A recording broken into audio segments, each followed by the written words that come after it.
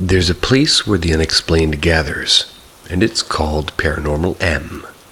Ghosts, cryptids, curses. We don't just tell the stories, we unearth them.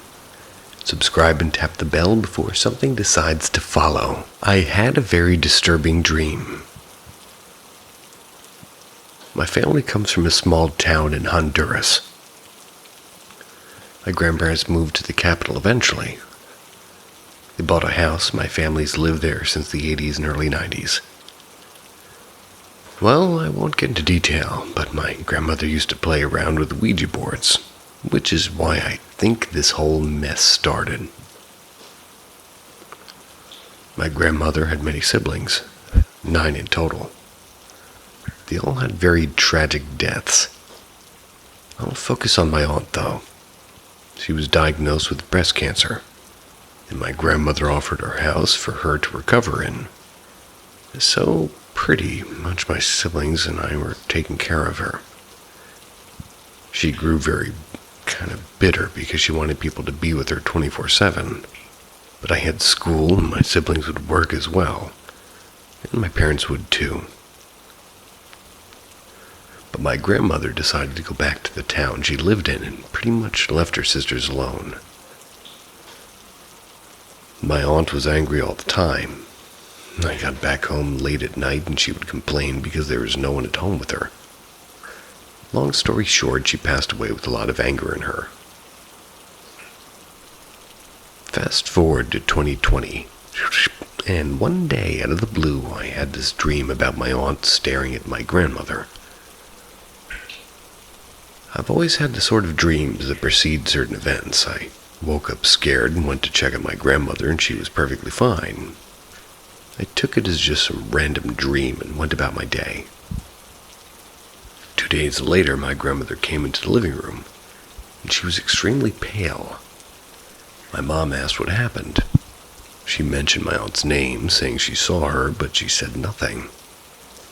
2 minutes later, my grandmother died. Found out later that my grandmother dabbled in witchcraft. Found some bags with soil in her drawers, which is something that people do here for whatever reason. She also used to play around with Ouija boards. Last night I had a dream about the house. It was pretty much my grandmother, and she was just walking around, but somebody had died and I couldn't tell who it was. I woke up today with my rosary off my wrist. I've been worried all day.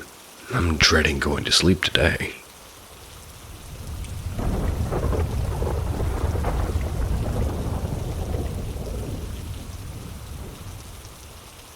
Posting here instead, I think I bought a haunted house.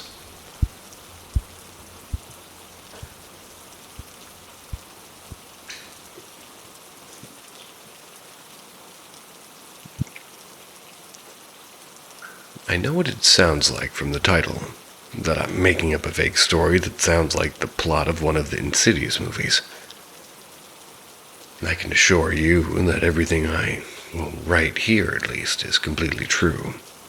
Been thinking about posting this for a while, as people at work give me a funny look when I tell this tale.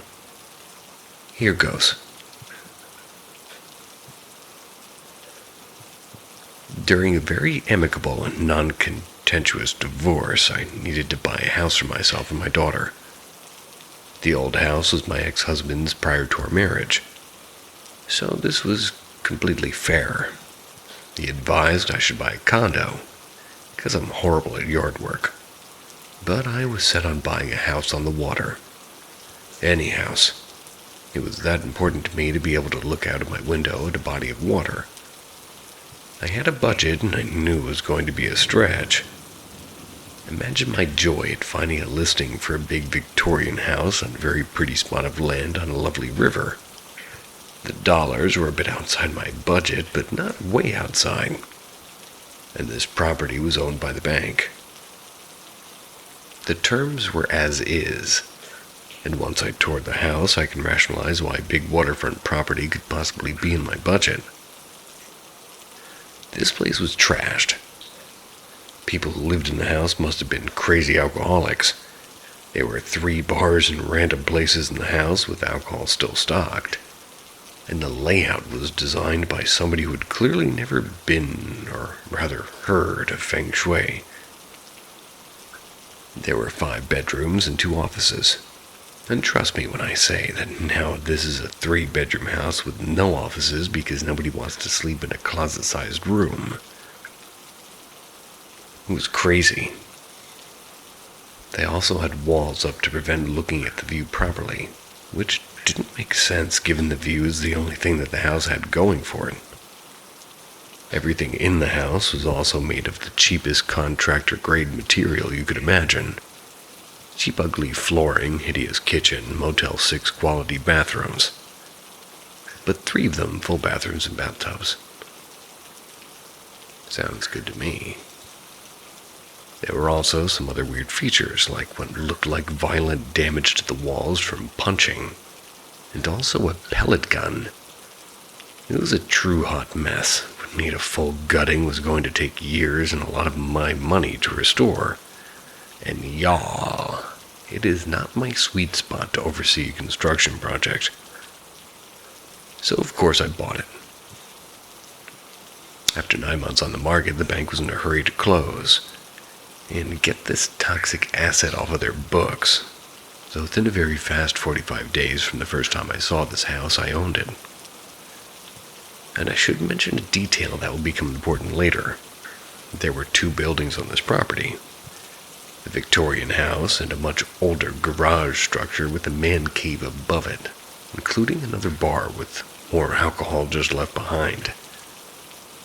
There was a lot of stuff left behind, actually, including a partially broken pool table, artwork, family mementos. Weird.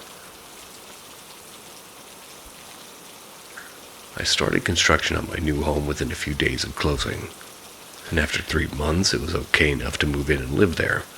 Not great, but okay. It was then that everything I've ever believed about the nature of the afterlife got thrown into the trash can. So I moved into my still a wreck house, but it now had 3 bedrooms and more open floor plans.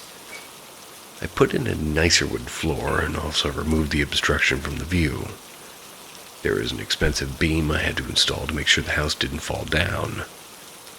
The kitchen was still hideous, which pained my heart. I'm not good at yard work. I am good at cooking. But oh well, that's gonna have to wait. Let's talk about the vibes.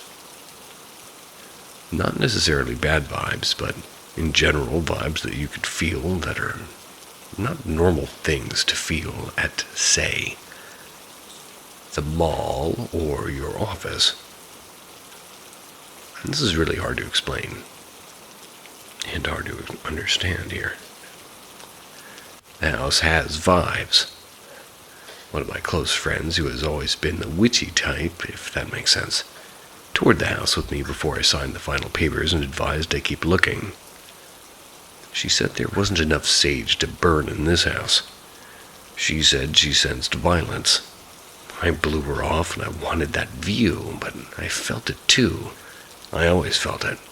And if I'm honest, a vibe. So let's get down to it. Within the first few days of living in and sleeping in the house, the following things happened. 1. Things would move. Put down your glasses on the table for your glasses. Put down your glasses on the table for your glasses. And they would disappear. 2 weeks later, they would appear in the same place you had originally put them. No, my daughter's not a prank type. She's the leave me alone so I can play Minecraft type. Alrighty then. Things would appear, not my things.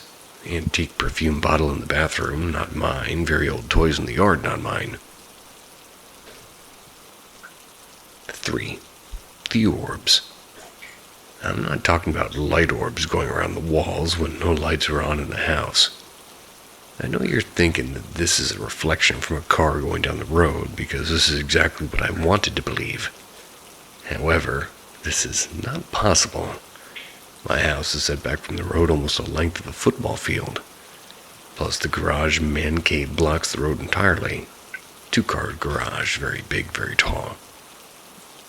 4. I don't know how else to put this, but the reactionary sounds in the house. Let's say I was having an argument with someone, such as my new boyfriend at the time, husband now, got married again, and I'm so happy. We would be arguing about the relative benefits of asparagus versus artichokes, for example, and the walls would sound like knocks and thuds, and the floors would sound like a person was stomping. This really freaked us out. I also want to delicately mention that during more private moments the walls would thud, almost approvingly. I know this sounds bizarre. 5. The Shut Your Mouth Little Lady event. My daughter is amazing and I love her and I'm so proud of her, but she has her moments. After one of these moments, she came flying down the stairs terrified. It was because a male voice said, "Shut your mouth, little lady." I ran up to her room ready to do battle, but all I saw was a light orb going back and forth in the darkness. My daughter did behave better for a couple of days, so there is that. And did I mention we were getting very freaked out by this point?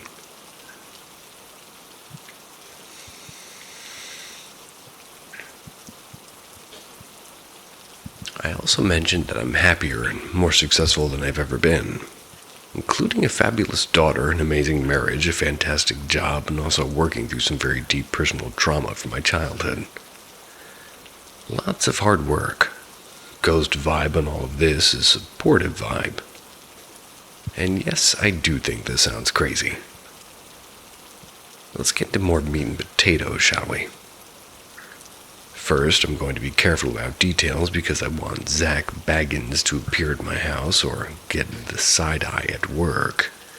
And all of these events occur over a 10-year time frame, so there's a slow roll to where we are today. And an important fact, most of the key information I have been able to gather has come from the sweet little old man next door. They live in his own house his entire life. Let's call him Fred. There is another neighbor on the other side of the house who's almost never there. They're not the talkative sort. We'll call him George. So back to Fred. After he dropped the murder bomb on me, he asked me if I would like some fresh zucchini from his garden. Which, heck yes, I did. Delicious. I was also able to Google what happened to my house while the zucchini bread was baking, which I should have done before I bought the house. It was all right there. It was a horrible murder. Not a civilized murder, if that distinction even exists.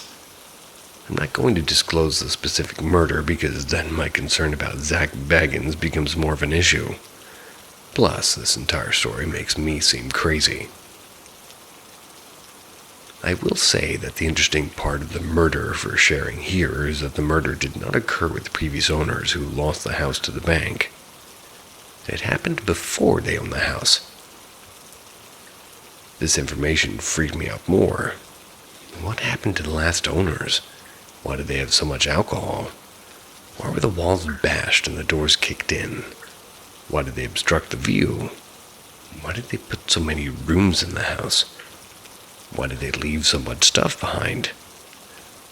I also want to know why they put cement down the drains and disabled the dishwasher and jacuzzi tub and a variety of other sabotage activities before they left. I may never know. Maybe because the bank was buying it. Also important for later. Fred established a pattern of telling me information in a gradual fashion, resulting in maximum drama. There is a Fred bomb coming up that's more disturbing than the murder, the tangible detail that causes people to shiver. People wait for this detail. The first couple of years in the house moved very quickly, and except for the strange noises and moving things and gifts, there were more, all small and old objects, orbs and strange animal behavior, mostly bird behavior. Everything was great. There has been another Shut Your Mouth Little Lady event. The vibe, however, continued to be strong. Visitors and my daughter reported feeling like somebody was watching them.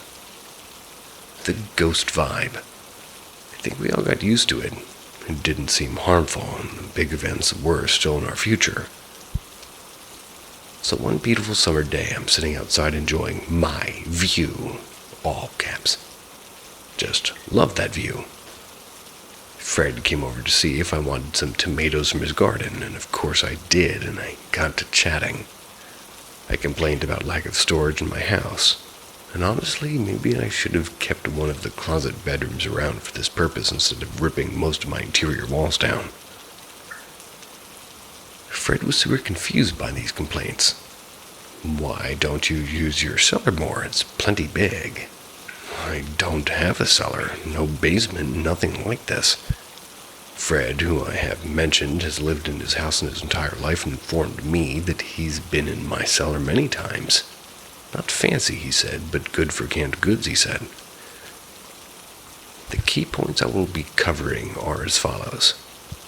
The cellar, the final Fred bomb, and what happened to me when I was in the house alone for an extended time frame. And this part is seriously frightening and rocked my belief system. You've been warned. And 4 actual ghost sightings, which was 2 months ago.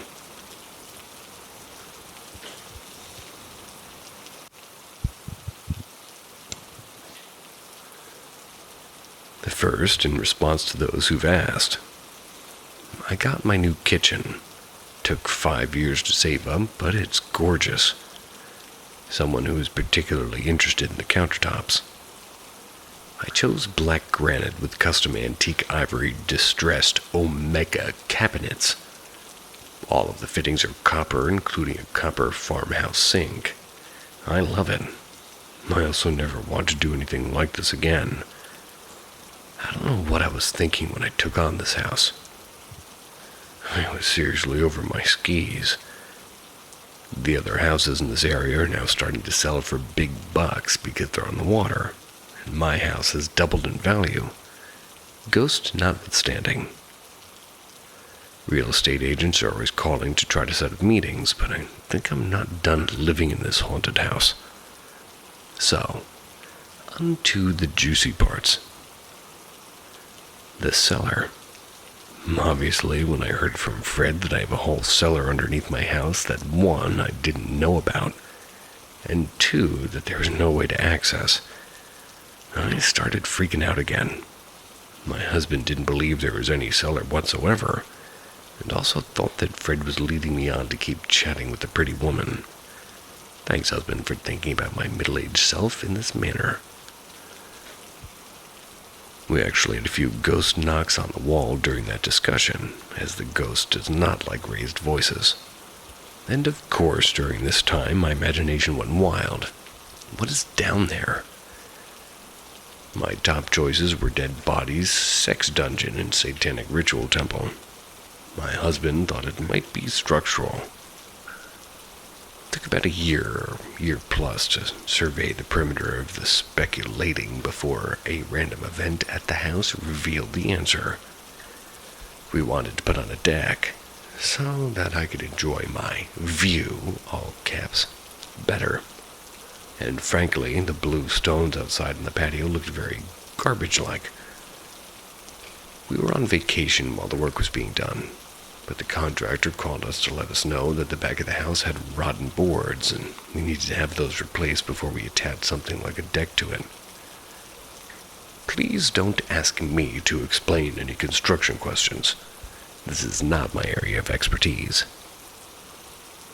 Imagine our surprise when we got home and had a clear view into the cellar, which had previously been blocked by rotten boards. Guys, the cellar was there, but it was completely filled with, basically to the brim with stones. I'm not sure how much it cost to buy that volume of rocks and completely fill a decent-sized cellar, or why anybody would give up storage space. But, from what my husband told me, we'd need to hire some kind of bucket brigade to bring all those stones, so it'd cost a fortune. Money pit. Comma, anyone. So I still don't really know what's down there. who also figured out where the interior entrance to the cellar is, and my only guess is that the last owners put the HVAC unit on top of the stairs, with cheap plywood under it, true to form. This explains the door to nowhere in the foyer, not a fancy HVAC closet like I thought, and I'm hoping there are not dead bodies down there. I told you this is going to be partially unsatisfying. Word.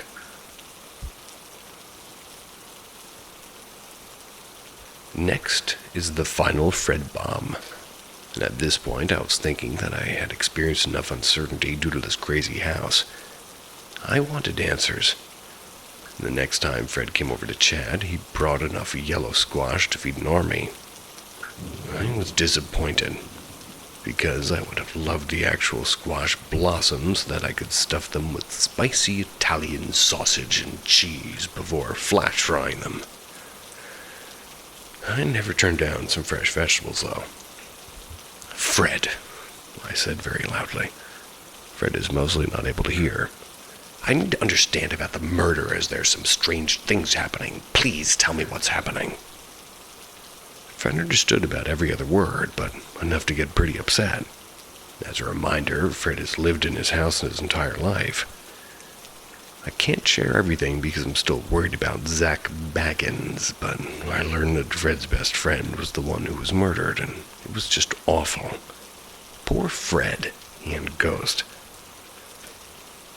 We're going to give the ghost a name now. An old man. As in, dang, old man took my glasses again. Or old man. No need to bang on the walls, we're just discussing the midterm elections. Which brings me to point 3. The time my husband had to go on an overseas business trip.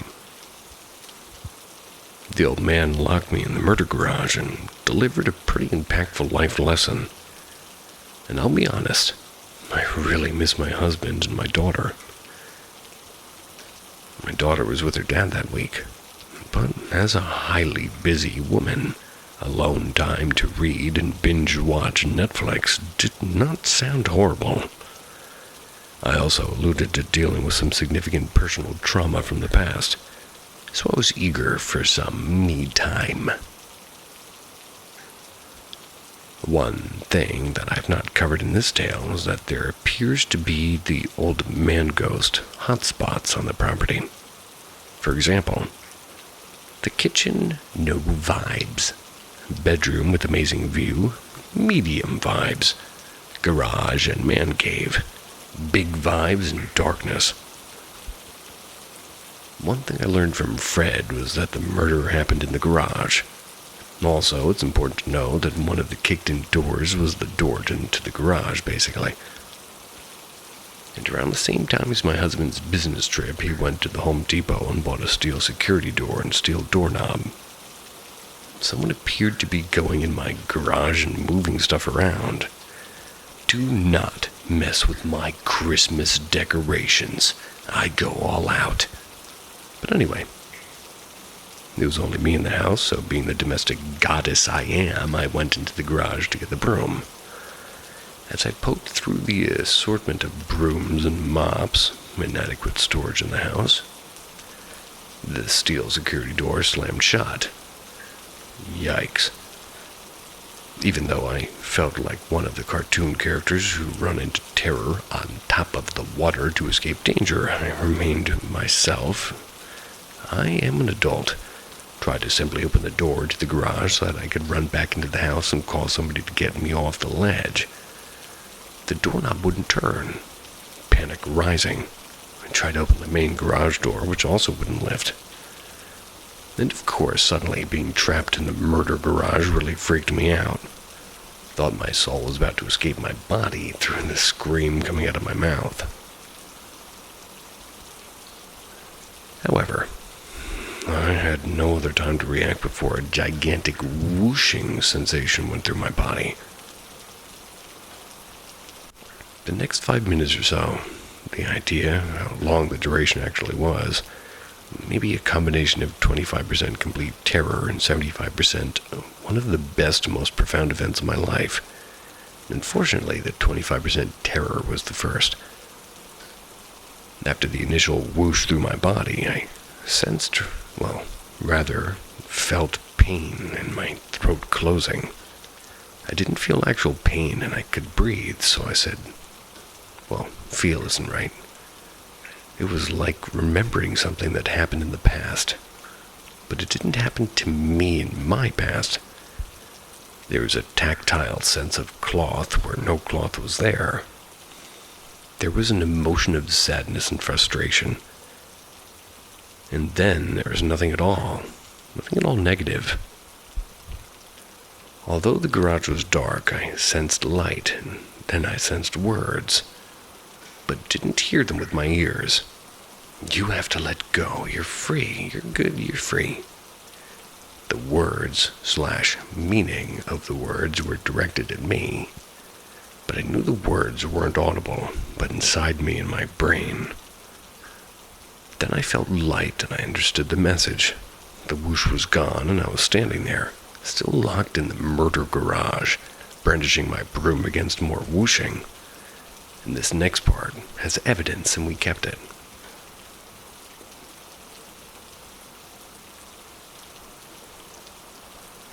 I ran back to the steel security door. I tore the steel security knob right off the door, twisting the metal in my hands like the Incredible Hulk. Then the door popped open, and I was free and standing in the mid-afternoon sunshine, twisted steel doorknob in hand. The knob is hidden behind some boxes in the garage in case I need to look at it from time to time. After I was able to breathe again, my brain began stabilizing for thought capabilities. The sense of relief was massive, and my world and worldview changed in that instant. It shifted to speculation and not facts, and this is important. I mentioned that I was dealing with some cheap personal trauma, deep. And of course, I did all those things people do to move on from tragedy, none of which worked for me, nor which I allowed to work until that day. Imagine a boat dragging crab pots, garbage, and a mass of broken things, slowing all forward movement, impeding navigation, and in general making things uglier.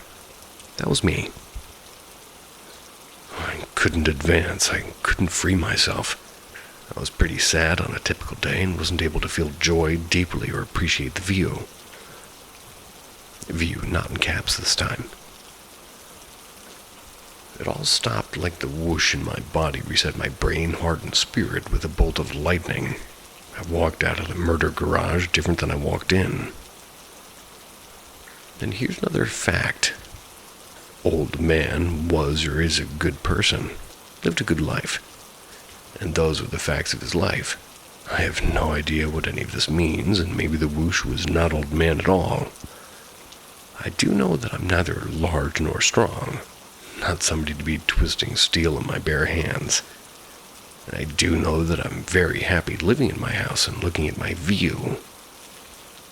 I feel joy daily. I also feel brave and new, like the world is filled with possibilities. I didn't understand or consider, but I want to. Still don't understand about the cellar and what went on with the previous owners. Nor do I think I will ever have that information. Like I said, this is only a partially satisfactory story, but don't ask me about the spirit world. I got no idea. However, nobody's going to be able to convince me that old man didn't have my best interests at heart. He was spot on. I needed to let go, and I'm good. I'm free. I love my life. I love my family. The past sometimes needs to stay where it is. Looking back is not always the right thing to do.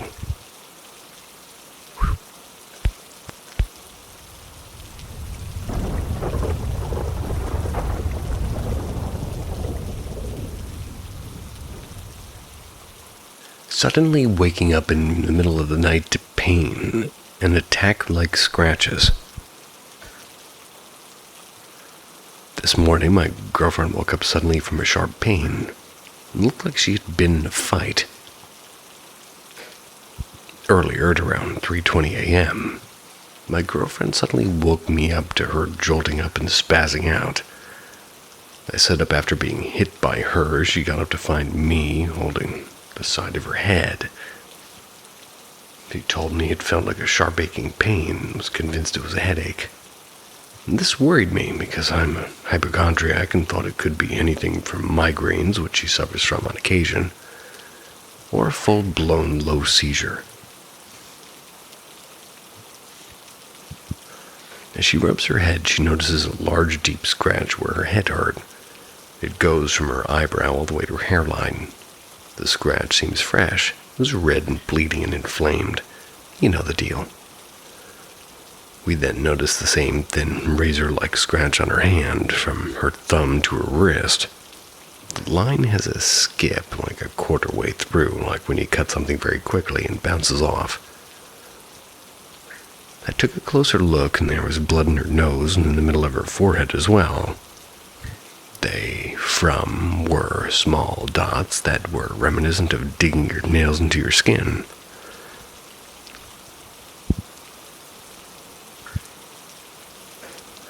Upon heading to the restroom to check it out, we dry the blood from the scratches up to notice a smaller one under her eye. Sorry, there's ants all over me.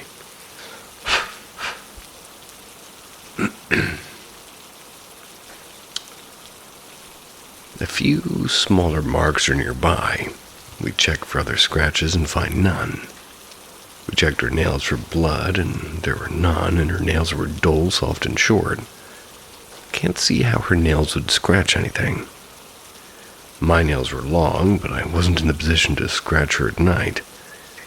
I was on the opposite side of the bed and had both hands under her and my pillow. She wore rings to bed, but after checking, the rings had no way of scratching her. She didn't move all night either, as we were cuddling. I'm also a very light sleeper and wake up from most small movements, especially fire ants on your arm.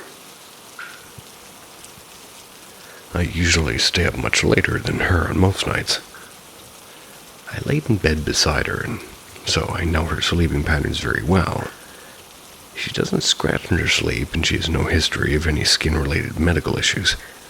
I have eczema myself, and I'm familiar with lesions caused by nails and derma medical issues. She doesn't jolt in her sleep except when kicking her leg when she first falls asleep. She couldn't have jolted and scratched herself, nor did I feel anything like that happening. We checked the bed and there's nothing sharp, and we have a cat but has never done anything like this before. It doesn't even scratch her toddler. The cat, when in trouble, also runs off, and the cat was laid up beside me on the opposite side of the bed when we woke up, clearly waking up just now with us. Checked for any other animals in the house and found none. No bugs either. There was nothing nearby to scratch her at all. She was on the edge of the bed at this point. Scratches on her right side toward the edge of the bed. I genuinely can't explain this. Looks like she was attacked and torn up by something. All the scratches are from the same side of the body and trail off from each other. Because of this, I cannot see how she could have done this herself. Couldn't reach that side of her either. She had no marks prior to bed, and she woke up spazzing. She didn't scratch herself either. She only held her forehead after the fact, and it was like suddenly scratched and woke up to sharp pain, and I don't believe in the paranormal much, despite having some odd experiences, but rationally, I have no explanation as we've ruled anything that we can think of. Once again, she didn't wake up to find scratches. Being scratched woke her up, and the two major scratches were deeper than your usual random cuts.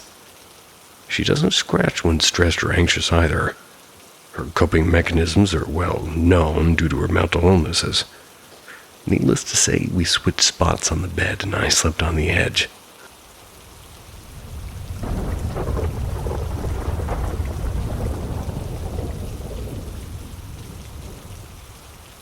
A worrying reality. A few years ago, I lived with another family in the same house. They had a son with whom I talked sometimes. There was no problem, nothing to worry about. But one night he got up from where he slept in the middle of the night and began to cry. His parents calmed him down, but he had his eyes closed. A few days later, I found out that he was a sleepwalker. He had recently started to be, but there was no reason. Okay, nothing happens. It'll calm down with time, I thought. Weeks and months passed, and on several occasions he got up, making noises as if scared or wanted to cry. I read that it can be normal in sleepwalkers. But he always got up wanting to go to the same place. His older brother would wake up and carefully put him in bed again. Still, for some strange reason, I felt scared. Well, weeks went by, and he didn't get up. Maybe the sleepwalking is disappearing. Until one night I had a pretty scary dream about him. In the dream, everything resembled real life. The house, the time, and the darkness of the night. I was standing near where he slept, and suddenly I saw how he got up. But this time he spoke clearly. He said, "I have to go." Began to take a few slow steps toward the door of the room. Turning to look at the door, there was a face looking at him. That thing, or that someone, I don't know how to define it. It said, "Come here, come here, come here," repeatedly. I was very terrified, forced my body back to where he slept. But he had more strength and he escaped me. He left with that thing. The appearance of that thing was horrible, like an old man with a disfigured face and an extremely thin body. When I woke up, I told everybody about my dream. This worried them a little bit. But what else could they do? The doctor didn't say anything that would help. Recently, they took him to a witch doctor in town. Don't know how to explain what he does, but it's things related to curing with herbs and curing things like curses. Then he was cured, and he's no longer a sleepwalker. But this and much more convinces me that there is more than meets the eye, and you have to be careful. This is a true story, and if you don't believe in it, okay, I don't believe in many things. But for those of us who believe in this, and some of us who have seen horrible things, we know that there is something real in our lives.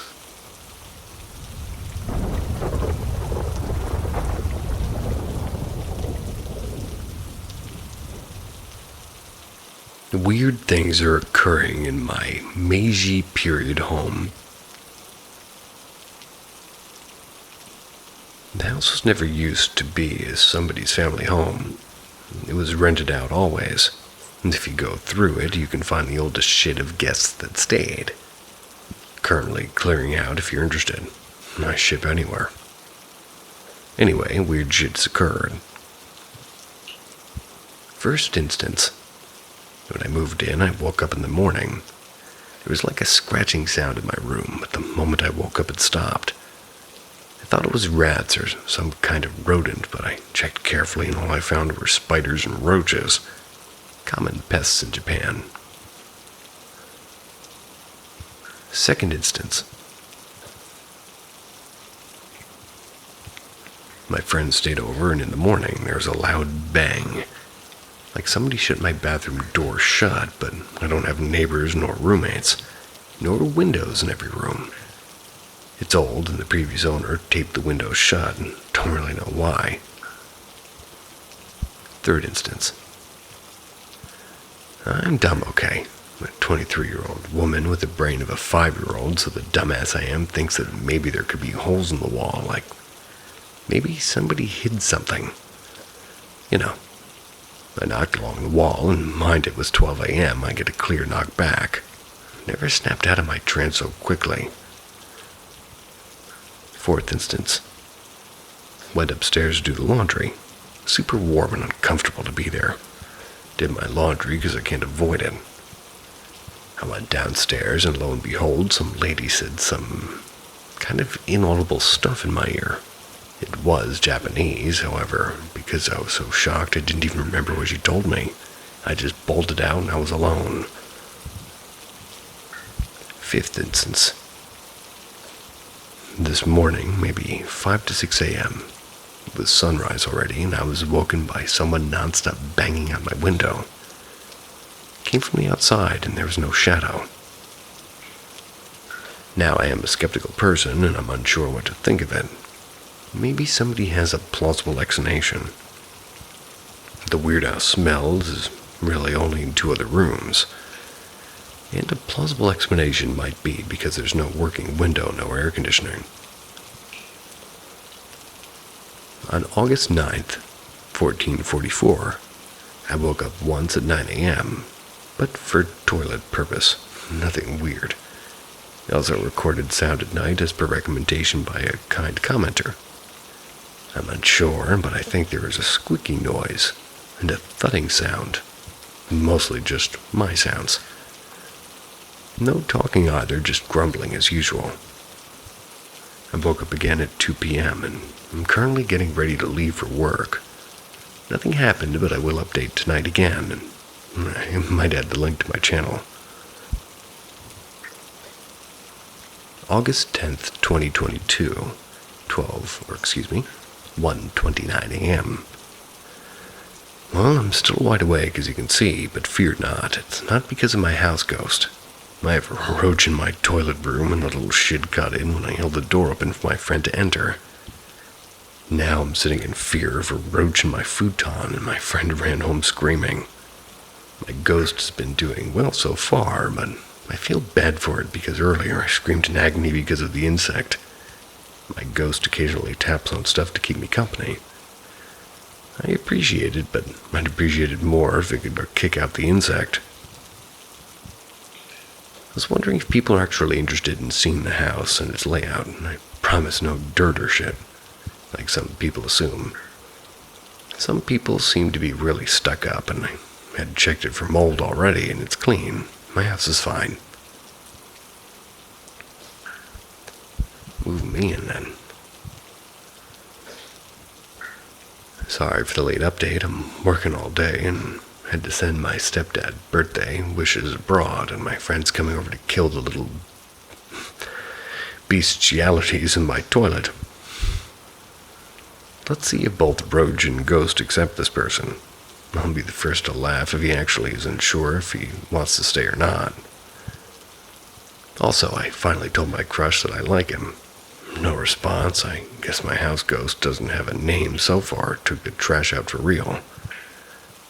Now back into the gathering information of the house and potentially finding out stuff I probably didn't need to know. I read you guys with my next update, but stay safe.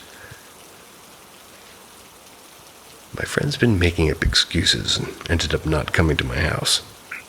Now I'm angry with toilet-loving roaches, and I told this person to never text me again unless they're actually here. It's really boring, and personally feel a bit upset now. My crush turned me down despite any effort made by Ghost and me. It's hopeless, but okay. The cockroach is dead. Actually, both are dead. Ghost is satisfied after banging door shut upstairs again after 4 or 5 a.m., and I'm kind of going insane. After telling it to stop, it stopped, but the ghost likes to tease me. Name suggestions are open for our ghostly lady. August 11th, 2022. So my friend was over and she loves to explore. We went upstairs because I had to do the laundry, and I still haven't picked it up from upstairs because I'm scared shitless. Also, we have another bug intruder.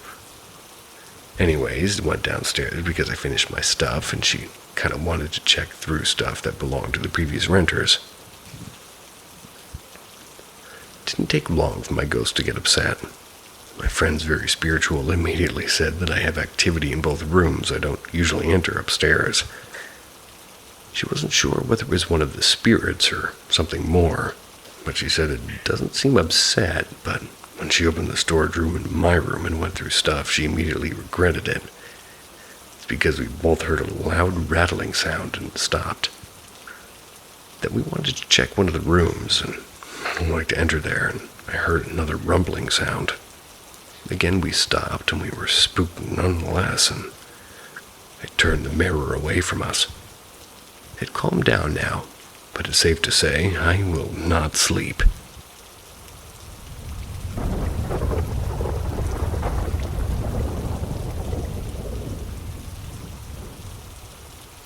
The light me and my dad saw. One night, me and my dad decided to go for a ride around the country. We lived in a rural area. We'd ride around a few blocks 2 to 3 times a week to check out wildlife and stuff. I was about 13 or 14 at the time, and while going down a hill, a deer leapt out into the road. My dad slammed on the brakes. He missed hitting it by a couple of feet. There was a reason the deer leapt across the road in such a hurry. It was being chased by this light. It's hard to describe how large the light was because how bright it was. There was a center mass to it about the size of a softball. It was so bright it almost hurt to look at. Except it was a clear night, no storms in the area. I've heard of swamp gas, but as I recall, it was maybe past the spring thaw. Not possible for it to have been swamp gas. Whatever this light was, it was guided. It was chasing the deer. It was so bright it lit up the woods and illuminated the cab of the truck.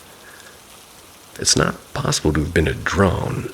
This was before drones, like 2005. And it was too large of a light to be a flashlight or anything that could really be tied to the deer. Light was also a good 20-30 feet behind the deer. A drone couldn't have flown through thick woods without hitting something, and no human could pilot one through thick brush-filled forest at that speed, maybe 50 miles an hour. No drone could have a light source that bright without being like a large, or at least a very large drone, which really wouldn't have even fit through the trees. It wasn't a vehicle or anything of that sort. It was about 5 feet off the ground, made no noise. About 2 or 3 feet away from the truck and didn't damage it in any way, but it was going after the deer like a heat-seeking missile.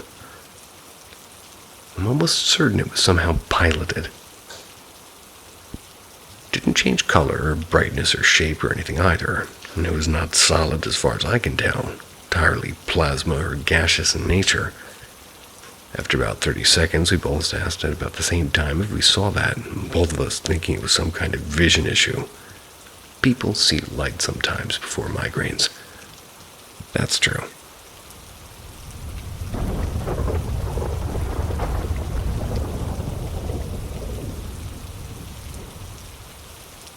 Was that my father saying farewell to me and my sister? On the 6th of December of 2019, my father suddenly has passed away. It was a shock and surprise to everybody, because it really happened suddenly. No one would ever expect that it would be his turn in the family. I remember it was Friday. Day passed, and at night, on the 8th of December, I woke up. I woke up hearing clicking noises in the other room. At first, I thought it was my mother's clock, as she has one, and, well, sometimes at day it's a bit louder, as it has a radio installed in it.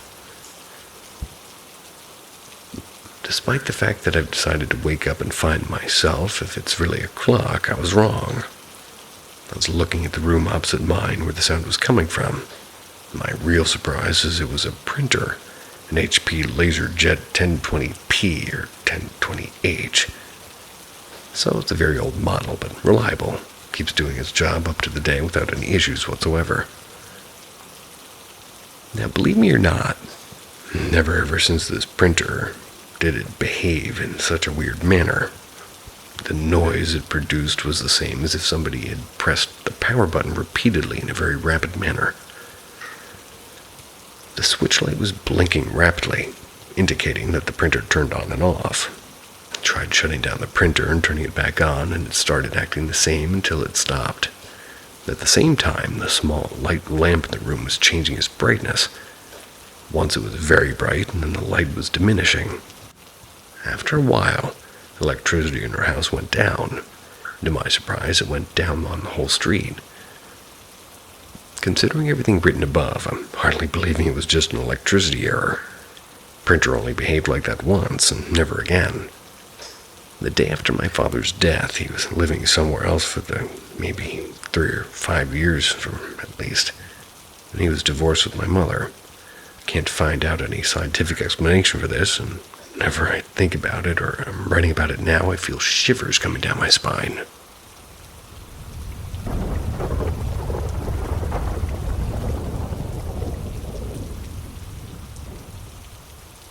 I remember being a spirit before I was born.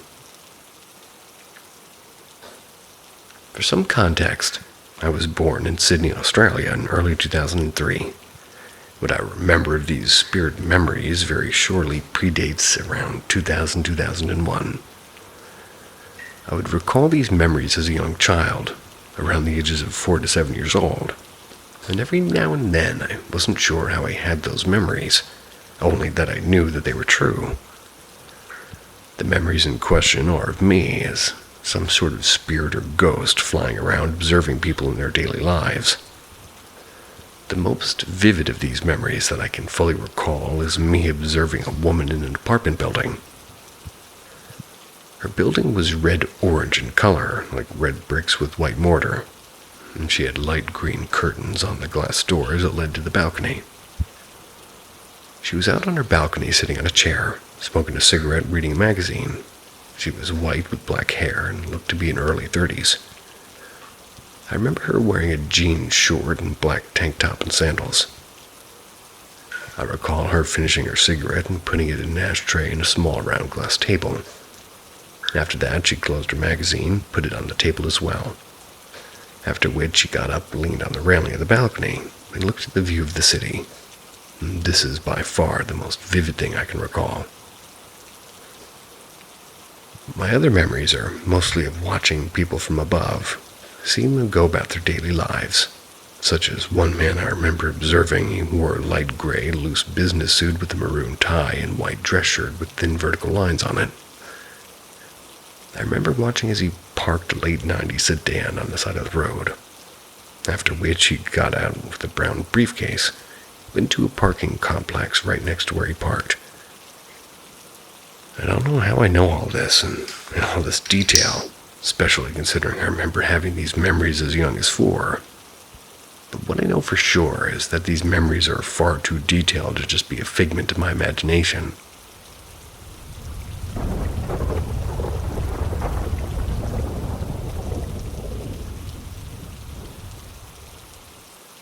I have something weird in me. I don't know what.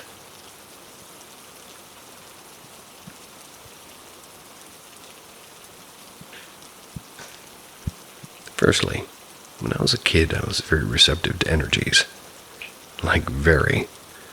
I often felt when something was off in my house. Sometimes things would go very cold and gray out of nowhere. Maybe it was my mom, and well, she was very unhappy during my childhood. Or it was only my house. Sometimes I would just cry out of nowhere. My mom would ask me what was wrong, and I would reply, I don't know.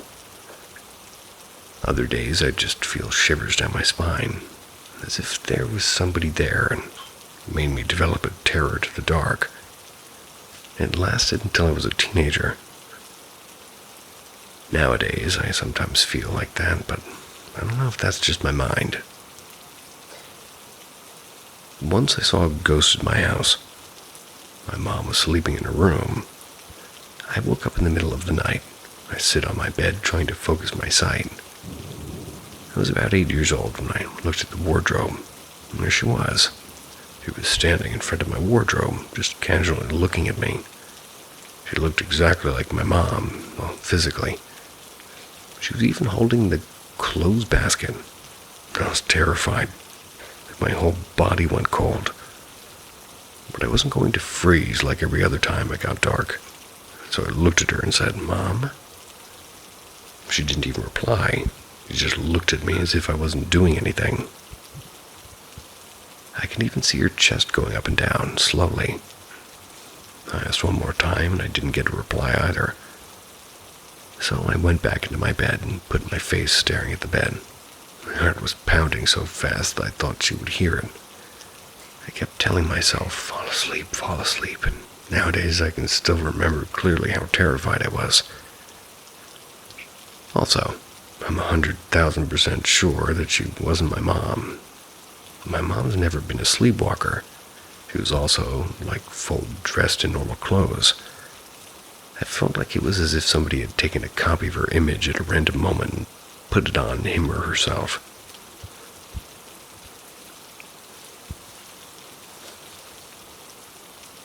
Another time I think I got possessed.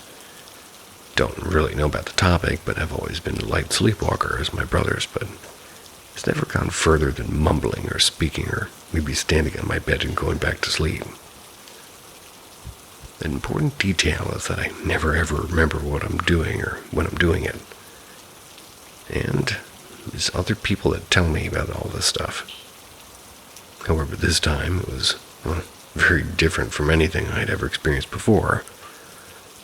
It was as if I wasn't actively participating. I was just passively watching everything happening. My body got out of bed in the middle of the night, turned off the security system of the house. Didn't know how to do that at the time, and unlocked the security door, went downstairs, opened the door of my house, leaving all my lights turned on. I got out and everything just went black. And just right after that I woke up. I was in my bed, as if it had just been a dream. But what woke me was the yell of my mom, who left the front door open. Sometimes I predict the future too, at least I believe. I sometimes have impulsive feelings, certainly of things just out of nowhere, and a certainty to it. Once I asked my mom out of nowhere about my name and its origin.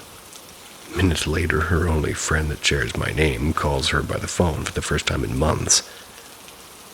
And another time, about to take a plane with my family, and I felt odd about it.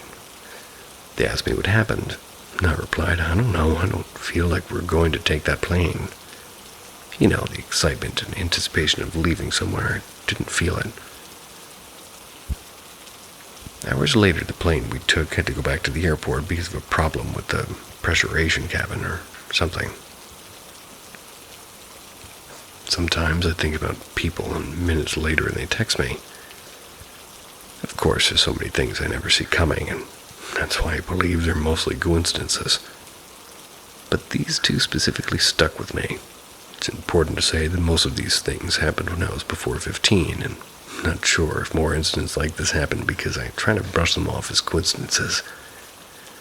I try not to remember. Nowadays, I'm very good at understanding people, scarily. When people come to me and tell me you won't believe what just happened, I can most of the times tell, even when I lack the context.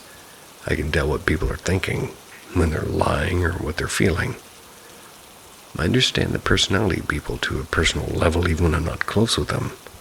Sometimes I feel like I can read their thoughts through their faces. Maybe it's just psychology or intuition. I don't know. I'm just very good at reading people. Lastly, this is the weirdest and thing that kind of freaks me out the most, and the one that I don't have any possible explanation to. Spiders follow me everywhere. I've always been a magnet to spiders. When I was a kid, I was the only one in my house that had spiders in a room. They would come out of nowhere, even after rearranging my furniture and discovering that there was a spider nest under my bed and cleaned it. They kept appearing, all sizes and shapes. I'd wake up with a dead spider on my bed with me, and I would squash them while sleeping. My mom would get into her basement, and, every day never see one. Whenever I got in, I would always get out with one stuck to my hair or my clothes. When I moved in with my dad to my room, to another city, I was the only one that got spiders in my room.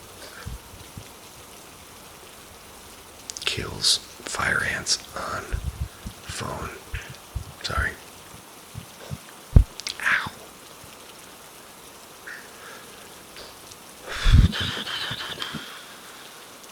When I moved with my dad to another city, I was the only one that got spiders in my room, and again, not as often, but in a house where allegedly there were no spiders.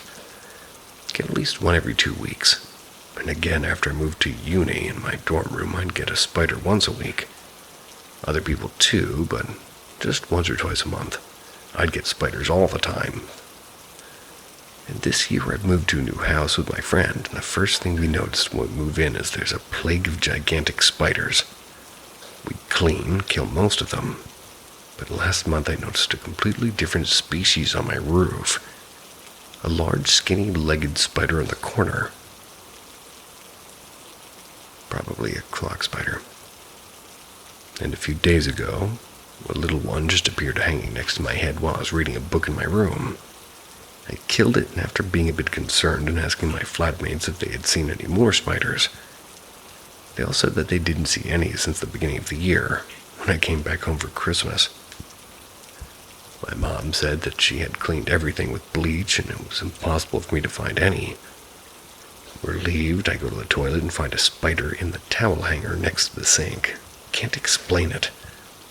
I don't like spiders, and I've never been bitten by one, I think, and it's just so weird. One last thing. My mom's gotten very interested in energies and spirituality. In the last years, she often says that I have something, but apparently I just reject it. I don't think I do, though. I just don't know what it is, and it makes me very anxious. Can't control it because it makes me feel that I'm being paranoid. I'm very scientific and logical, but I can't deny that sometimes stuff I can't explain happens. However, whenever I try to get in contact with whatever I have, I don't know if it's working or anything. Just very frustrating. Besides, casually, both of my grandparents were kind of dousing experts with pendulums and stuff to find water underground.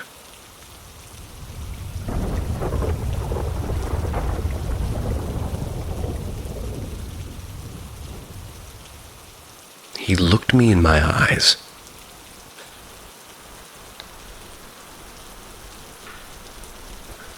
I've been reading a fair amount of stories relating to doppelgangers and look-alike beings. It brought out an old memory I have from my late teens and early 20s. When I was younger, my parents always took us out on a minivan vacation for them toward the ocean. A mini vacation to the ocean.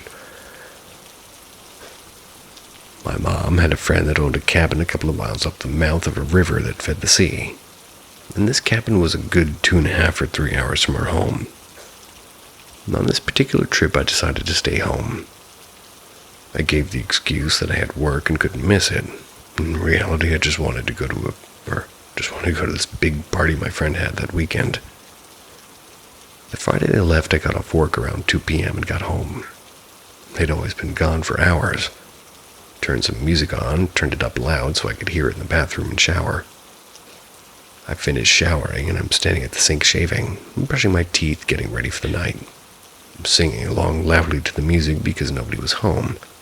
Just being goofy because who's around to laugh at me that right? That's when I seen him. My little brother, who was about 17 or 18 at the time, walked right by the bathroom door. He looked at me in my eyes, smiling, shaking his head, and said clear as day, "Fucking Anon." I look over, asking, "Dude, what are you doing home?" I felt a little bit embarrassed. He was still home, and he had witnessed me singing music, so I was laughing with him. He never answered me. Just kept walking towards his bedroom. Called out for him again and started walking out the bathroom, trying to follow him, and he partially opened his bedroom door, slipped in and shut the door behind him. So I go to his door and I open it, and there's nothing and no one there. Call out his name and he never responds. Now I start thinking that this is weird, and I continued looking throughout the entire house, calling for him, only getting silence in return. Called my parents after searching the house to see if my little brother went with them or stayed home. He was messing with me. My parents got real serious. Said my brother was with them at the cabin, sitting next to them playing a board game. There was no way I'd seen him or heard him. Looked him in the eyes and walked the same posture, sound the same, dressed the same as always. I know what I seen. Sure enough, when they returned, he was with them. The story might not really sound scary to others, but it freaked me out. And again, I know my little brother and I know what I saw. Never had an experience like that before or after that incident. Seeing somebody who looked, acted, and dressed like my brother, talking to me and sounding exactly like him, or even going to his room. The only oddity about it was that although he was walking with the same posture, he was taking large steps as if he was in a hurry to get to his room. Slipped into his room and didn't open the door completely to go in. Maybe only halfway and slipped in between the wall and the door.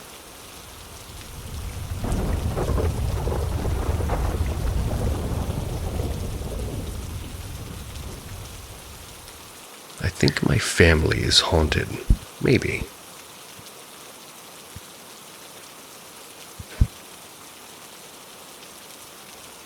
The first house that I've ever lived in, I lived in for 14 years of my life.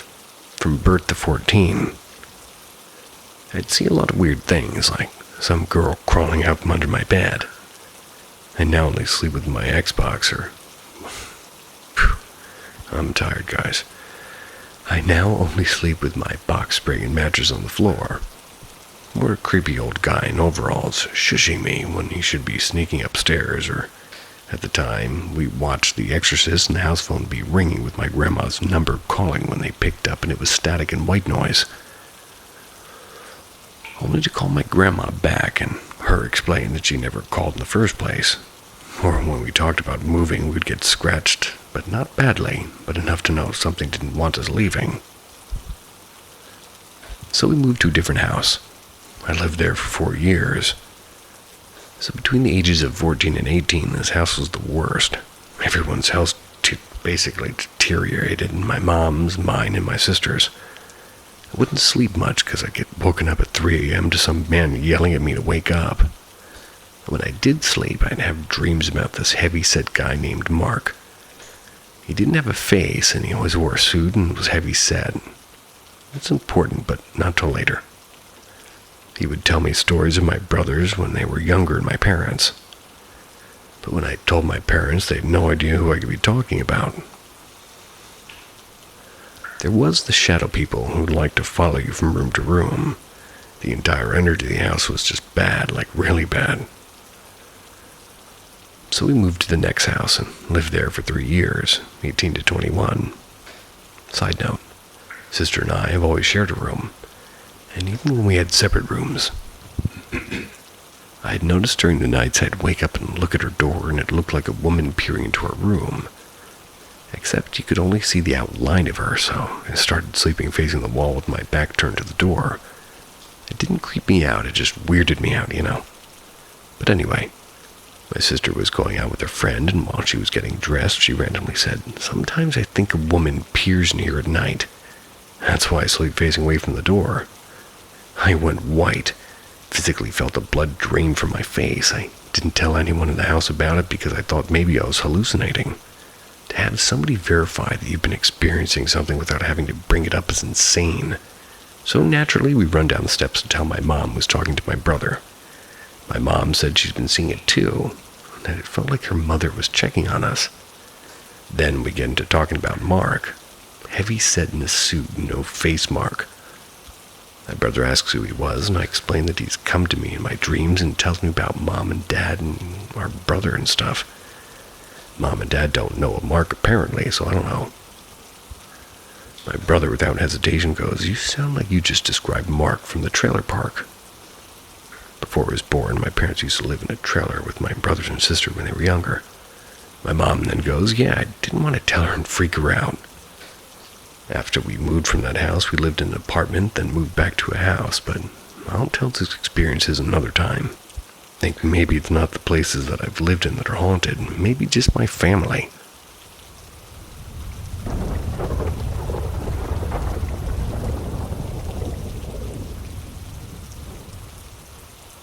Dream or reality? Over the past month, I've had nights where I go to sleep, or at least try to, and I remember 2 of the nights like it was just happening. The first night I remember this happening to me was 2 weeks ago. It was a night like any other, and I was staying up a little bit late to play video games. I went to bed around midnight. I went to bed watching some YouTube and then tried to fall asleep. But I experienced the weirdest, most uncomfortable feeling I've ever felt. It was as if I had been paralyzed and couldn't move a muscle or even open my eyes. Couldn't really even breathe. although I remember breathing, and it was pretty hard as I lay on my side and the left arm being pretty uncomfortable in the position it was in. So breathing became hard. You and me both. Next thing I remember is somebody at my computer furiously clicking on my mouse and keyboard, as if that something was looking through it, and went on for 5 minutes before it stopped. I woke up a little after the clicking had stopped, and I remember kind of clearly looking around my room and seeing nothing out of the ordinary. I looked at my phone and saw that the time was about 15 minutes after I'd stopped watching YouTube. Wasn't really scared at this point, but more weirded out by the experience. Checked out my computer right after, and it was all normal. Should be noted I always leave my computer on, but turn off the monitors.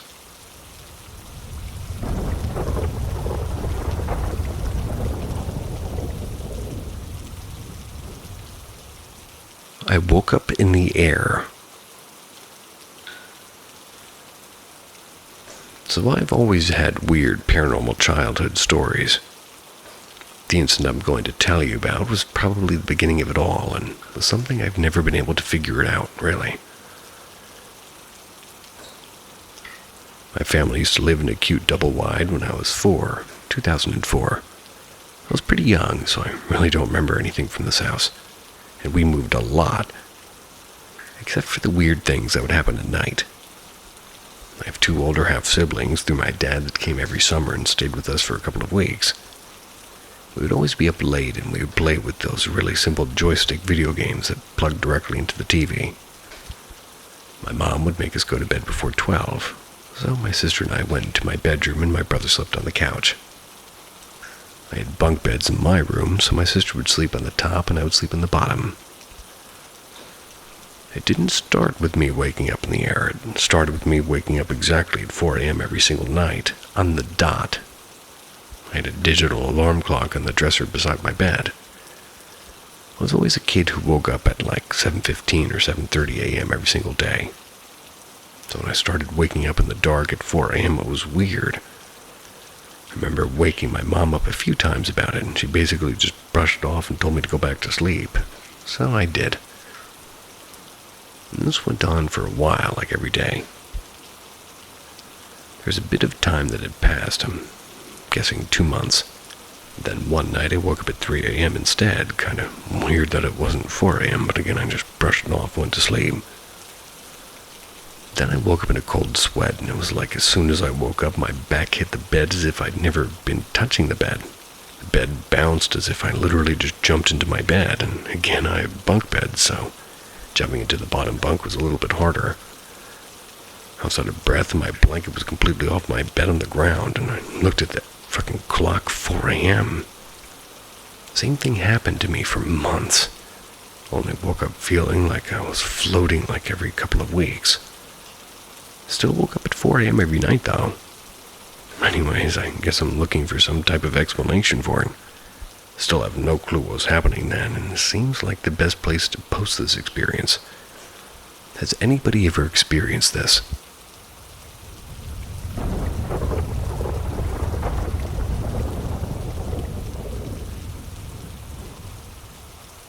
You're listening to Paranormal M, where facts fade and the phantoms rise. Each episode shines a light on the dark things that still linger. Subscribe now and ring the bell. The supernatural doesn't knock. Well, sometimes it does. So my office, it's kind of haunted.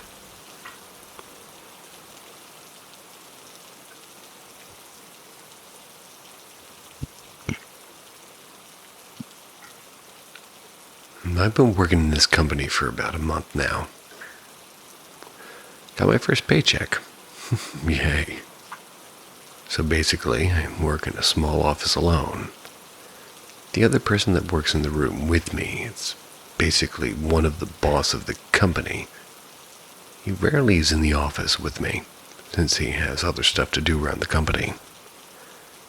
The fact that I'm alone doesn't really bother me. I can play my music while I work, and, well, I can be more, let's say, free on what I do. Still have my work to do, so I'm still busy. After 1 week on working in the company, I've started to notice strange things. Now at this point, I want to point out the fact that I do believe in ghosts. I really do, but I'm not the type of person that if he hears a rumor, he jumps to the conclusion that it is a ghost. I investigated, and I try to recreate that sound or give an explanation. Or can say that I'm skeptical, like a skeptical believer if you want to.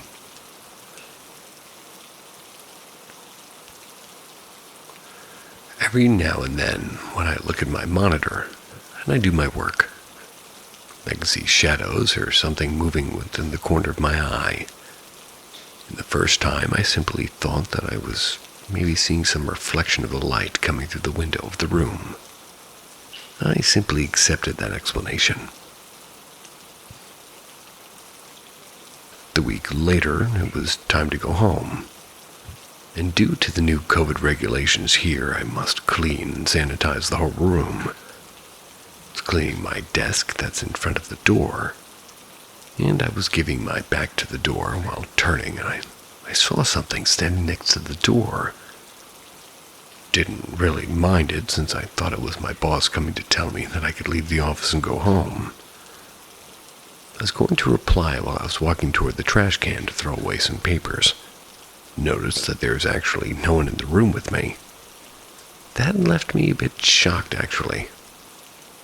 I thought it was simply my mind tricking me a little bit, you know. Pretty much all day alone in the office without anyone. I guess that it's something that could happen, so I simply shrugged it off and went home.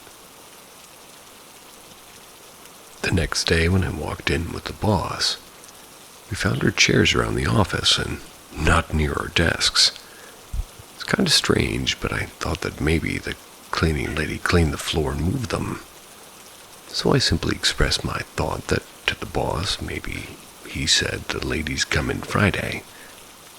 But the date was Wednesday, and this actually gave me the chills. A little bit confusing.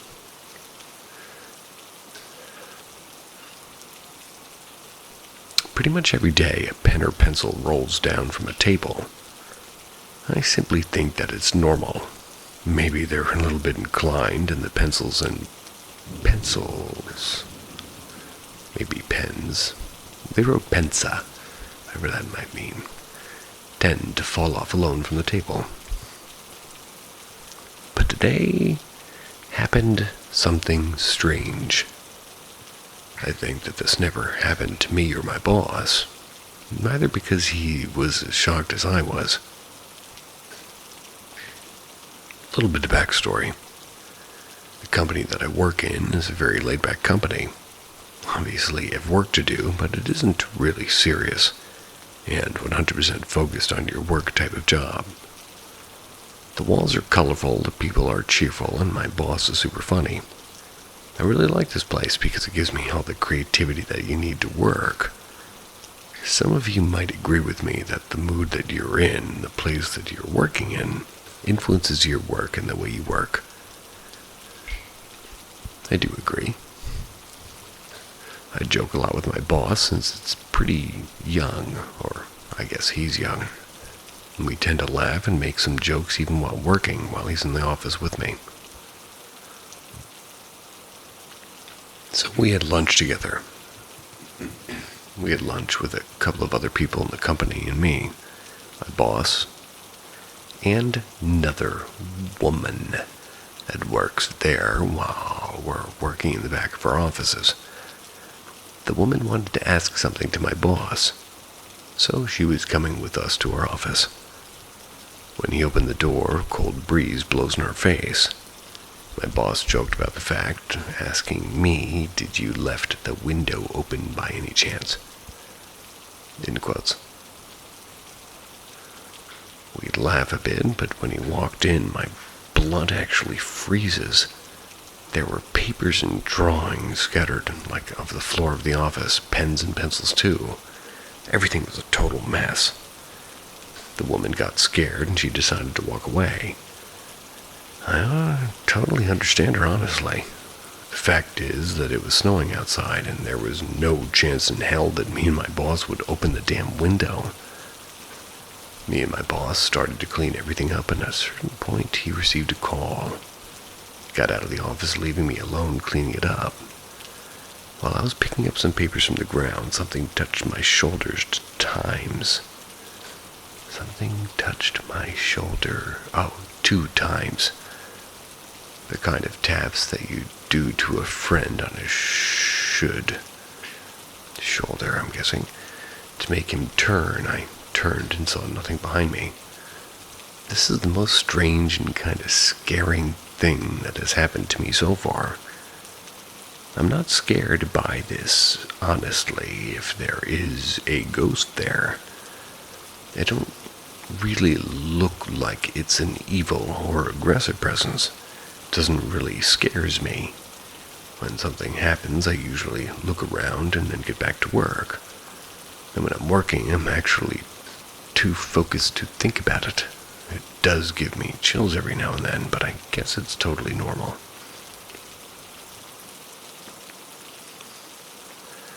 I decided to ask my boss about what was happening in the office. He told me that he'd noticed it, and it was waiting for some questions coming from me. I really like my boss. He's clear and sincere with me and everyone else. He told me that another person quitted the job because he was quote-unquote too scared and feeling bad for working there. I kind of relate to that. People are pretty sensible under the point of view and become scared about it. I honestly don't, because I prefer to have a scientific theory behind it, and not jump to the conclusion of that whatever happened, it's because of a ghost. This is some wild English. I'm not supposed to comment. Anyhow, my boss went on to say that he himself have experienced strange things. Strange sounds and thing moving, but nothing more than this. 2 days rolls by and we come to today. My boss has to leave. It's because his wife is pregnant and she wasn't feeling well. Scared by it, he decided to leave early to help her if something happened. I do understand this, and honestly, I'll do the same. So I simply told him that I would take care of it. I would close the company once everyone was out and make sure that everything was turned off and stuff. If you're asking, why would your boss leave the key to a new dude around? Well, I don't know too. He was in a hurry, I guess, and tossed the keys at the first person that he found. And that was me. So I simply waited the end of my shift, went to every office to turn off the lights and put everything in place. At the moment, I didn't realize the fact that I was alone in the whole establishment. So I went on, room for room, to turn off the lights. I've noticed that there was another person in the establishment. He helped me to clean stuff and turn off everything. Once we finished, we headed out to close the main door and gate. We then noticed there was still one light on. I simply told my coworker to not worry, that I'll think about it, and that he could go home. My coworker left. I went inside to turn off the light and close everything back again. And I'm not gonna lie, it was a bit scary. It's because a cheerful and happy place like that, in the darkness and without anyone going around, really looks scary, not welcoming. So I simply took a deep breath, walked toward the office with the lights on. I've opened the door and a cold breeze blows in face. It was indeed pretty cold in the whole establishment, so I simply think that when I moved the door, some air movement could have created that breeze. So I simply shrugged it off, reached the switch and turned off, and in that moment I heard footsteps running down the stairs. I peeked with my head. No no other appendage, and looked in the hallway. It was all dark and couldn't see much, and in that moment I was pretty scared. Who wouldn't, after all? My scientific thoughts starts to look for an explanation that would make more comfortable and sort of I don't know ... safe. It's a sort of self-defiance that I have, I guess. So I went on to think about something that could explain it, but I wasn't able to find anything. I was stunned in the place, waiting for something to happen. I don't know what, honestly, what I was expecting to happen. I was scared, you could say. I decided to gather my courage, make a run for the front door. I simply run without thinking about anything. I slammed the door behind me, closed the gate, and once outside I took some deep breaths and regained the control over my body. Hopped in my car, drove back home, and that's all. Now it's pretty obvious that there is something in there, and honestly I'm not scared of it. I guess that if it was an evil presence, he or she would have tried to hurt me in that moment. I think that it's simply something that it's there and don't want to harm or do nothing. I'm not scared of this presence. So far. And my boss, neither apparently. He is pretty relaxed about it, and he's been there for nearly a year. He told me that nothing really bad happened. Just something annoying, like papers on the ground or pens rolling off a table. Nothing much. It kind of makes me more relaxed. If someone was asking for it, yeah, my boss know about the fact that I'm writing these stuff. And until I'll say the name of the company, thing that I'll never do for a good reason, I guess, it's totally fine. And there's nothing wrong about that. At the end, it's not like we're committing crimes or stuff. And as I mentioned in previous parts, I've kept a tab open on all these weird stuff happening during the week. And in this week, nothing special really happened, except made for one single event that involved me and a coworker. Not my boss this time. I was taking a break with another person that I really enjoy to talk to. We talk about random stuff. Let's say everyday stuff. How is the work going? Is the family fine? Yesterday I watched this cool film and blah blah blah, normal talk. We were drinking coffee in the front of the vending machine as always. It was a pretty busy day, and I finished my tasks, and even the other person did. We were waiting for our boss to give us some instruction on what to do next. We met at the vending machines. While talking, I've noticed with the corner of my eye something moving. I kept talking as though that it was a reflection. My coworker stopped me after a few seconds to ask me if I saw something. I nodded, obviously. I told him that it could easily be a reflection from the window. Nothing more than that. Even my coworker agreed with me, and we simply went on talking. My boss simply popped out from a corner and joined us to give us some update on the next works. He picked up a cup of coffee, too, from the vending machine. When he finished, he threw it on the bin as usual. Me and my coworker were walking back when we heard the plastic bin falling to the ground. We turned to see our boss, pretty scared by it. All the trash on the floor and the bin upside down. He simply looked at us and said, "I swear I didn't throw it that hard." I looked at my coworker and simply walked away. This is the strangest thing that's happened to me, and I'm not going to lie now. I'm still scared from what happened the other day, when I had to close the company. And honestly, I still feels the chills by it. I was scared, and there's nothing wrong by saying that. Everyone else would have been, I guess, but I don't want to give up on my skeptical part. I mean, it's pretty obvious that there is something in my office. But this doesn't really mean that most of the strange things that happens aren't associated with science or natural things. I mean, light can turn on and off alone, but it could actually be some circuit problems or stuff like that, right? Right.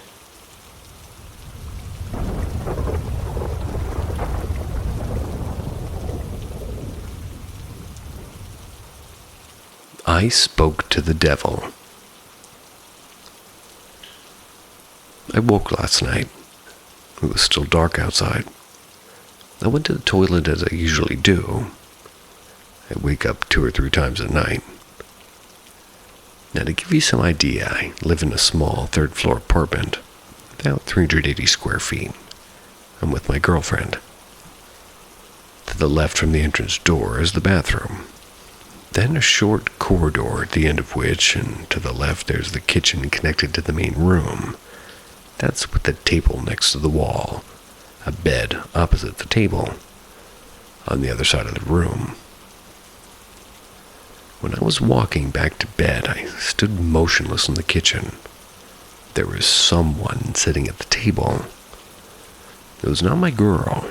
She's way smaller than the person that was on the chair. I was scared shitless. Wanted to run for my gun, which was next to my side of the bed. Yet I froze in place as soon as I thought about that. Then he spoke to me. Weirdly enough, it made me calm down. He had a smooth voice, nothing that seemed demonic. He was facing the window, so he had his back turned to me, and he said, "It's not the time yet, but do not lose your faith in me." I wanted to say something, but he shushed me and added, "You do not want to wake her up." Pointed at my sleeping girl with his hands. He stood up, and he was about 7 feet tall. Too dark to catch any detail about the clothing or anything else, really. He thanked me for the water there. My guess was a glass of water on the table next to where he'd been sitting. He made 2 steps in the direction of the window, placed something on the edge of the table, looked through the window and disappeared. And just like that, he was there 1 second and gone the next one. Ran to the window to look for someone outside, but there was nobody. I checked what he left on the table, and there was 9mm bullets. As it turned out later, they were taken from my gun. Then I checked the glass. It was empty. Stuck my finger inside it, and it was wet, so there was water in there earlier. After that, I felt extremely sleepy. I couldn't fight the urge to get in bed, so I did that. When I woke up, the bullets as well as the glass were still on the table. I know I'm not crazy. I haven't told anyone about this yet.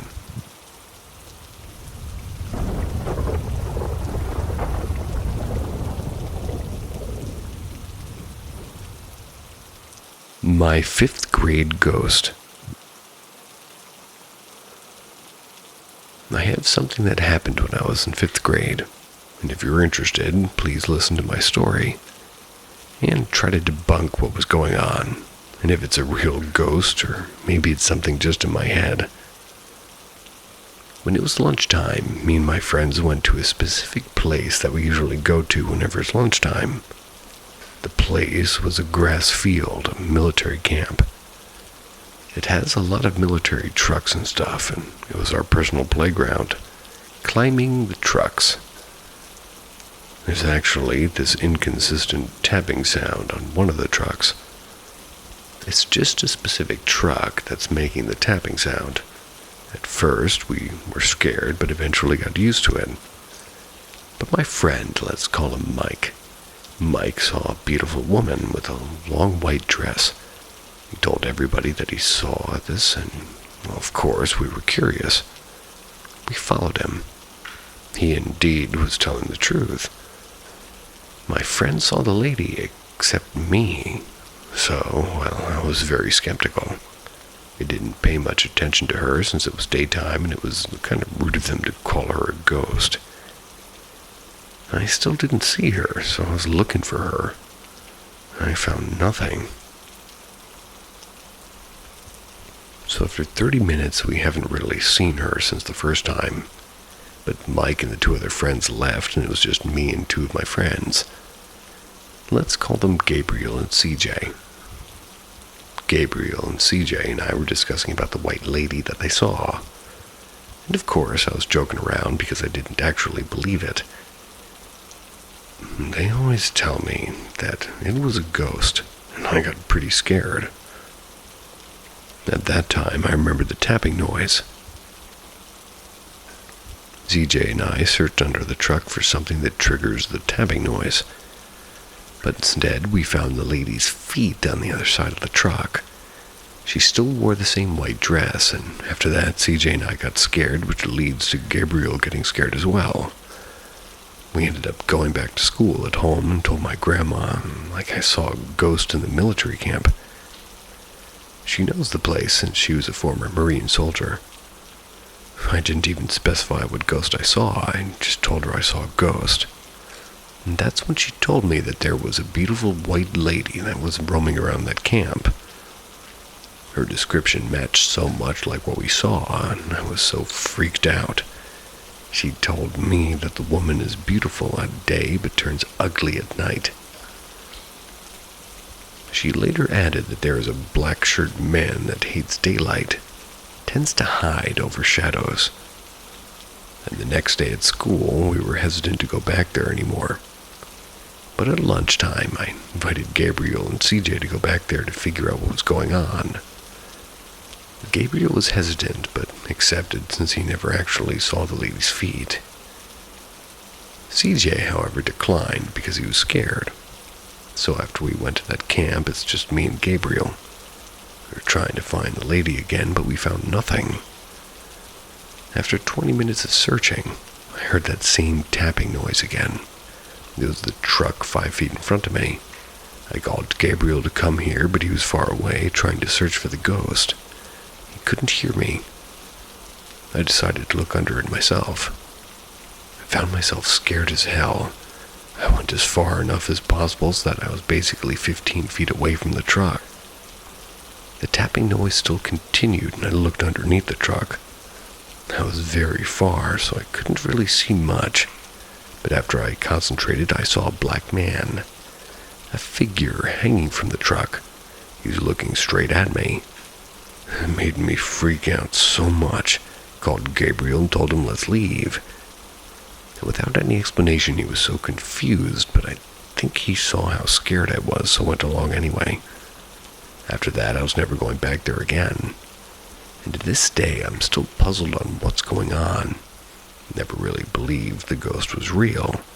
But after that, I'm starting to doubt myself.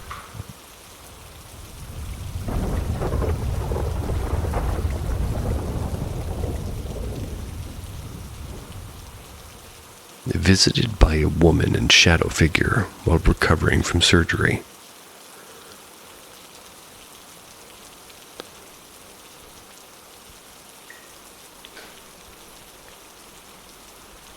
I just had surgery on Monday, and I'm out of work for the next 3 weeks. I believe I've always been sensitive since a young age. Before surgery, people would ask if I'm nervous about surgery. I'd honestly tell them that I'm not nervous. I trust my doctors. I'm at peace if something happens and I die. I told them the only thing I was nervous about was becoming a super psychic and not getting any sleep for the rest of my life because I have ghosts visiting me while I'm sleeping. Alrighty then.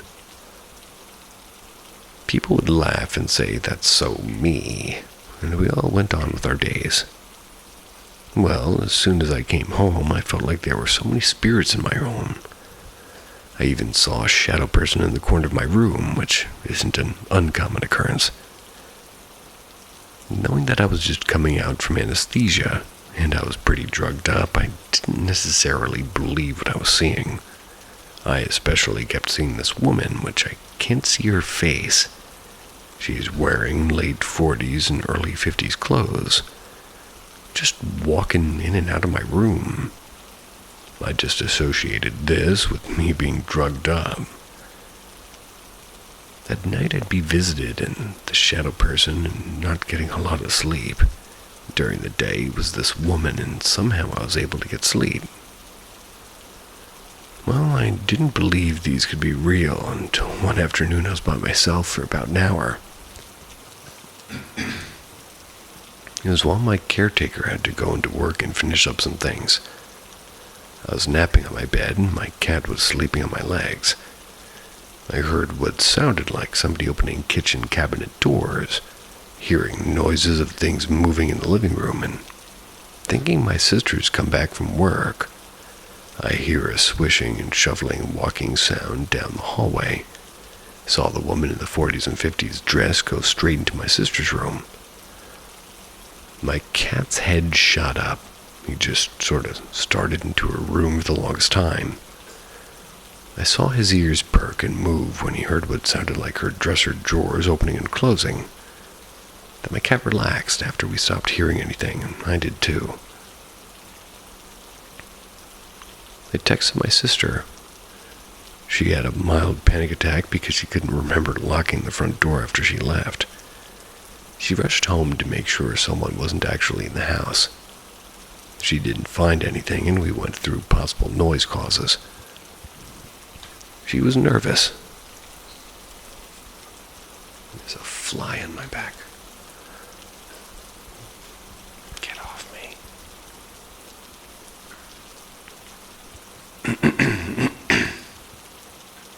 She was nervous because she knew of my abilities, but I always reassured her that I could kind of take care of the house and make it a safe place even with visiting spirits. I always have, but since I'm recovering and not totally mentally here because of the drugs, I know I'm not as strong, and I'm definitely in a weakened state to fight off negative spirits. Weakened. Well, the next day, my mother's staying with me, so my sister goes to work. I'm not supposed to be lifting anything 2 pounds or more, so there are my hands right now. I remember just resting in the living room while my mom was in her office working from home. I saw the woman walk by me into the kitchen. She disappeared. I never get a threatening feeling from her. Honestly, I feel quite safe when I do see her. But at this moment, I get a text message from my boyfriend while he's at work. And for some reason, when he has a ghost experience, I'm having something simultaneously. Usually, these are much darker spiritual experiences. He told me he's on the forklift, saw above him something in the shape of a human, but didn't give off real human vibes. It was just clinging to the ceiling and then disappeared. Every time that day, he saw this thing and was always staring at him threateningly. I always saw and felt the woman nearby me.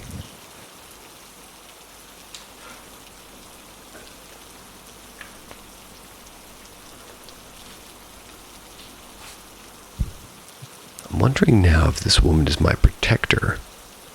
I'm going through my surgery in my weakened state, and I feel very blessed now to see her. I'm not scared. My cat doesn't seem to be nervous either. Haven't seen the shadow person much since I've seen an increase of her. My sister jokes now when I tell her when I see the woman. If I see her go into the kitchen, my sister says,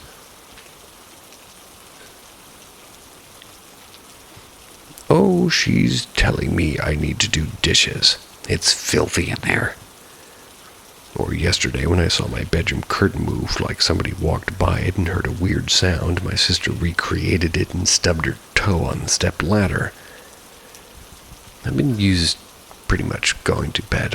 I've been using, as they wrote, stubbed her toe on the step ladder that I've been using to go into bed, right? Which made the exact sound I heard, and she said, "Well, I guess even ghosts can stub their toes when they come to check in on you."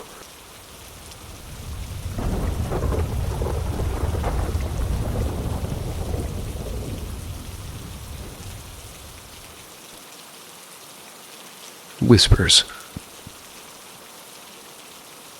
So one day in 2020, don't remember the specific month. My mother left the house for the day, so I was the only one there. I was just sitting in my room when I heard a whisper of my name. It was a very tiny, quiet whisper. It was straight into my ear. And after that, I started crying and got kind of creeped out. I went to the bathroom to collect myself and try not to overthink it. Just kind of calm down overall. So I walked to the bathroom, and I was already on edge, so I ran to the bathroom and then slammed the door behind me once I got in. Right when I looked in the mirror, I heard the whispers again. But this time, it started out quiet. And every time I heard my name, the voice got deeper and deeper and deeper vocally and deeper into my head like it was in my ears. After that happened, I was freaked out and I called my mother crying. When I told her, she didn't act worried as if it was okay. I also have another thing that happened when I was babysitting my youngest brother. And this also happened in 2020, but I also have no idea when. While babysitting my little brother, he came into my room. He told me he was hungry, so I went downstairs with him, and when he got to the kitchen, I stood behind him. When he was in front of the fridge, I felt breathing on my neck, and I felt my name.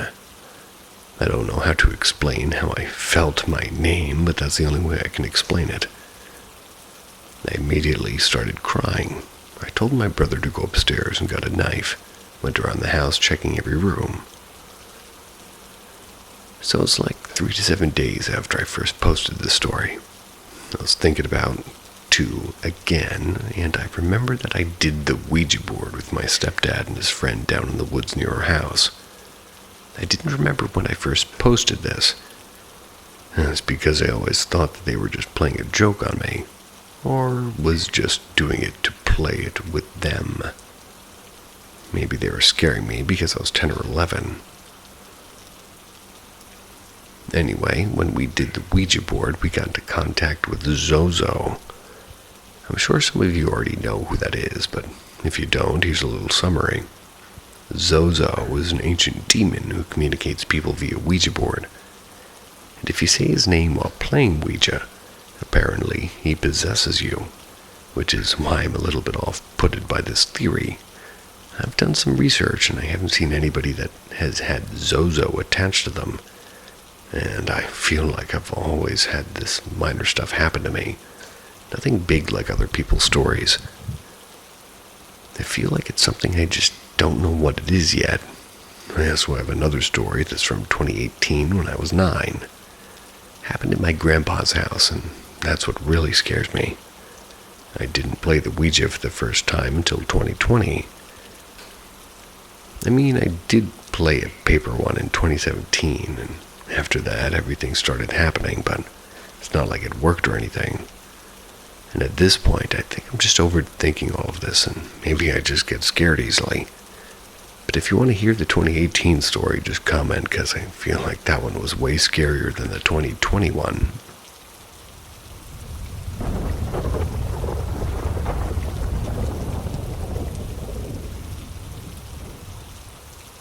Three stories. The first story is from my cousin. Let's call her Amy. One night she was sleeping over at her grandmother's house and he was woken up from something alerting her. Apparently it was a noise from downstairs. And being curious but also ready to hit any intruder, she headed downstairs and in the living room saw our dead great-grandmother. We haven't ever met her, but we know what she looked like because of photo albums we were shown multiple times growing up. Amy told me about it the next day since I was coming to visit. I lived 4 hours away at the time. 1. We've been keeping it a secret for a while now. I don't think she got much sleep for the next couple of days Amy stayed there. 2. The next story is from my other cousin. Let's call him Ben. It links into the first story, so similar things happened again. He heard a noise from downstairs. He was younger than Amy when it happened, so He wasn't as cautious, but he headed downstairs anyway. That's when he saw our great-grandmother. And by the way, he didn't know it was her, since he never saw her photos as much as me and Amy did. He ended up staying awake that night because he was scared. He kept it a secret for a while, but he didn't end up telling Amy, who told me. When he told us what he saw, we pieced that it was our great-grandmother from the description he gave to Amy. I don't think anybody else in the family has experienced this, especially since my grandmother only moved in a few years before our great-grandmother's death.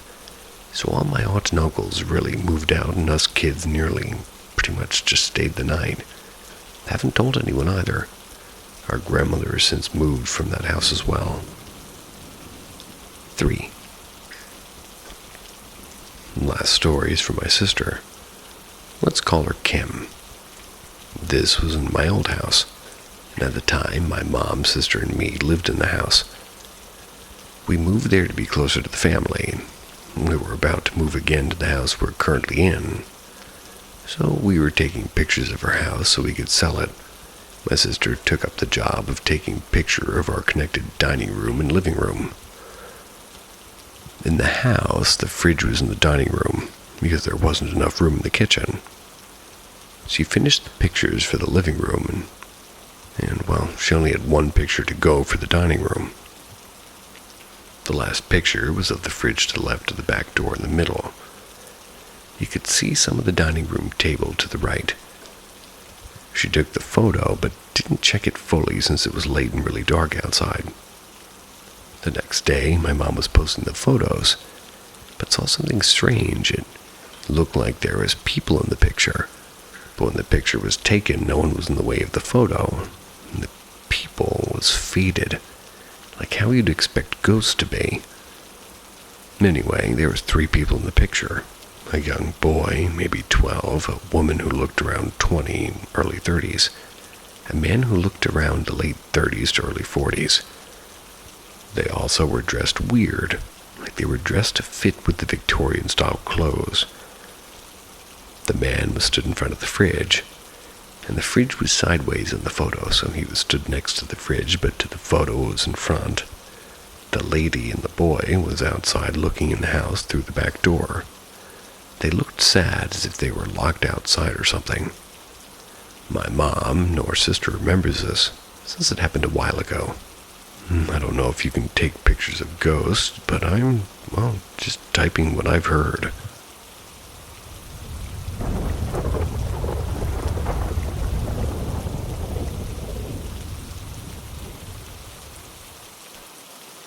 My house might be haunted.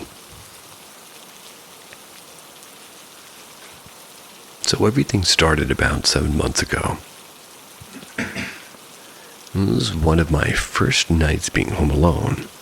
I had been home alone hundreds of times for the day, but this was one of the first throughout the night. I was playing games on my computer when I heard my dog start barking hysterically. My dog is not one to just bark at nothing, especially not in the house. So I knew something was up when we went to check on her. She was alerting to something down the hallway to the front door. She started growling, and then I heard the lock on the front door rocking back and forth. I immediately thought that somebody was trying to break in. The lock was rattling for about 20 seconds before it stopped. Then a few seconds later, I heard 3 thumping, creaking footsteps above my upstairs. It freaked me the fuck out. Checked every room upstairs, checked the camera outside, and there was nothing. And there is a glass storm door on the outside of the front door, so whatever was moving the lock was from inside the house. That was it for a few months, so I kind of forgot about it until my dad started asking me, or my mom, if they were walking around upstairs in the middle of the night. Neither of us were up, and my dad said he kept hearing footsteps and faint talking for 4 days before it stopped. And a few nights ago, I was up at around 2 a.m. when my parents were asleep, and I could have sworn I saw somebody about 8 foot tall standing in the pitch black living room. We've also noticed over the past few months that small things like soap bars and screwdrivers and yarn would go missing for a few weeks. Then they'd wind up just turning up somewhere completely different and out of place. The first event in December was about a month after my grandfather passed. So I'd like to think that this was him giving us signs, but every time something happened, it feels like my heart stops. Like something isn't just messing with us for fun. It's a weird sensation. Any insight would be helpful.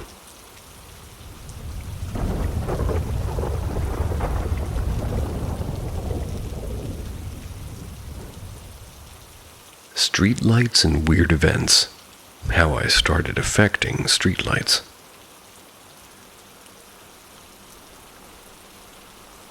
I smoke pot almost daily, and I've been taking prescribed antipsychotics since recently. When everything started, I was on antidepressants. I understand if you don't believe me, but I'm convinced it has nothing to do with any of this. Lately, I've been experiencing strange things related to lights. It's been happening for around a month and a half. The most recent weird event was yesterday. The events all happen at night. I haven't found a pattern or reason for them to happen. Most of the times I'm alone when something happens, and I write this hoping somebody can share their thoughts or if they've had similar experiences. Well, so far the patterns is that they happen at night and when you're alone. Let's continue. It all started on July, the day I met a friend. I was helping a bartender, a friend of mine, cleaning up just before closing the bar. A girl comes in right when the bartender's in the storage room. She wants tobacco, so I turn on the machine for her to buy. After finishing with the cleanup, I started making a joint. I realized I didn't have rolling paper. Went outside to ask her for one and saw the girl from before. She told me she had it at home and that she lived nearby. While we go there, we got along really well. Told her we could smoke together in a park near her house. And this park is right next to an industrial zone, and I work in a company nearby. Behind where we were sitting, there's a warehouse. It's late at night, so everything is dark and everything is lit by the light of the warehouse. But it's still pretty dark while we're talking, and, well, we see a creepy shadow that looks like the Western depiction of death. We start whispering how creepy it is until the person is lit by the streetlights. It was just a Muslim woman wearing a hijab that made her look like that. We started laughing. I had an idea. I started using suggestion to scare my friend. I pointed to a bush that was in the dark, and I said to my friend that it looked like the woman we just saw passing. I began doing things I read online that in theory attract ghosts. For example, I read online that if you whisper at night, you attract spirits. I didn't believe in anything of the sort because I've never experienced something paranormal. But after this, I told her I would walk with her to her home because she was so scared. We stood up and we started walking. I looked back and acted as if I saw something, and I told her to hurry up. After doing this a couple of times, I realized that two of the lights of the warehouse, they were off. They're right behind where we were sitting. Pointed it out to my friend and told her that we should walk faster. And as we're exiting the park, I looked back and the lights were on. On my walk back home, I saw more strange stuff. I don't have any proof of it. Well, if anybody's interested, I can follow up on telling all the weird things that are all happening to me lately. I even saw what I can only describe as a ghost.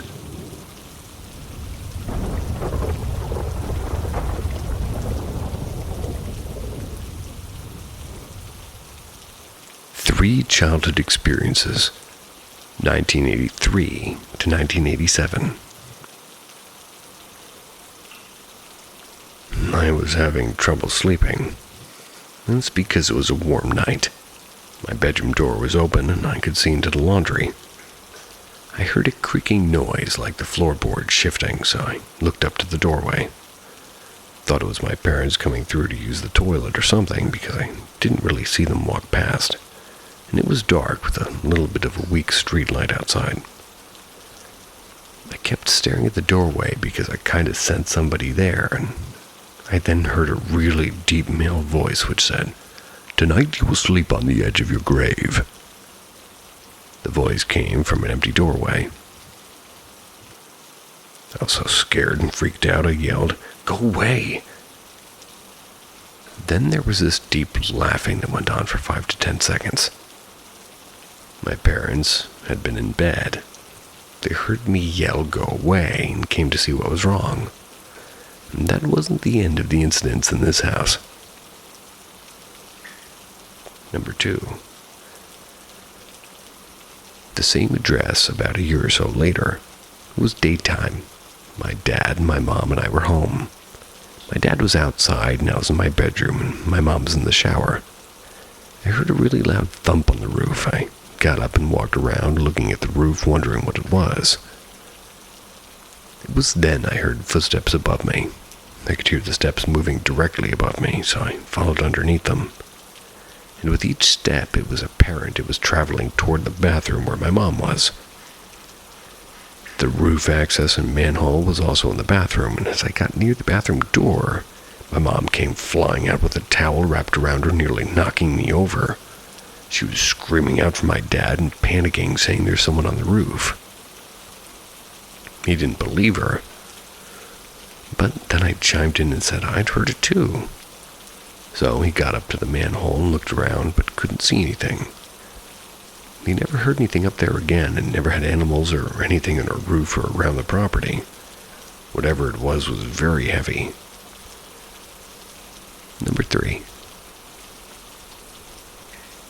At the same dress, I can't remember my age, but I was probably around 8 years old. It was dark, and I was in my bedroom.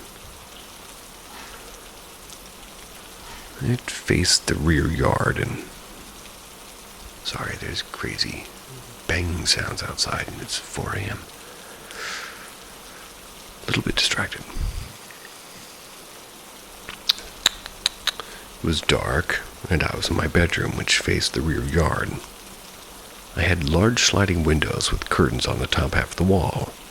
Bottom half was solid fibro. I saw a light shining on the back of the curtain. I thought it was somebody outside with a torch shining it on my curtain from the rear garden. It was a circular white to yellow light with well-defined edges about 10 to 15 centimeters in diameter, kind of dancing around the curtain, kind of doing figure eights, some of the other random movements. Then all of a sudden a second identical light appeared on the curtain. They were both dancing around each other. I was watching them for what I'd estimated to be about a minute. Then, this is where it gets weird. The lights dropped below the window, and the curtain now appeared in the solid fibro wall. I couldn't make sense of what I was seeing. I knew the light couldn't travel through solid objects. Thought maybe somehow the lights were actually coming from the inside, and I just couldn't figure it out. I couldn't tell if the lights were there, or three-dimensional or not, and all of a sudden they just vanished.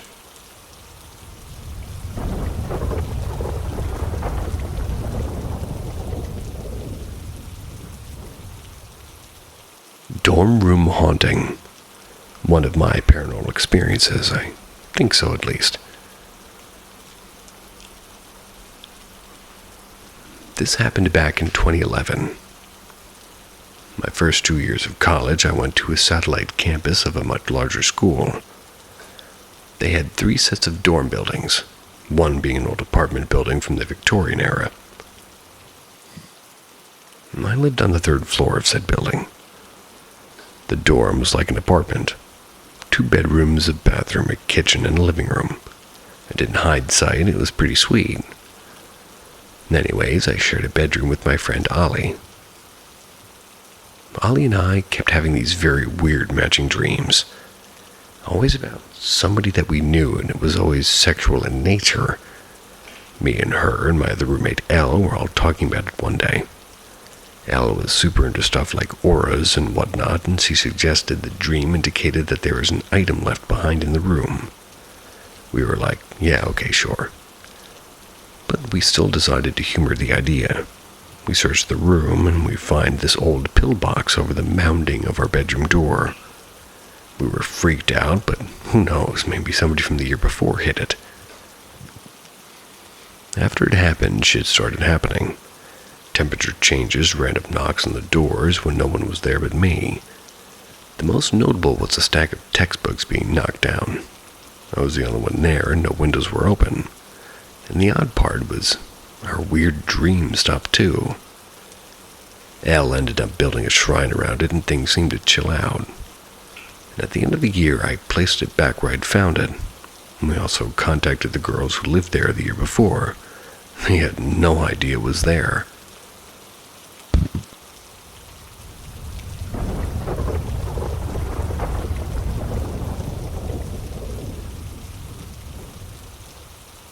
Quick story from my childhood. Wind of voices. First off, the only history of mental illness I have is anxiety, depression, and premenstrual dysphoric disorder. Not ruling anything out, but I've never had auditory or visual hallucinations ever. Except when I did shrooms in college, but this happened way before that. So I'll cut to the chase. I was like 6 and had gotten into a fight with my mom, and of course, as kids sometimes do, I yelled, "I hate you," down the stairs at her. I was at the top landing. She said something back, then slammed the door that was at the bottom.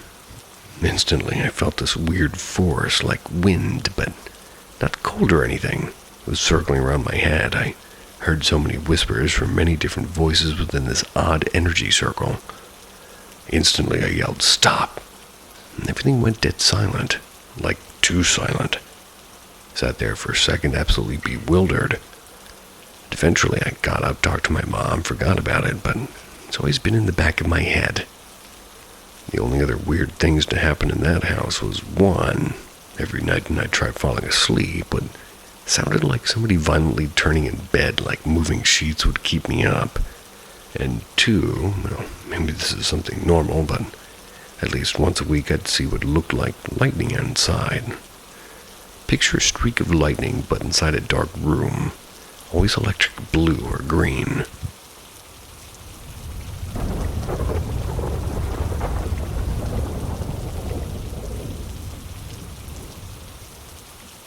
Unsettling experience while lost in the bush.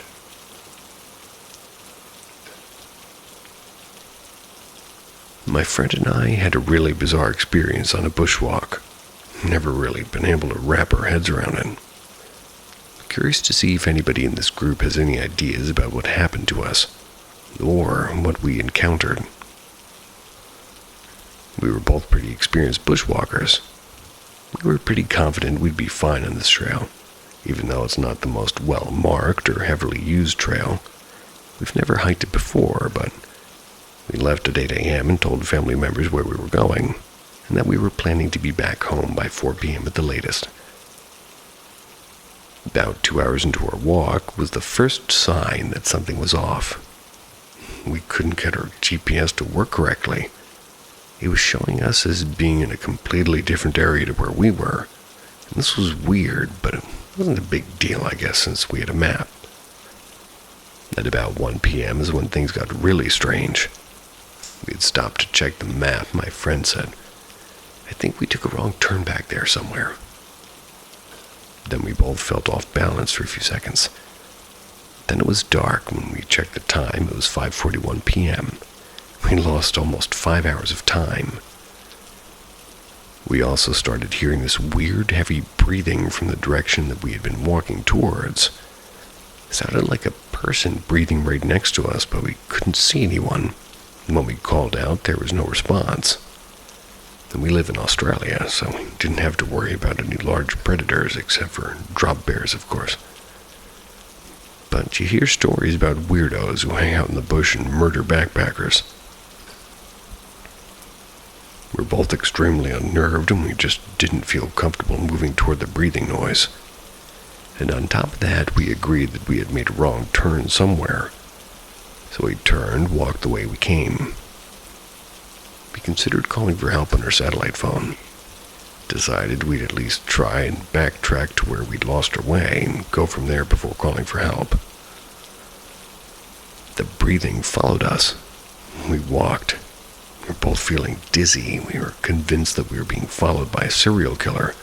We were too scared to stop and try to call for help, believing if we alerted whoever was following us that help was on the way would prompt them to attack. Eventually, I was too dizzy to continue, so we stopped and called for help. We were instructed to stay where we were and wait for rescue, but the breathing sound wasn't going away. It kept moving toward where we thought we'd left the trail. At least whenever I was well enough to walk for a few minutes. The breathing followed, and eventually we found a set of stairs that was marked on the map, so... well, we were able to more accurately tell rescuers where we were. I fainted while waiting for rescuers, and my friend tells me the breathing not only continued, but sounded like it was circling us. There were never any sounds of footsteps or any indication that there was anyone there, except for the breathing. She admitted that by the time the SES arrived, she was hysterical. We were both rescued without any physical injuries. The source of the breathing and our dizziness and our lost time was never identified. It was pretty much brushed off as the product of panicked brains, and even our families didn't believe us. They thought we'd just gotten lost and been too embarrassed to call for help. Shortly after this happened, she told me that she was having nightmares about the breathing sound and the dizziness and the sense of unease she felt. She mentioned she didn't feel like she even wanted to go bushwalking or camping again, and, well, to my knowledge, she never did after that. That was pretty much the last time I heard from her over 2 years, till a few weeks ago, when she reached out to catch up. We had a short chat but didn't mention this incident, and tragically, a week later she took her own life. I don't know much about her experience, if it played part in her mental health, and I know there's always many factors in suicide. It would be silly to think that I could have prevented it. But I feel really guilty, and I didn't try to stay in contact with her, and nobody else believed her about what happened. I know that affected her a lot. I don't know if I'll ever have closure about what happened with us, and how, if at all, if it contributed to her death, and I guess I'm wondering if this experience sounds familiar to anybody, if anybody else heard anything like this.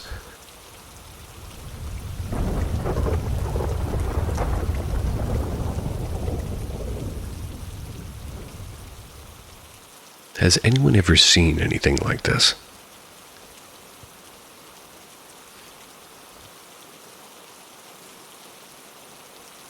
So just for context, my parents divorced when I was around 10 years old. I was raised by my mother for my formative teenage years, whilst my father sold up and moved to Thailand to set up business there and live a life of debauchery. Yucky.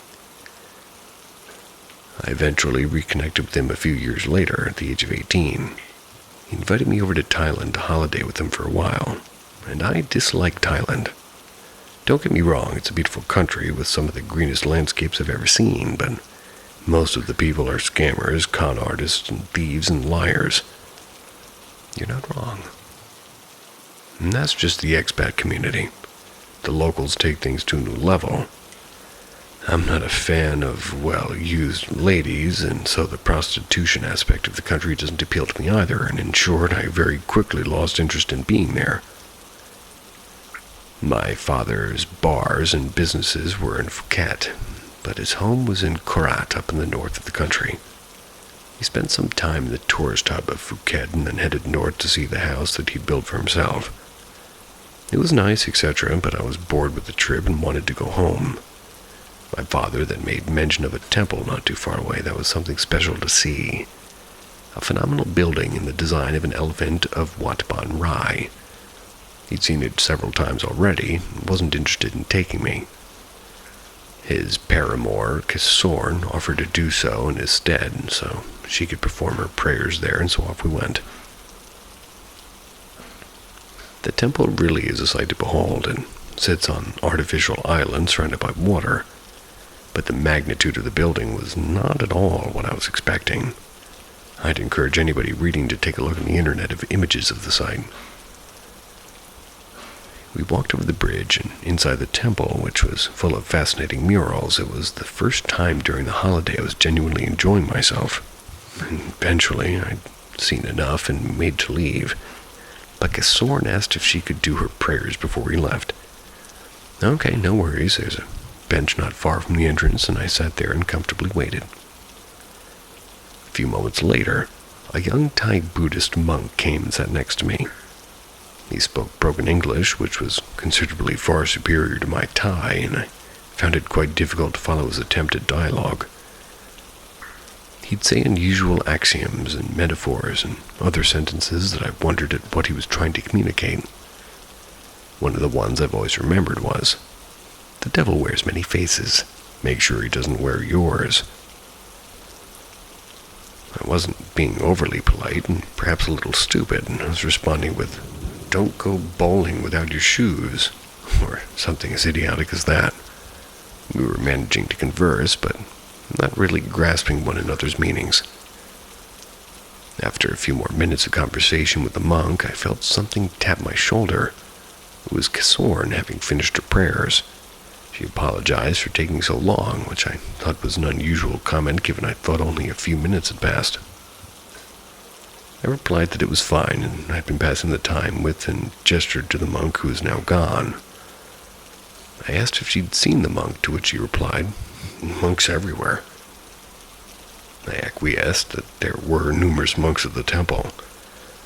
I tried to describe the young one I'd just been talking with. She hadn't seen him, so fair enough. We left.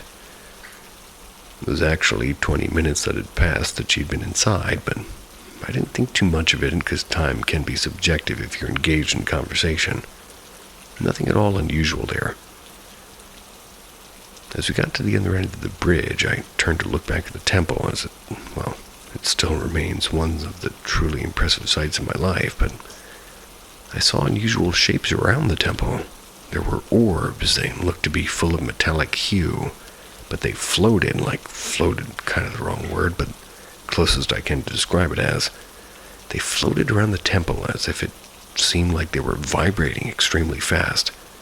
Closest parallel of what I saw would actually be from the Mass Effect series of games, like the orb in the engine room. I can't remember if it's from Me 1 or Me 2, but they were simply vibrating very fast and kept disappearing and reappearing from sight.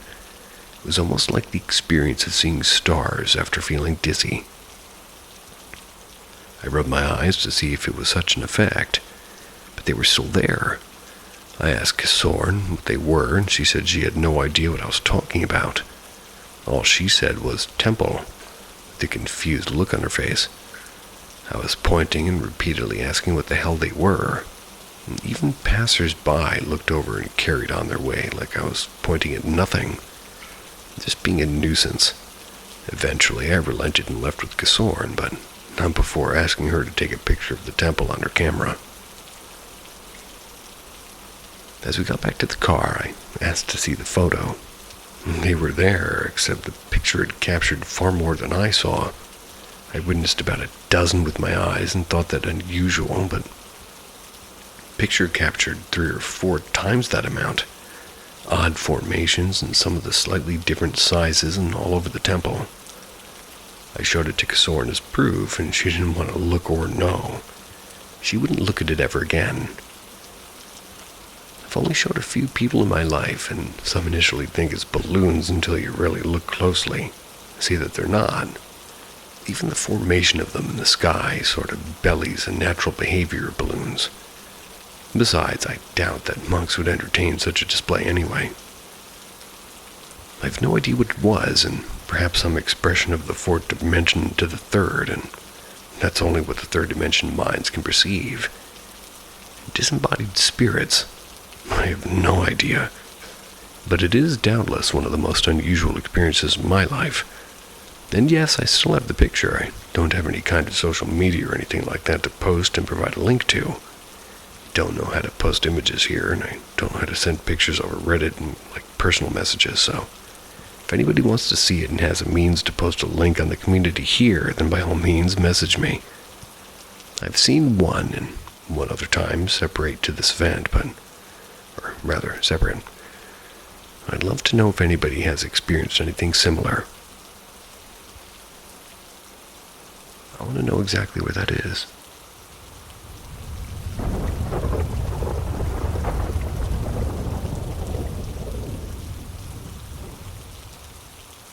Ghosts wanted to open all the doors. The setting. The incident happened when I was about 12 or 15. Don't exactly remember perfectly. I woke up and everybody was asleep. My German Shepherd was by the foot of my bed, asleep. My bedroom layout had 2 doors on either side. On the left was the hallway that led to my sister's room, and it was open, while the other on my right was the hallway that led to my dad's room, which was closed. Both hallways led to the main living room. The living room had a slide wooden door that led to the kitchen, and a window wall that viewed the porch and the backyard. That's the layout. The incident. Now, I woke up because I heard a loud knock on my door. Nothing unusual, I thought, because my dad knocks loudly. The only thing lighting up my room was a blue digital clock. Just enough light to see, not enough to read or write clearly. Then I heard another knock and I said, "What?" loud enough to hear me through the door. Then the knock turned into a pound, so I ignored it, and I think I was thinking that it was my dad waiting for me to open the door. However, that's when I realized my dad was still asleep, snoring loudly in his room. Then there was banging on the door, like hard double fist banging rapidly.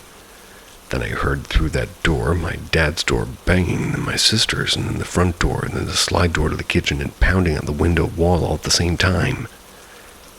I sat there petrified in fear. My dog was the only other living thing awake with me, and we just both sat there in my room listening to it all. It was even scaring my dog, who usually would bark or get up and check anything that could be a threat. We think she was a police dog. This went on for about a whole minute, but right when the clock struck 4 a.m., it was dead silent again. Everyone, for some reason, was still asleep, except for my dog and I. Even thinking about it now chills my bones to the core, and I have no reason to explain how this could even happen.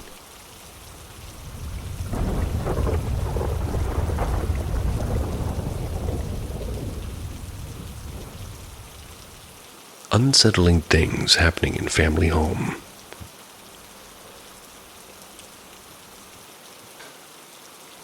For context, I live in an old, semi-detached house in a small village in England. I'm with my parents and my younger brother and 3 large dogs.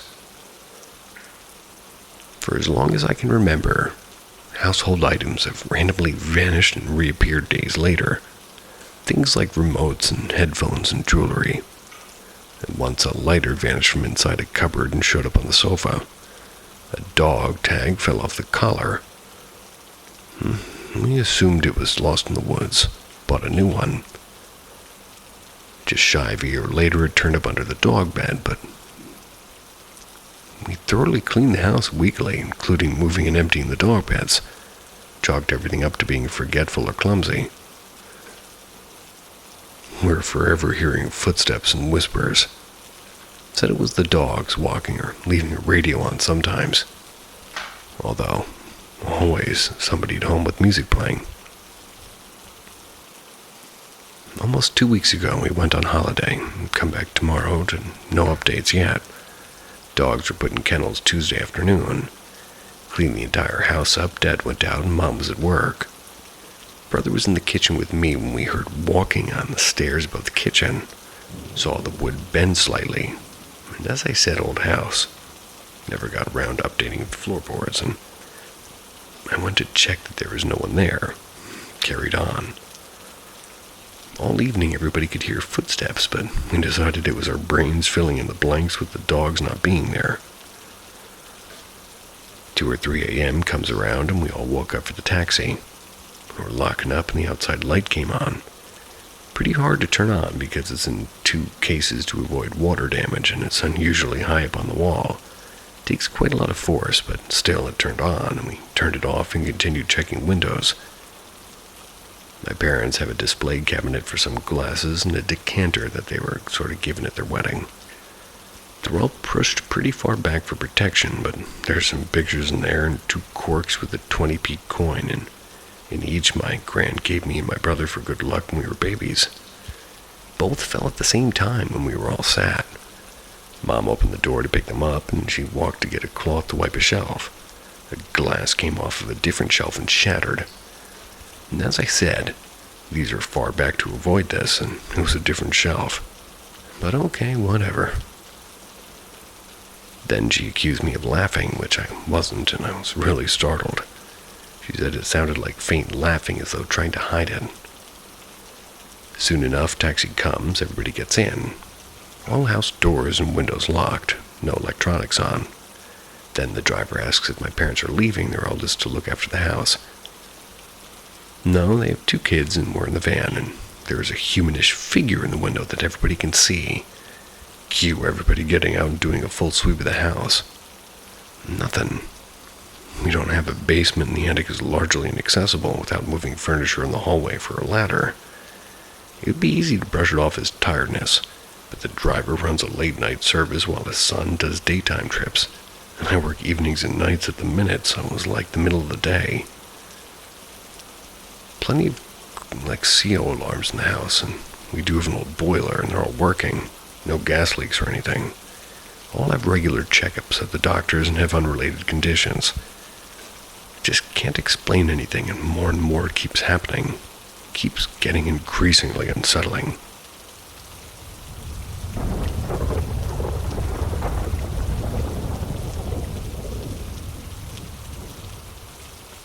I saw something peeking over the side of my bed. To start this off, I'd like to say I don't live in a creepy house. It is old, but it's the charming sort of way. Doesn't feel negative when you walk in, feels like home. Always just home. So you can imagine my absolute shock when I was laying in bed alone this morning, watching something watching me back. 4 a.m. this morning, my husband left her bed to go to the bathroom. Our room is decent sized, but from where the bed sits, you can see one of the 2 windows in the room. The other one being covered by blinds and the TV. And it being 4 a.m. in the summer, it's a bit light where you can see outlines of certain things. We have no animals, and I laid in bed waiting for him to return so we could cuddle. When I blinked and suddenly saw movement in the dark. A dark mass in the shape of a head moved over the top of the covers just enough to where I could make out the fact that it was moving. I froze because I thought it was my husband. Sometimes when he gets up, he'll sit in the chair, put on headphones and play video games not to wake me up when he can go back to sleep. Or rather, when he can't go back to sleep. I thought maybe he had just gotten back in and just didn't hear the door open, and that's why he was sitting in the dark looking at me. So I asked him, "Why are you sitting on the floor?" A few seconds with my heart pounding, and there's no answer. Then I heard the doorknob click, and as soon as my husband walked in, it ducked down, disappeared, and I screamed, obviously, because what the fuck, and, well, he did a search and didn't find any intruder, and still can't explain it, and I'm scared to go into my bedroom alone now.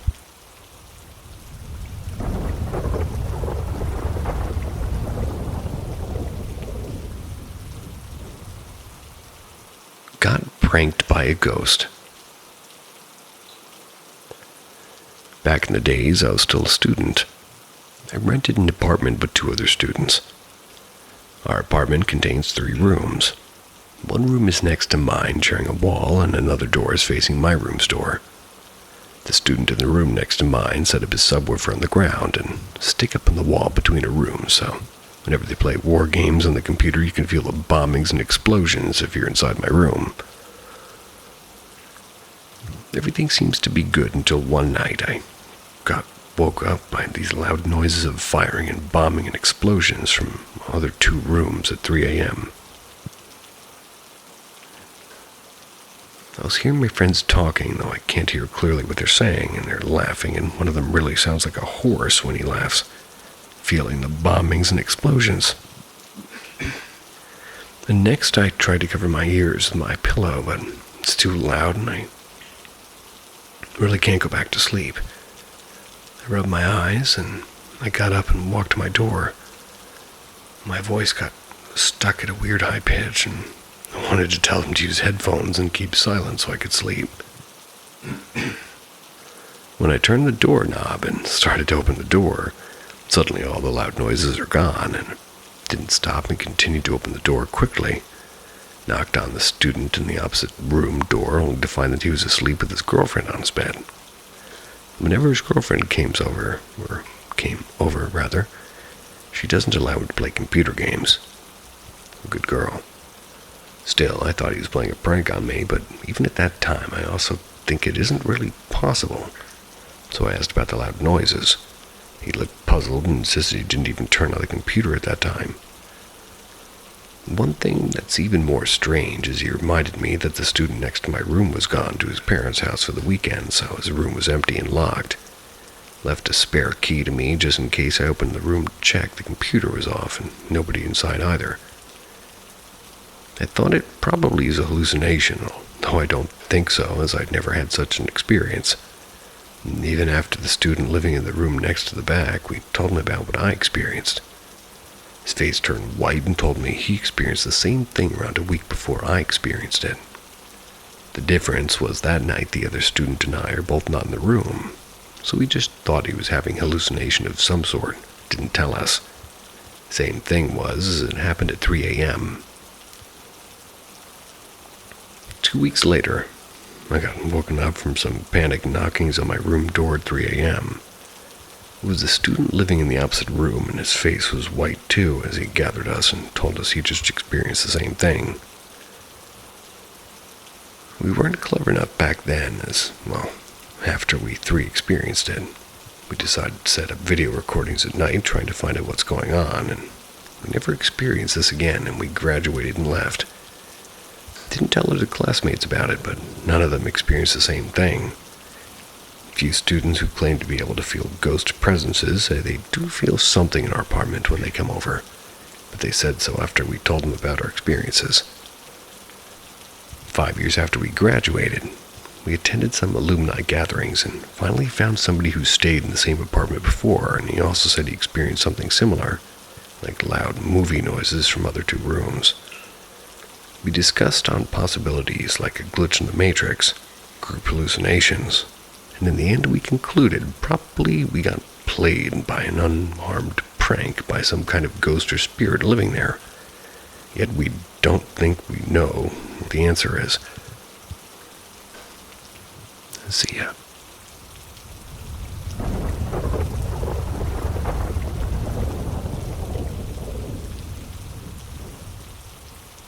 At Paranormal M, we explore what others fear to even whisper. Every episode reveals eerie tales that chill you long after they're over. Hit subscribe and ring the bell. Some stories stay with you. Shadow people or demons. So in 2013, my parents were just divorced. I was around 11. My dad had found a new house to buy from an old couple that had passed away. I don't think it's them messing with me, but I don't know. But anyway, when we got into the house, everything seemed fine.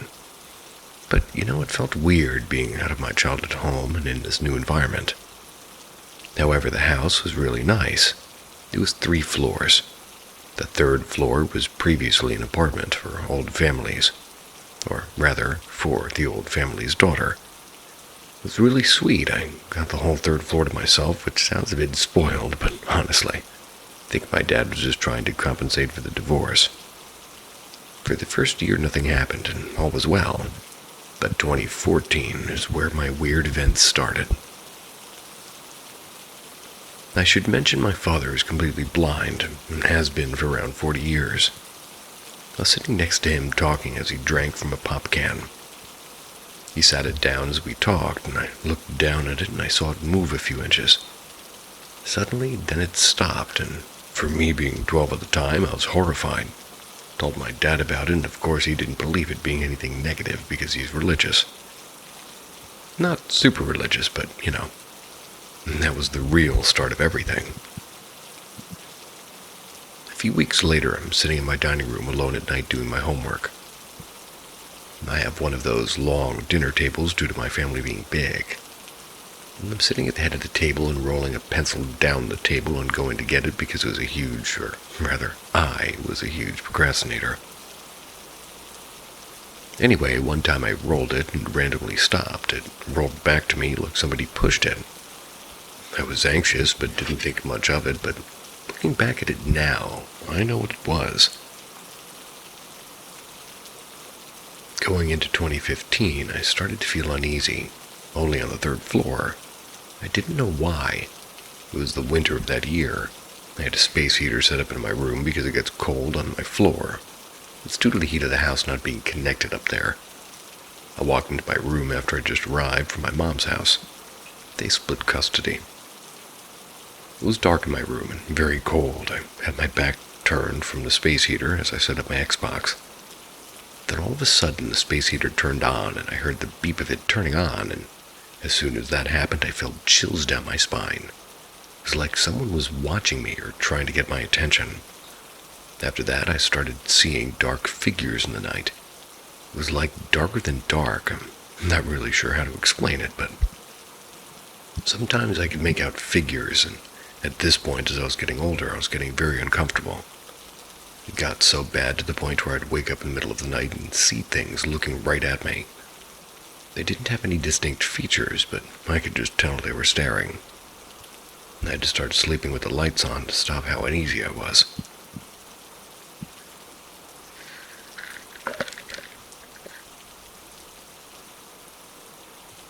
After 2015, not much happened. Until 2018. I slept with the lights on. Figured by age 16 I shouldn't be afraid of that, so much time had passed I basically forgot about it. And I should also note occasionally, even with the lights on, I'd still get chills down my spine. In 2018, I started dating my now ex-girlfriend, and I had her over to my dad's house. She would tell me months later that the first time she went into my room, she instantly felt uneasy, and had ever since. When she told me that, I told her all that I have experienced. She was scared to come back to my dad's house. I eventually convinced her like a week later when she came back and we're laying in bed and she had this sticker on her finger from a new piece of clothing I had. It was a small sticker about the size of her fingernail with a little M on it. That's funny. Flew off of her finger and stuck to the wall. There's no wind or anything, and she instantly teared up and would rarely come back after that. In December, I was over at her house and watching Ghost Adventures. I was with her and her sisters, and then I told her I was going to lay down for a little nap in her room because I worked all day. I was laying in the bed alone when I heard someone whisper right into my ear as if they were standing right over me. "Hey!" I quickly jumped back in shock, ran into the living room and asked if either of them did that, and they both had a confused look on their faces. My girlfriend at the time knew I wasn't lying about what I heard due to the sticker experience. I went home later that night around 2 a.m. I was taking a joking video as I kind of drove up to my house mocking Ghost Adventures. It's because I thought it was so overdramatic and it was hilarious. Anyways, I pulled into my driveway. I saw down a back street a blacked-out figure standing there, staring right at me. Then started walking toward me. I quickly jumped out of the car as it walked toward me and ran to my house. Entered in the PIN to unlock the door. Still have the video if anybody's interested in seeing it. It's kind of hard to make them out, but you can see it. As soon as I entered my house, I looked out the window, and there was no one there. I FaceTimed my girlfriend, told her about everything, and, well, needless to say, I left my lights on that night. The next day, I promised her that I would go thrift shop with her because she loved it. It was never really my thing, but I was with her, so it seemed fun. When I got to Goodwill, we were looking around and my back started to burn really, really bad. Went into the changing room, took off my shirt, and I had 3 scratches on my back. Another 2 right below it. It was red hot. I know I didn't catch myself on anything or get scratched. I called her in, and she was genuinely afraid now. I also have a photo of my scratches if anybody'd like to see that. A week later in school, I started to feel that burning sensation on my chest, but it was below my chin, so I couldn't see it. Had my girlfriend take a look, and she saw what she thought was letters and took a picture of it with her phone. It was the Roman numeral for 6. Wish I still had the picture of this, but since she's my ex, I don't really feel like asking for it if you're gonna have to take my word on this one. I truly believed at this point that something was out to get me, and went back to leaving the lights on in my room. But after that scratch mark, it suddenly stopped, and I don't know if it was trying to send me a sign or what. But anyway, fast forward to now, and I don't use my lights anymore. But the other day, I'm setting up my Xbox just like before. The heater turned on by itself again. I got the uneasy feeling. I don't know if it's about to start back up again and mess with me, but I figured I'd write about it, keep you guys updated. And if anybody knows what this could be and why, I'd love to hear. I'm seriously stumped, and it's been going on for a long time. Only been getting more and more intense.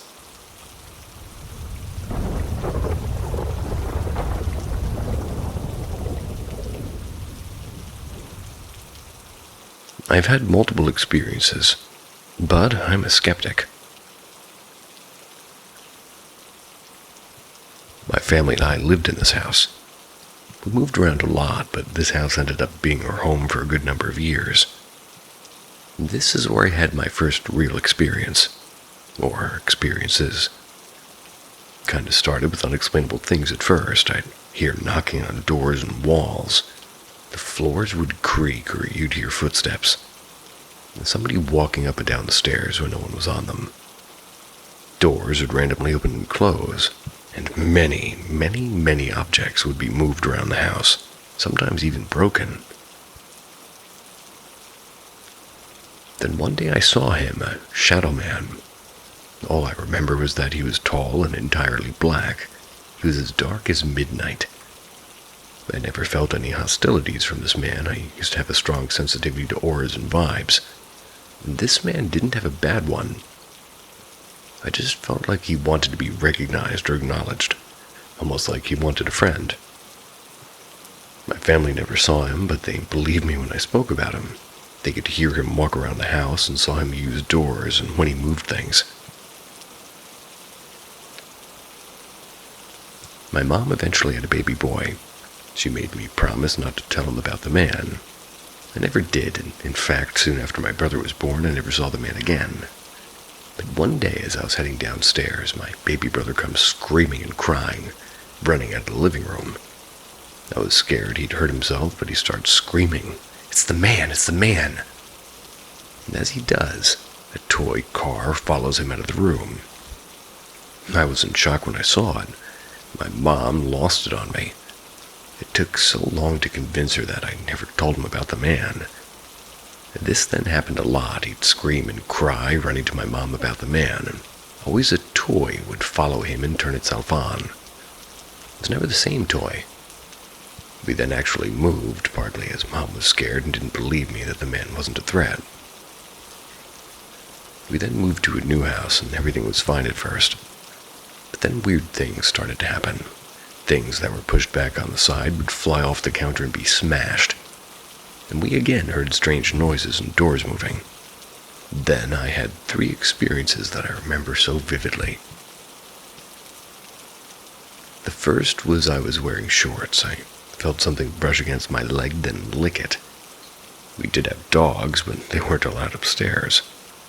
So I went to take them downstairs when I saw there was no dog, and they were asleep downstairs.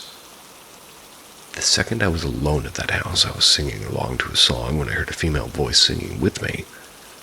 As I kept singing, the voice was getting closer, but something felt off about this voice. And I knew I didn't want it near me. So I shut off my music and stopped singing. The voice and presence disappeared. I replayed the song and sung along to it. Didn't hear the voice again. The third one is arguably the weirdest. I have photos of it somewhere. I had an open-faced wardrobe that was thin but very tall. It was pressed up against my bed, and at the bottom of it was a kit for a metal car I was yet to build. But there were loose pieces everywhere. I woke up one morning to see my wardrobe on the floor. But what was weird was that it had rotated 90 degrees. I never heard it fell. My mom walked by my room and asked what I'd done.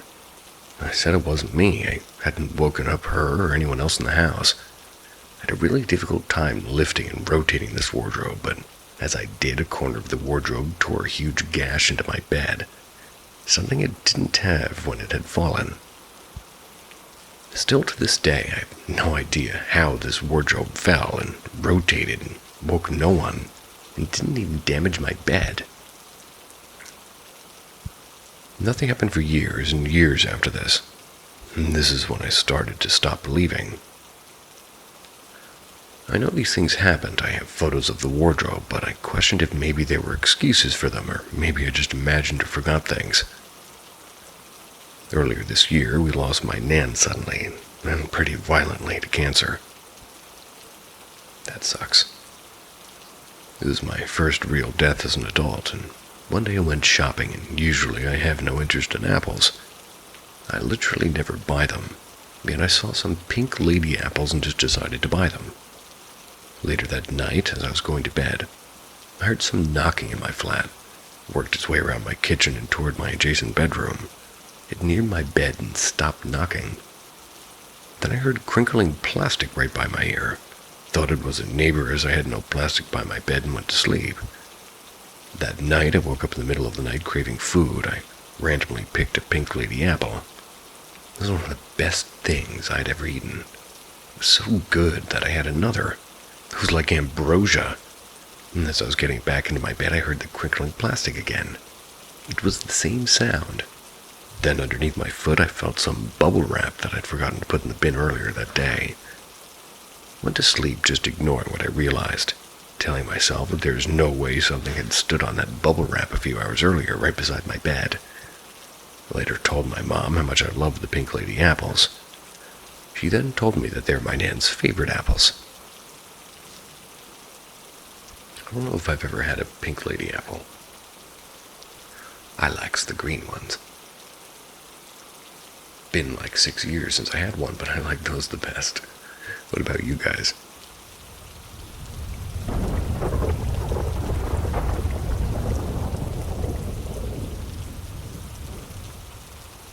Home alone in a new house, but I keep hallucinating a man is here with me.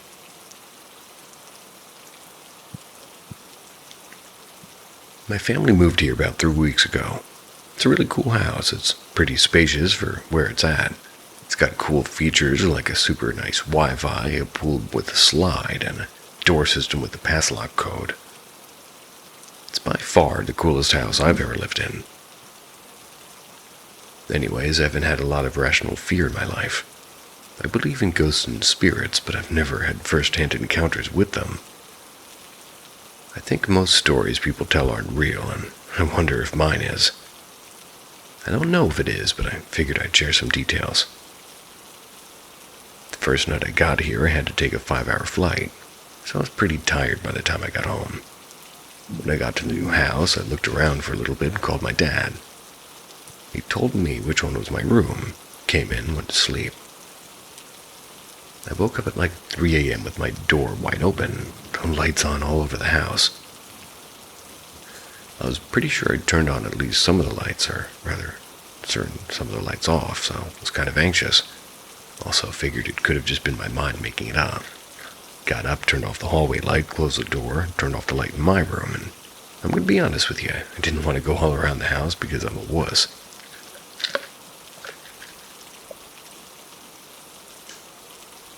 The next day I had no problems. I bought a pizza and chilled out by the pool. I was loving living in this mini mansion by myself. A few more days went by, and one night I'm watching Moon Knight in my living room when I fell asleep on the couch. I woke up naturally at about 2 a.m. on a recliner chair. The lights were off this time rather than on, and I knew I had left them on. I sat there for a moment and then realized there was something moving in the kitchen. I watched in terror as I saw a bald man walking across the kitchen. He had an abnormally large head, almost like a light bulb, with his grinning smile. The room was illuminated only by the glass screen door to the right of the kitchen. He just started walking back and forth through my kitchen. My heart was pounding. My phone was dead. That's because I fell asleep and I just stared. I was holding my breath, holding myself completely still, doing my best to hold back my shivers. He kept walking back and forth and opening drawers, and he did this for about 10 minutes until he looked over at me and then walked out of the house. When he left, I sprinted upstairs and looked outside only to see nothing. I figured it was a dream. I went downstairs, checked the door, and automatic lock is good. No way anybody could have gotten in or out. At midnight, my passcode lock refuses entry. You have to have the physical key to get in. I chalked it up to hallucination and I went to bed. The next night I'd been playing some video games online with a buddy of mine. We were having fun until I walked down at maybe 11 p.m. I walked down only to see the front door wide open. I'd left earlier to go get some food, but I remembered closing it when I came home. I was unnerved by this. Still thought nothing of it. Went to sleep at about 11 p.m. that night. I was sleeping normally until I woke up at 3 a.m. again to see the lights on outside my room, and I swore I'd turn them off. I heard footsteps outside walking up and down my hallway. I sat in horror again, lying in my bed, trying not to make a noise. I had thought maybe somebody had gotten into my house when I'd left the door open. However, the lights turned off and nobody left the house because I would have heard it out of the window. So once again, I figured it was my mind playing tricks on me. And this brings us to last night. Well, more like this morning. Last night I went out to get food again. When I left my house, I remember closing the door and turning the lock on. I heard the click and left. I ended up going to Five Guys, which, by the way, was way too expensive for not very good food. But anyways, I got home. I was mortified to see the door wide open. This time I was highly scared. I snuck into my house, closed the door, and locked it. Went to my kitchen, grabbed one of those steak carving forks as a weapon, and went through my house. I checked each room, turned all the lights on, made sure nobody could get out. I called my dad, no good. Didn't pick up. He's in New York, so he's already asleep. I hung out and waited for a while. I figured I was just crazy again. I went upstairs, and after an hour on my phone, I fell asleep. This morning, I woke up in a rush. I saw the man standing in my doorway staring at me, only to sprint away when I got up to chase him. I got up and grabbed the steak fork again, ran after him down the hall for there to be nothing there. And this is what prompted me to write this. I saw him in broad daylight. He responded to me following him and threatening him. I figure he's not real, but something in my mind isn't making up because I'm here alone. But has anybody had hallucinations like this? And what do I do to stop having these?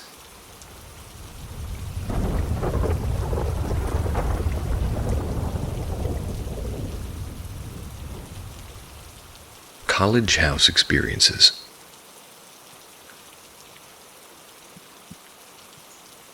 I've had a few small things happen to me over the years, and I've always wondered about a cluster of incidents which occurred over a very short period while I lived in Dig's house in college. Hopefully, somebody may be able to shed some insight into what I experienced. It was my first year. I'd started college and settled into Dig's accommodation in Dublin, Ireland. Dig's, for anybody who doesn't know, is somewhere students live when in college. Usually involves renting a room with a family in their home at a fraction of the cost of college or university accommodation. I was living with an older lady and her 2 adult sons, but of who were older than me and quite pleasant. The lady herself was nice, if a little old-fashioned, and over the first semester all was well. It wasn't until the end of my second semester in April that I was left bemused. The first occurrence was something I could only explain as being bizarre. It happened when I went up to the toilet in the middle of the night. I slept upstairs along with the rest of my family. My room was closest to the stairs with a landing shaped in a U. The bathroom was across the hall at the other end of the U, a good 10-15 strides away. I used the toilet and all was well. I tried to be as quiet as possible, returning to my room to not wake anyone. However, I no sooner had the door shut and turned to make the journey back to my room when what I can only describe as a black fog descended upon me. At first, I thought my eyes were playing tricks on me in the dark, and maybe the sudden movements from getting out of bed had caused me to hallucinate. But no, this was more than a trick of the mind. It was almost as if I was able to physically swipe at it with my hands and see it move coherently as I did. I was panicked. Didn't feel the need to scream. I tried to fight my way through it, but barely felt if I could move. After what felt like 30 or 60 seconds, it cleared, but as I did, it left me dangerously lingering over the top step of the stairs. I could have sworn I took no more than 2 or 3 steps in my panic daze, but I shook myself down and rushed back into my room, locking the door and leaving the lights on for the rest of the night. The following morning at breakfast, I mentioned nothing and all was normal. Over the next few days, everything was fine until about a week later. This time it was a dream that scared the living shite out of me. I was asleep in my room. That's when I found myself dreaming of a familiar place, my grandmother's home. The house was a typical 2-story Irish farmhouse. It had been renovated about 12 years before my dream, but I was witnessing it as it was when I was a young boy. I can remember taking the details of the old stonework in, and the front door opened. It was my grandmother, delighted to see me. "Come in," she explained, greeting me with a big hug. She guided me to her home as it was when I was a child, like pre-renovation. It's at this point I feel I should disclaim my grandmother had been dead 11 years. She took me to a seat at her kitchen table, made me some tea and a sandwich, and started talking to me. I can't distinctively say what she told me, that I remembered being extremely positive along the lines of "I'm proud of you and what you've achieved," and at this point I would have been happy for the dream to finish. However, it took a dark twist. I can remember witnessing my grandmother's face beginning to twist and contort into something unrecognizable. Got up to the runway, and as I did, I noticed her feet were not human, but hooves. What I imagined being a goat's hooves. As this being was once my grandmother took notice of my horror at their hooves, they echoed a piercing, bellowing screech of laughter, and it was at this point that I woke. This wasn't like walking from any nightmare, or even sleep paralysis. Oh no. I awoke to find myself upright in my bed, sobbing uncontrollably, with my digs lady banging on my door to see if I was okay. And after a minute or so of composing myself, I threw on my dressing gown and opened the door to chat to her. I could see she was visibly concerned, and it was obvious to her I had been crying. She asked what had happened. I explained I just had a bad dream. I could see she was apprehensive to even question me further, but I sensed she really wanted to see if I was okay. She looked at me alarmingly and said she had heard me crying for a few minutes, and I looked back at her horrified, but managed to pass it off with a joke, telling her, if you didn't laugh at the nightmare, I'd had you maybe crying as well. She smiled and told me if I needed anything just to give her a call. I entered my room again, now puzzled at how I could have been crying in my sleep, but I chalked it off to a freak episode and got myself ready for college. A day later, I returned back to my family home for the weekend. I told my mother of the dream about my grandmother. I left out the eerie ending. She simply told me to say a few Hail Marys for my grandmother. That was a Saturday, and that night the final incident of this saga occurred.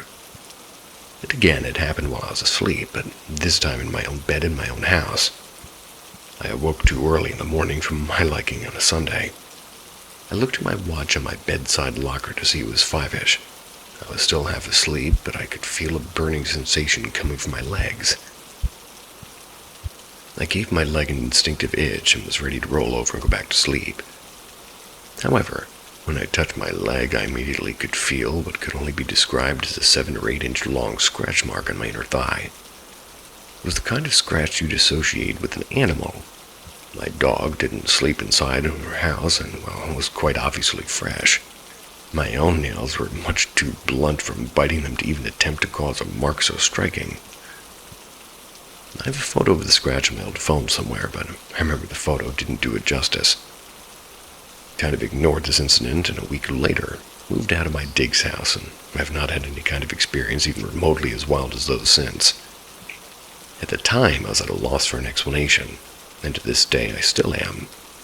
I never brought up anything that happened with my digs family, nor my own family, apart from telling my mom a vague version of my dream. I would be interested in hearing people's opinions on my stories. Also would like to stress I wasn't under any form of influence from drugs or alcohol at the time. Nor was I reading or practicing any sort of occult material, and I actually attended Roman Catholic Mass weekly with my own family. Have any of you experienced something similar? No, but that was well written, and both. Well, that was interesting.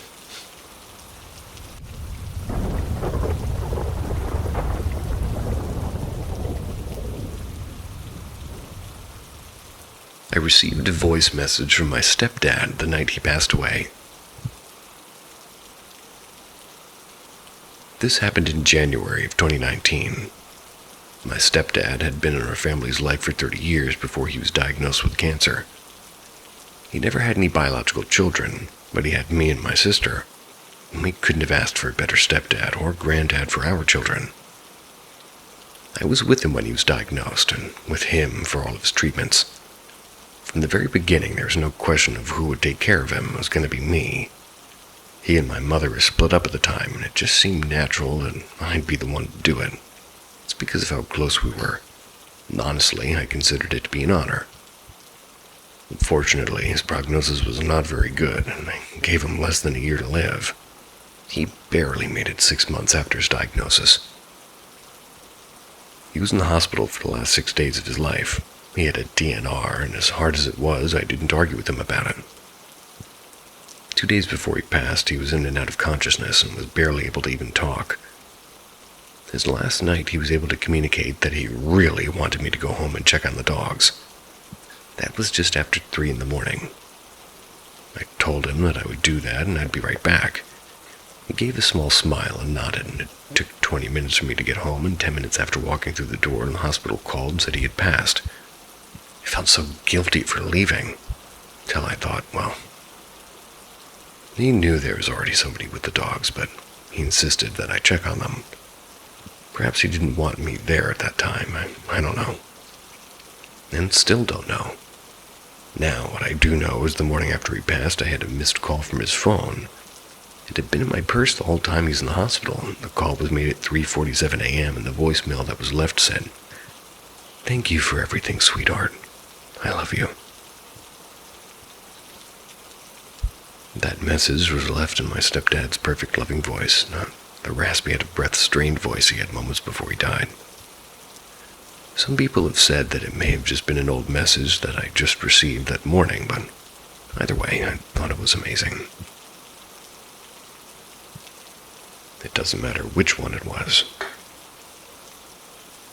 It's incredibly beautiful nonetheless.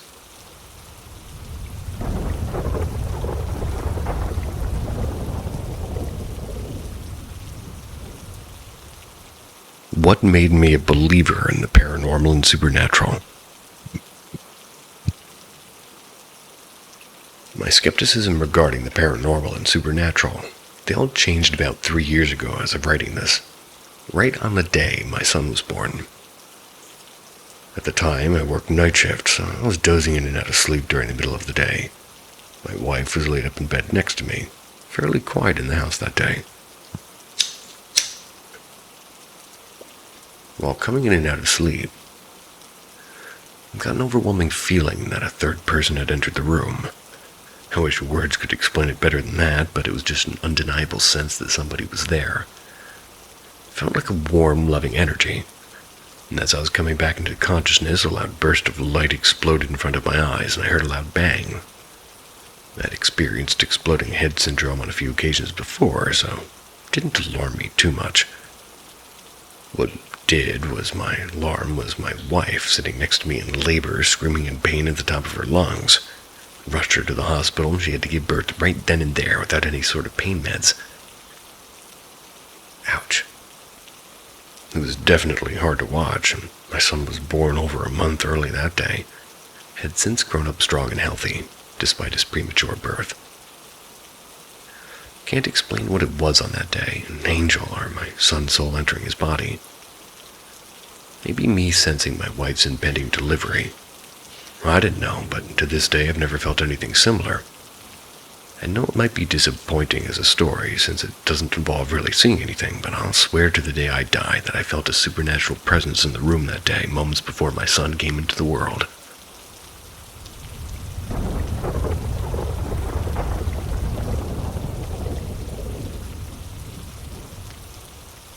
Friendly little people. At a young age, before I was ever in school, I remember I had an open mind. So clear to see everything, and my dad knew there was ghosts, and he was raised to believe that.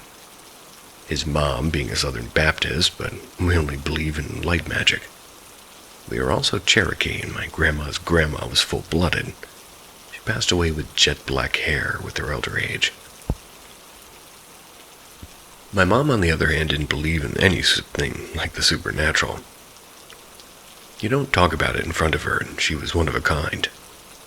Her way or no way, she was also very jealous of me for no reason, or none that I could find to be jealous of. I'm an only child, so that made it more rough growing up.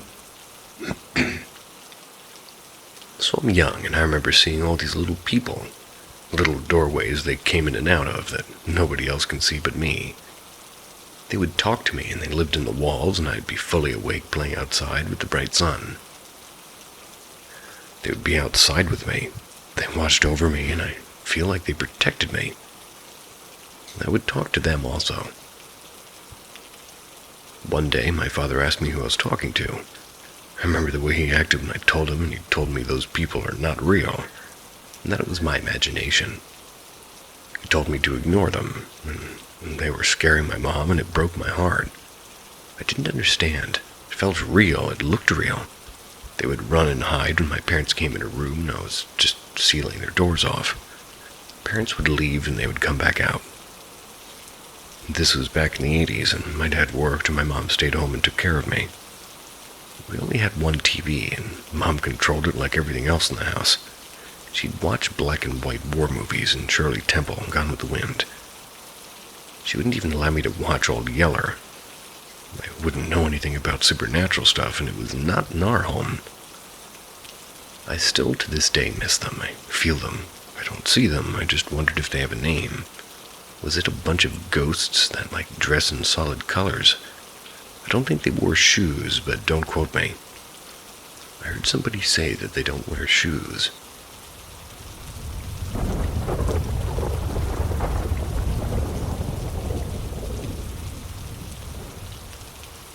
Chins, our friendly, shy ghost cat. So this is a bit of an older story. I didn't get to thinking about it recently, but when I remembered it, I realized there hadn't been an encounter for a while. Thought I should reach out and ask for advice or thoughts. Sorry if this doesn't make sense or goes against the request threads part. Mostly I want to know if anybody else has encountered a being like this, and share my experience with a good spirit.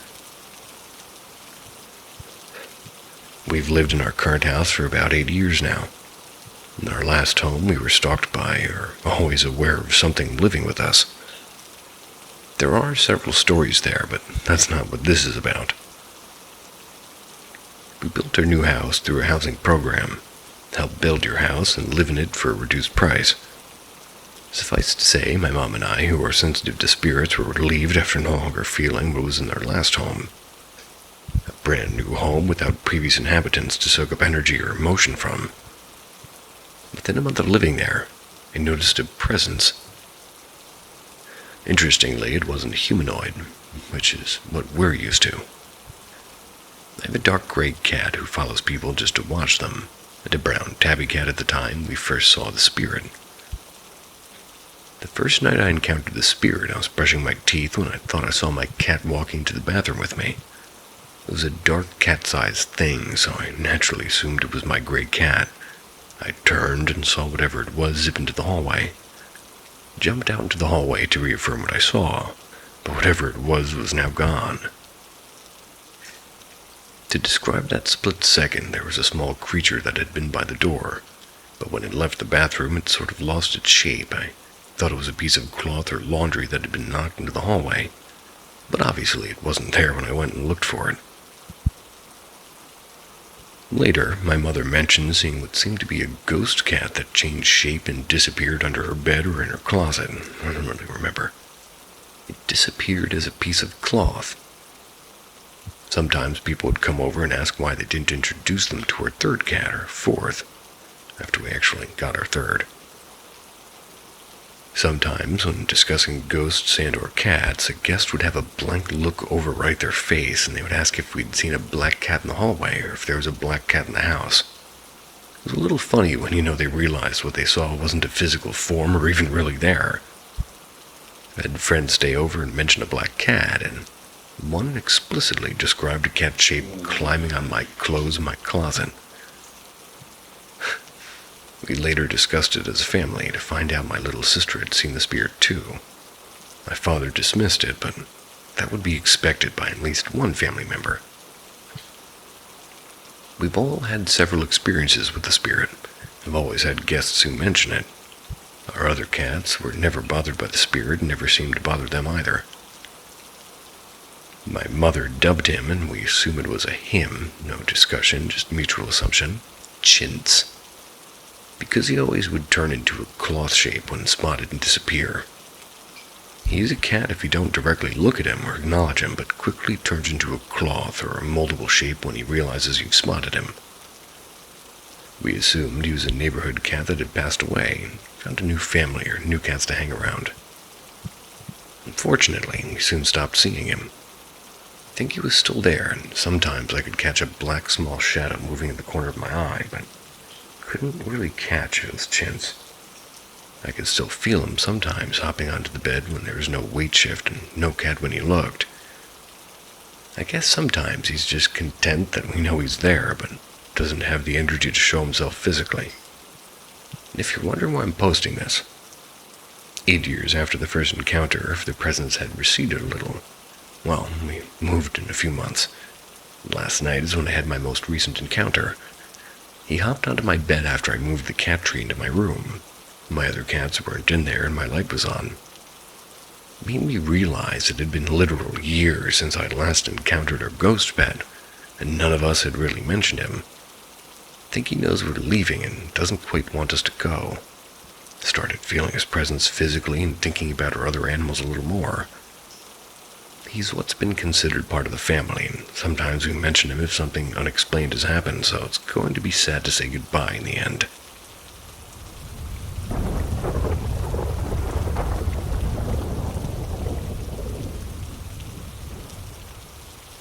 My ghost story. So, backstory, I believe in ghosts. My old house used to be a barn for my aunt's horses, until it was refitted for living. My parents lived there for 10 years until we moved in 2009. My aunt died a month after I was born in 2002. A few days after a quarter dropped and rolled to the exact threshold of my parents' room. For the next 7 years, my sister could hear footsteps above her room at night, which shouldn't have been impossible, but that house had the first floor, a 3-foot crawl space, then the attic. You couldn't hear somebody in the attic, but the crawling sounds different from heavy thuds from a boot. We moved in 2009, and weird stuff happens here too. My sister almost every night heard a person walk from my brother's upstairs room down the hall to her room, but never back. And one time, when her boyfriend was watching the house, he swore on his life he saw a faint woman looking around the corner of my sister's room right at him one night when he woke up. And after seeing a picture, he was convinced it was my aunt. So I was probably 10 watching TV in our main living room. It shares a wall with the bottom of my sister's room. She was upstairs and this was downstairs. I'm sitting there eating when suddenly I hear a few huge boom boom boom boom booms. I instantly get freaked. Sounds like it's coming from a stomping 300-pound guy. I brush it off, still wary, and I heard again, and slightly louder with a few more. I knew it couldn't be a robber because her window's over a flat wall next to her backyard with like a 10-foot drop. Ruling that out, I get so freaked out I sort of book it out of that room into the garage across our cul-de-sac. I bang on my best friend's door and tell him he needs to come hear this. When he gets me, we watch TV for a while, nothing happens. Happened for a while after that, a couple of years, but it's since stopped. Every now and again we hear something, but we know it's not a person.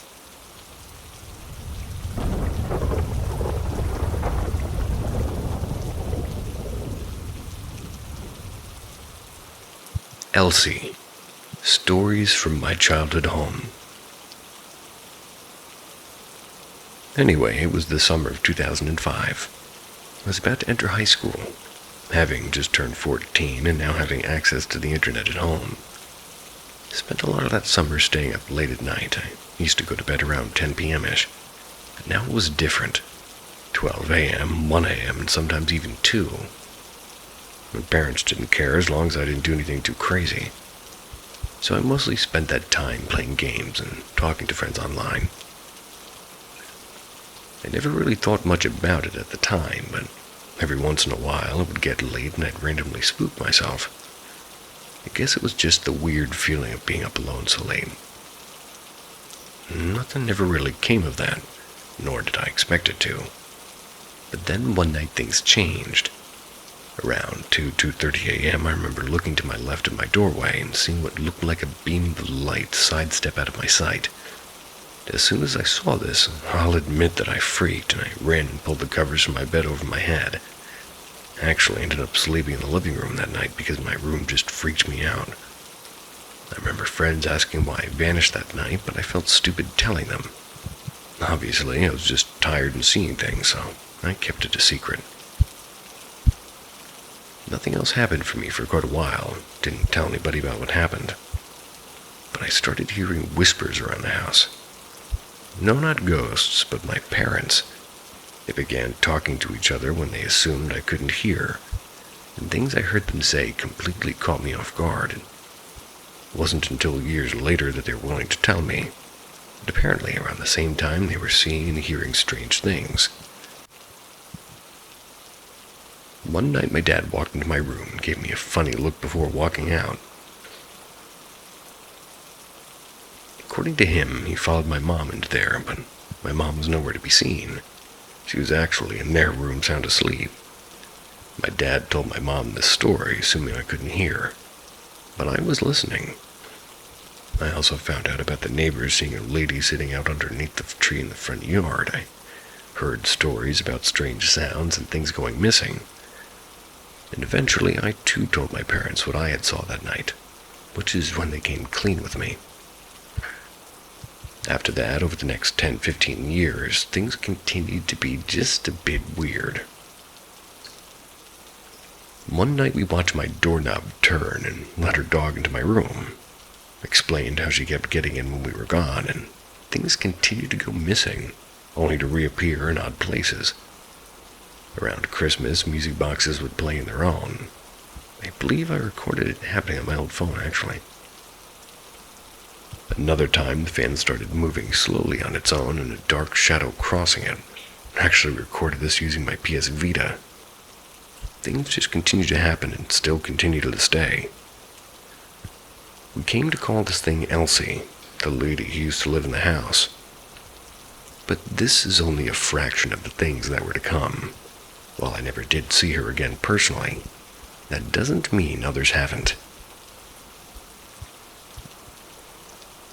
After the whole music box and ceiling fan thing, things went quiet for a while.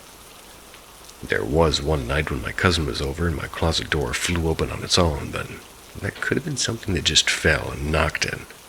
Really, it wasn't until Christmas of 2019 that something would happen to me again. Still living at home at the time, I was once again up late at night playing a game and talking to some friends online. This wasn't unusual for me at all, but typically I'd go to bed before 2:30. But that night, however, I was wrapped up in the story of my new game, and I lost track of time. Went to go to bed, and as I was about to turn the light off, I felt something hit the back of my leg. Shocked the heck out of me because I wasn't expecting it. But what's weird was that this was what it was, actually. It seemed to be the broken wheel off my old desk chair I got rid of. Confused as hell and freaked out both at the same time, I took some pictures of it to prove I wasn't crazy. Instantly sent them to my friend I'd been talking to. I have no idea where it came from or how it hit the back of my leg, She had been gone for at least 5 or 6 years at that point. After this, the things that happened were more just weird and nothing major.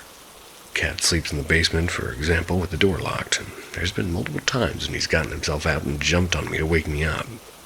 Could chalk that up to forgetting to put him in the basement, but when he personally double-checked the night before only to be woken up by the cat, it's just weird. But yeah, the wheel thing was the last real thing to ever happen to me in that house. Well, besides waking to what looked like eyes looking at me.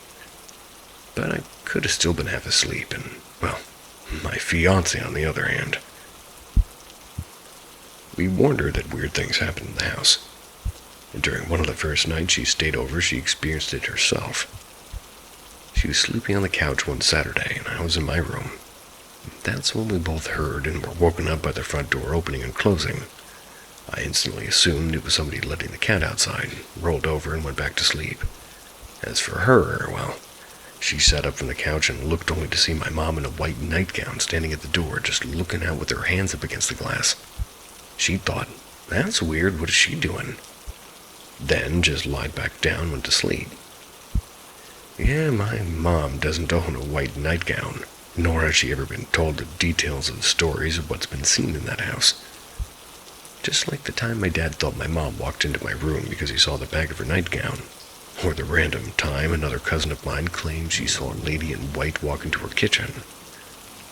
What she saw matched up exactly with what other people had said they'd seen, and yeah, Mom never did get up that morning to let the cat out. Wasn't even there. Since then, we both moved out of that house, and so far, at our new one, nothing strange has happened. My parents still live there, so more could always happen. But for now, that's pretty much everything I can remember, besides smaller things, but yeah.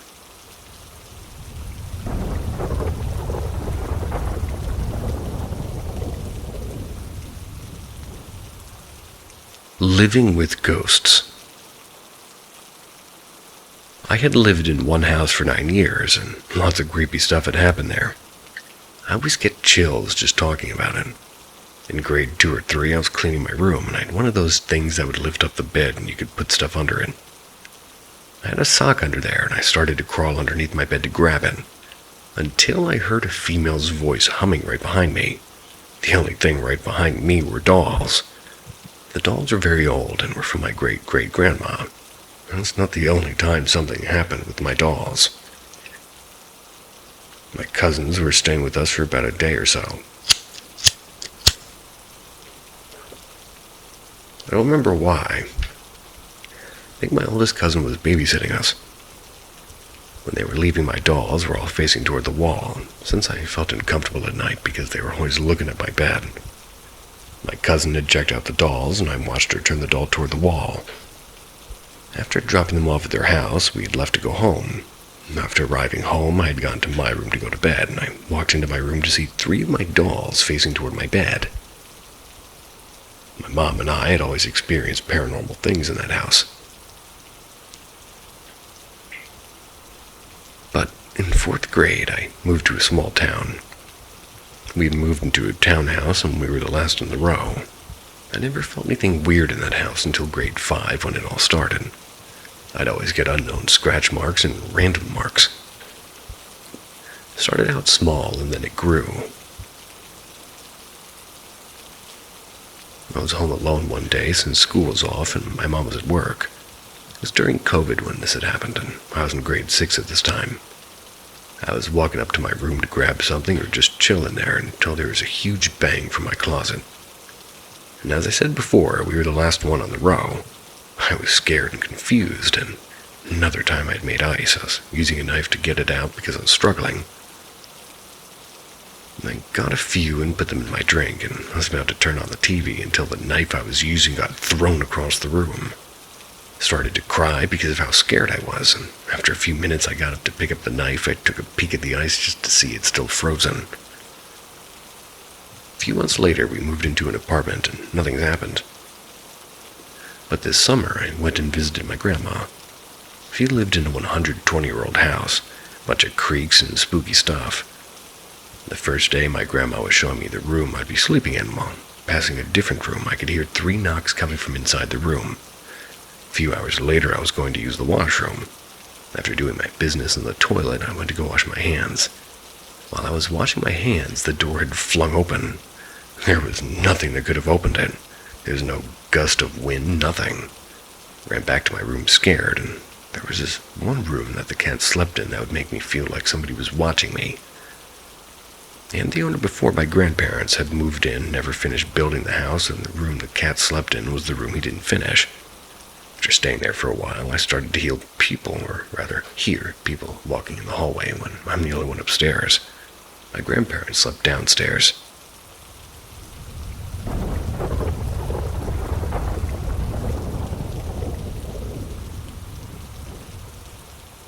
The Ghost Girl and Her Nanny. When I was little, I lived on the grounds of a very old manor house in the UK. The manor itself was used as a college for teaching courses and was fully fitted out to cater for people to stay for week-long courses. There were bedrooms and a fully functioning restaurant, as well as all the course rooms. My dad actually ran the place. That's why we lived on the grounds. House came with the job kind of thing.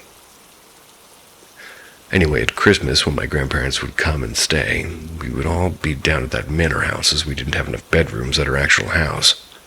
It was only a 5-minute walk away.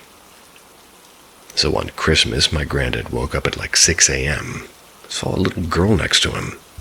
At first, he suspected it was me having wandered down to see them. But as he came to more, thinking he needed to get me home before my parents freaked out, he realized the little girl was wearing a bonnet and a long, white old-fashioned nightdress, looking nothing like me. She smiled at him and touched his hand, and then a lady in an old-fashioned clothing walked through a wall, and again smiling at him, picked up the little girl and walked back through the wall. My grandma slept through the entire thing, and although he was really never afraid, he knew that she would be, and would refuse to come for any future visits, so he never told her. He did, however, tell my parents, who had already had many strange occurrences and things at the manor house, so he knew they would believe him. My dad said the thing that gives this story so much credibility is that the rooms they were staying in used to be old nurseries and nanny quarters.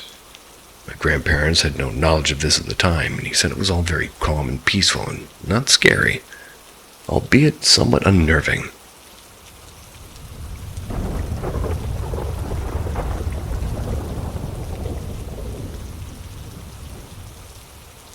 My creepy child. In the past, I was quite fascinated by all things spooky. I was a horror film buff. Loved a good book about true hauntings, and for many years I was a goth.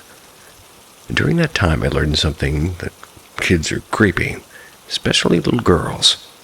Although, granted, Damien from The Omen wasn't exactly a ray of sunshine, but generally speaking, if there's a little girl in a horror film, you know at some point she's going to be climbing up walls or projectile vomiting over priests. That's just the way it was. Or is. Bearing this in mind, I can't deny that when I found out I was pregnant with my eldest, somewhere in the back of my mind there was an uneasy thought. What if she turns out to be creepy? Of course, the second she was born, that thought vanished entirely. I was completely wrapped up in how frickin' adorable and perfect and cute she was. She's quite possibly the most beautiful baby in the world ever. Well, might have been a bit biased. But you get the idea. Not a creepy bone in her chubby little body. That is until now.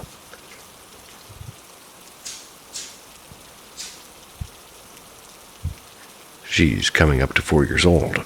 She's extremely bright and extraordinarily eloquent for a 3-year-old. This means that sometimes she comes out with things you wouldn't expect a child of her age to say. Up until now, when she's had something surprisingly clever, I must admit I do tend to be incredibly proud and secretly smug. My child is a genius. What good parents we must be. Damn straight. But recently I've been kind of wishing she wasn't quite so eloquent, as some of the random clever things she's been saying are truly terrifying. I mean like stomach churning. Going to need an exorcist sort of terrifying. It started maybe a month or two ago. She started talking about Leo, her invisible friend. Wonderful, I thought to myself. Imaginary friends are creepy as, and this is always how it starts in the films. Now, I knew she has a friend at school called Leo, so I just put it down to an overactive imagination. Even when she would tell me that Leo had climbed into bed with me and was hiding underneath the duvet by my feet, I didn't let it get to me. It's just harmless play, I'd say to myself. Then I would sort of give myself a mental pat on the back for being so sensible and grown up about it. There was a time I would have freaked out about invisible little boys crawling into bed with me, but not now. Now I was a fearless mom.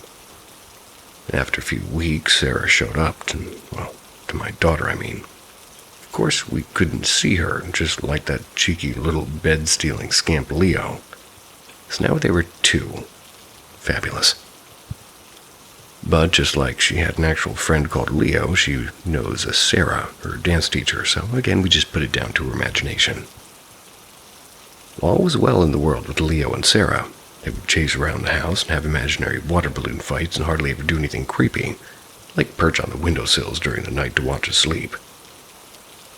Then a week ago, we had my husband's parents over for dinner. We were enjoying a nice family dinner when out of nowhere my daughter starts talking about her friends. Except now there are three. Now there's Clement. She doesn't know a Clement, and there's no one by that name at her school, and I checked.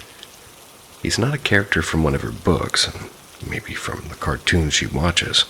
I have no explanation for Clement. She's not sure who he is either, really. Leo and Sarah are brother and sister, but Clement is just naughty. That's all we know about him. I would have much preferred him to be funny or silly, but nope, he's just naughty. Great. Then she blurts out, "And you know Leo's dead. Sarah killed him. Dead like your granddad's mommy." My mother-in-law and I just stared at each other, not saying a word, but safe to say we knew that we were both thinking, what the actual fuck? But my lovely husband senses my absolute horror at what my beautiful angel has just announced at the dinner table, tries to come to the rescue. But it's just pretend, darling, isn't it? He's okay, really. He's not really dead, he says. "No, Daddy, he's really dead. Sarah killed him," she merrily replies in between two mouthfuls of chips. I felt a bit sick at this point. I wasn't looking forward to sharing my bedroom with my daughter and her new maids at bedtime. Yes, my nearly 4-year-old still sleeps in our room, but that's a whole other post.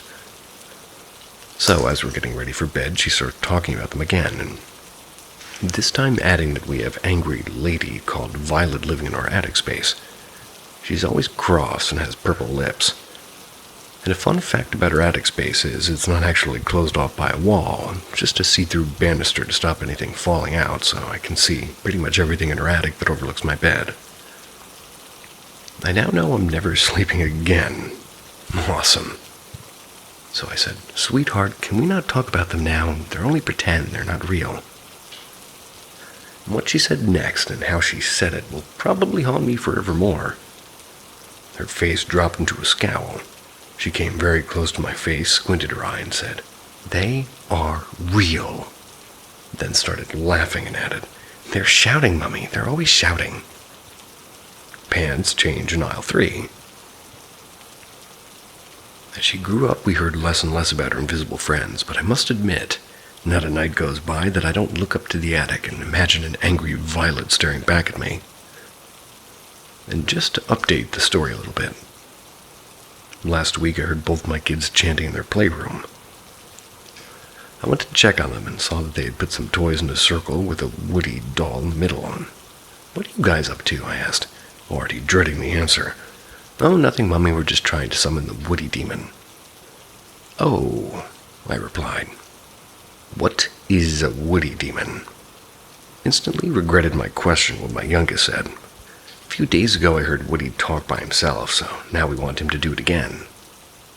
My kids are little. They shouldn't know anything about demons. It's not like me and my husband talk about anything like that, and how the heck did they know what to chant and how to put their toys in a circle?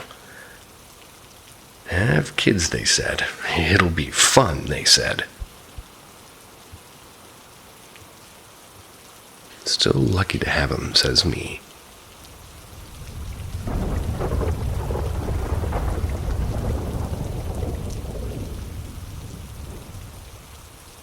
help me figure this out.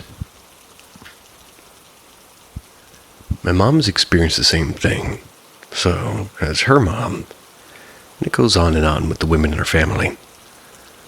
I've talked to relatives that have passed on along with seeing an apparition of them. My grandmother has since ignored it until I asked her about somebody who claims to be her brother. Talks about very harshly, like family details sometimes. He's active from 4 a.m. onward, refuses to tell me a name. Well, backstory over, sorry for the rambling. I live with my grandmother, and I've had this issue for a while with this one thing. I guess I should call it an it. At first, it was only appearing in photos. Now it's making the energy, kind of feel heavy in the house. Stays in the basement bedroom, and when I go down there, it bangs on the door. Tries to turn the door handle, and at night sometimes it growls, and a deep voice goes, "Hello." I'll hear breathing in my room sometimes. And my dogs, being 3 German Shepherds, refuse to go into the basement. They refuse to go into my room. I feel so angry all the time, and it follows me out of the house, and I can tell because my eyes get watery. I feel heavy, and I get goosebumps along with the feeling of something constantly behind me. This hasn't bothered me until it decided to mess with my Nana. And my Nana is a sweet lady. Doesn't need any issues with the paranormal. Well, the other night she woke up with the feeling of being choked and seeing something stand above her bed. She closed her eyes and said the Lord's Prayer, and it went away. She has me go downstairs now to do the laundry and fold the clothes and clean up, and, well, I don't mind at all. Well, I guess I messed up pretty bad because I finally saw the apparition in daylight. It's always been a feeling, or only seeing it at night. It was standing in the corner staring at me as I was folding laundry. I immediately got angry at it for messing with my Nana. So I looked at it and went, you know what? Fuck you, you're just one big spooky pussy-ass ghost. I'm gonna kick your ass for fucking with my Nana, you little bitch. Just fucking watch me do it. Turn my back to it so I can load the washer, and the bedroom door slammed shut. And now every night it watches me sleep or keeps reaching out to touch me. I like that part.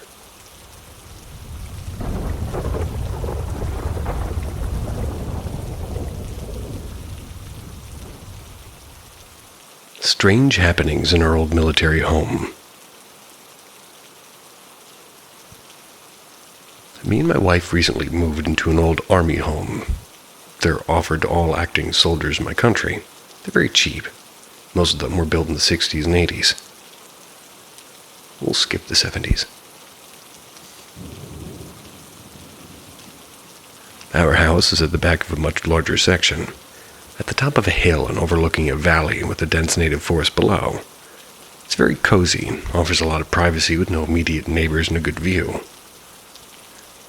At first, I had a couple of weird encounters that left me scratching my head, such as when I was walking from the front door to my car when I heard a loud banging on the tin roof. It was as if something hard, like an acorn, had landed on it and was bouncing down. Whatever it was, it bounced off the roof and into the branches of the tree in the front yard, which began to sag underneath the weight of it. The thing is, there's no branches hanging over our house that could have dropped anything, and couldn't see anything fall off the roof. Nor did anything land on the ground after it made it to the part where the tree branches were sagging. I thought it was weird, and I mentioned it to my wife, but just sort of brushed it off. Then there were the windows in my living room. Me and my wife live alone. I have our windows open to let the breeze in because it was a hot summer's night. I decided to close them since it was time for bed. As I closed them, my wife called me outside to the backyard since she had spotted the International Space Station. It was moving across the night sky. After I came back in, I sat down on the couch and I noticed the curtains were flapping in the wind. I walked over to check the window and I'd closed and it was wide open. And I know for certain I'd closed it just moments ago. My wife was outside the whole time. I know she couldn't have opened it. I asked her if she saw me close that window, and she said that she was standing in the doorway and watched me do it. Kept asking her if she was messing with me.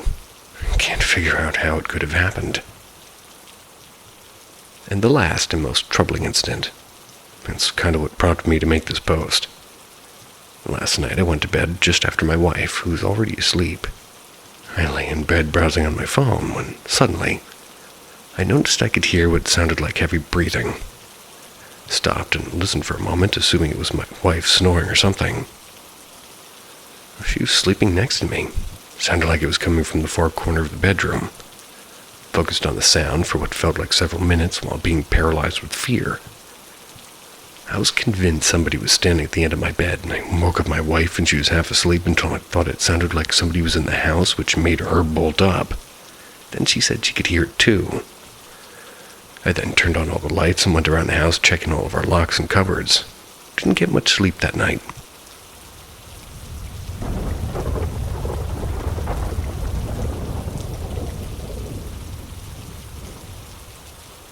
The Harbour Inn, Kent. Back in 2006, 7, and 8, the Harbour Inn pub, Kent in the UK, had a paranormal investigator and tarot reader in for the evening. They were doing mostly readings upstairs where the restaurant bit was. While I was having my tarot done, the investigator stopped and looked over at one of the pillars. He said there was a ghostly figure in a Guy Fawkes dress standing behind the pillar and watching us. Apparently, this figure wasn't nice. First, I couldn't see anything, but then I saw a shadow of a figure on the side of the pillar. When we finished my reading, we went down to the bar downstairs. As I'm walking down the stairs, I look up and I saw the face of a man. I can't remember what he looked like, but he had an old hat on.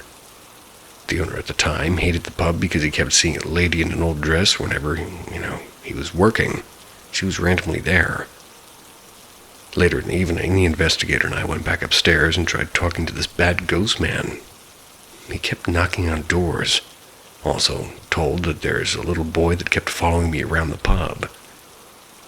The investigator told him that his name was Charlie, and I reminded him of somebody that he knew.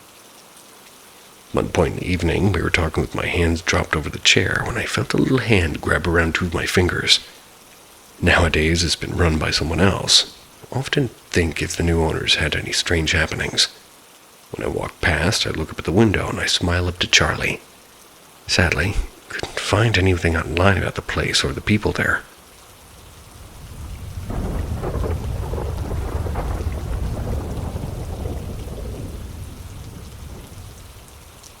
You've entered Paranormal M, where haunted houses speak and shadows remember.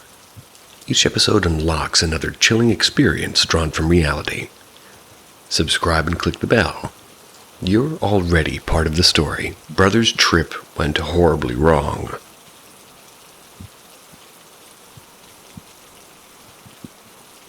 This happened 2 years ago in June and July. It was in Poland, where we live.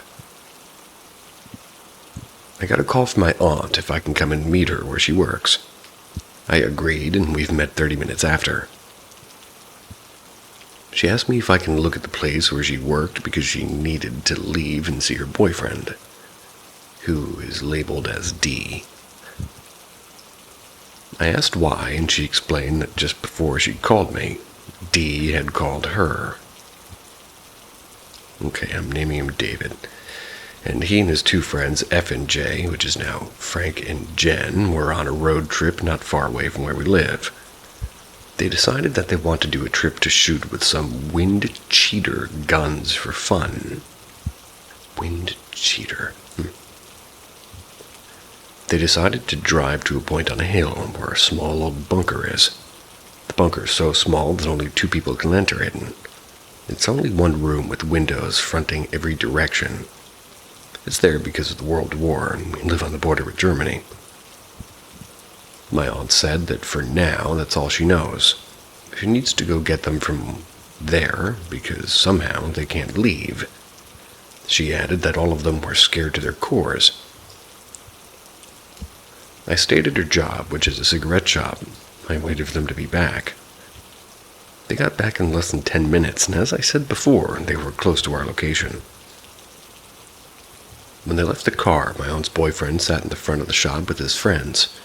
They were pale from fear, and when I say pale, I mean their faces were basically white and they weren't saying a word. I waited patiently for them to tell me what had happened. When they arrived at the spot and nothing was wrong, they went out of the car and started to prepare their air guns. They went on the roof of the bunker, which was maybe 1.5 meters high, and started to shoot for fun. They were shooting the rocks and things.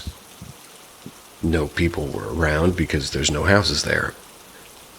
And as they finished, they started going down from the bunker, and it was that moment when he noticed something very, very strange. Their car was standing there in plain sight, around 10 meters from where they were shooting from. At first glance, nothing had changed. But then he noticed there were bricks piled up from the ground up to the chassis of the car around every single wheel. It was like they drove straight in the middle of some kind of walls, but let's not forget that it was an area closed off from an old bunker with an old dirt road. 0% of possibility that they had not noticed it after leaving the car. All three of them had ran straight into the car and locked themselves in. David was the one who was driving that day. He started the call normally, but the vehicle just couldn't move. Like these little quote-unquote walls around the wheels were strong enough to prevent them from driving away. They all started panicking at that point. Jen ran out of the car and started to kick the bricks to set the car free. And at some point, they were certain that it's enough that the walls were destroyed to the point that they could maybe leave now.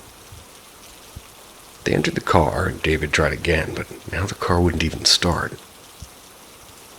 Third guy called a friend from a city close to their location, asked if he could tow their car to the city. He agreed, and after 10 or 15 minutes he called them back. He was standing on the road down the hill and was seeing them. He called to ask for the directions because somehow he couldn't find the way that led up the hill. And at some point he started screaming that something went out of the woods near them, running straight at their car. Frank said that the guy was screaming like he was afraid for his life. The only problem was that they were not seeing anything running at them. Nothing had left the woods, which they were all seeing from up close. And at this point, they're all screaming, and it was all very hectic. And the funny thing is the guy who was supposed to help them was hung up and left them there. And after a couple of minutes of straight-up panic, they managed to stay quiet for a moment, just to try and hear if anything is walking nearby or something. After a few seconds of silence, something knocked on the window of their car. The knock kind of sounded like it was made with some metal thing. It was the window on the right side of their car, the window facing the forest. After that, David called my aunt, and then she called me and went to go get them as soon as I was, at her job. And David was really scared when telling us what had happened, but it's not the strangest thing. The weirdest thing is that his two buddies were silent as a tomb. They had not spoken a word since they arrived at my aunt's job, and she told me a couple of weeks after that they were pretty strange after the accident.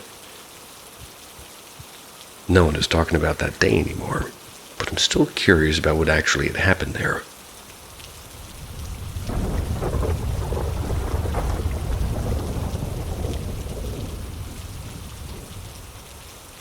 Grandma haunting me after dying in my room.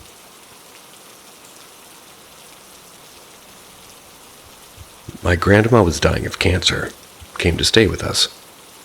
There was a number of reasons that we didn't leave her in a nursing home. The main one is that we wanted her to be comfortable and with family. We didn't have a room for her, so I had to move into my mom's room, and my mom moved into the living room. And she already wanted to be in the living room because there was a small mold problem in her room. Yeah. My grandma ended up dying in my room around early December of 2019. First haunting. The first haunting I noticed was when I was home alone. I was taking a shower about a week after she died. I started hearing my dog flip out barking, and I thought nothing of it as we live in an area where there's lots of wild animals, and, I finished my shower. After walking out of the bathroom, I froze in terror. The door to my room that we had kept closed since they took her body out and smelled strongly of death, and it was impossible to get the smell out. It was wide open, too. And that alone freaked me out. But when my mom got home, I didn't even tell her about the door. Yet I heard her complaining that she could smell death in the driveway. I also heard her mention that it wasn't smelling as bad as my room. Second haunting. My grandma was crazy at times. I liked the sense of power that she was having, like having us on hand, and she would constantly call my mom for something.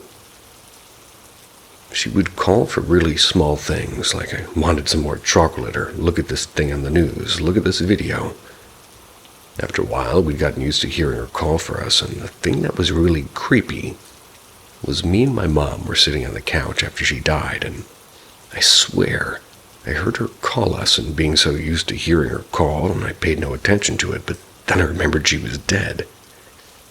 My mom looked at me just as bewildered as me and asked if I'd heard it too, and I just nodded.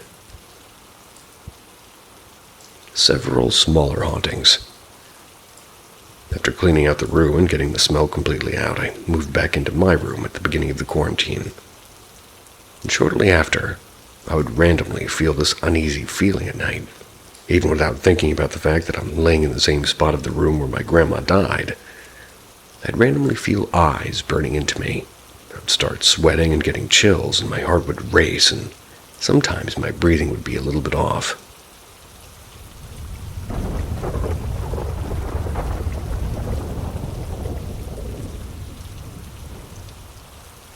Paranormal bells lead to unexplained bedside visitors in the night. I need answers if anybody's seen or read anything similar. All caps, serious post.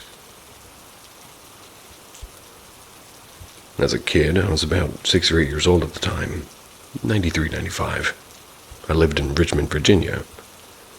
Me and my sister and a group of our friends were playing in a common area between the apartment buildings that we stayed in. I found a wooden box buried in the dirt, just barely sticking out from under the grass. Me and the group unburied it, opened the box. Inside were 3 brass bells with what appeared to be markings along the outside. These bells looked to be about 3 inches long. They were meant to hang from a loop in the brass at its top. Me and my sister took one. A friend of mine and his brother took one, and I forget who took the third. But this is where it gets weird. We rang the bells, just playing with them all day. It was before going home and getting ready for bed. I woke up in the middle of the night on our plain mattress on the floor.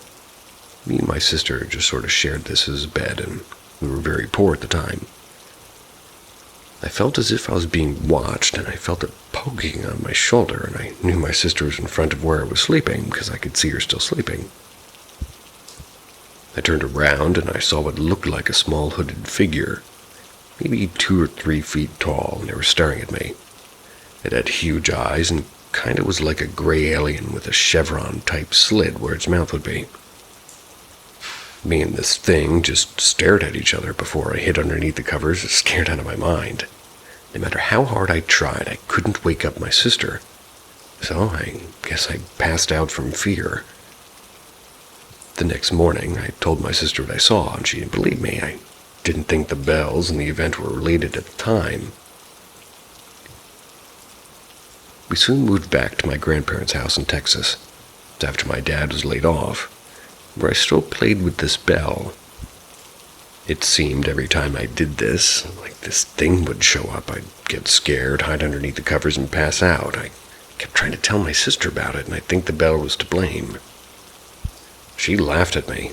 We were going to stay at another grandmother's house one night. I insisted that I slept in my grandparents' room, on the floor, giving up the guest bed. I gave my sister the bell and told her to ring it and she would find out for herself.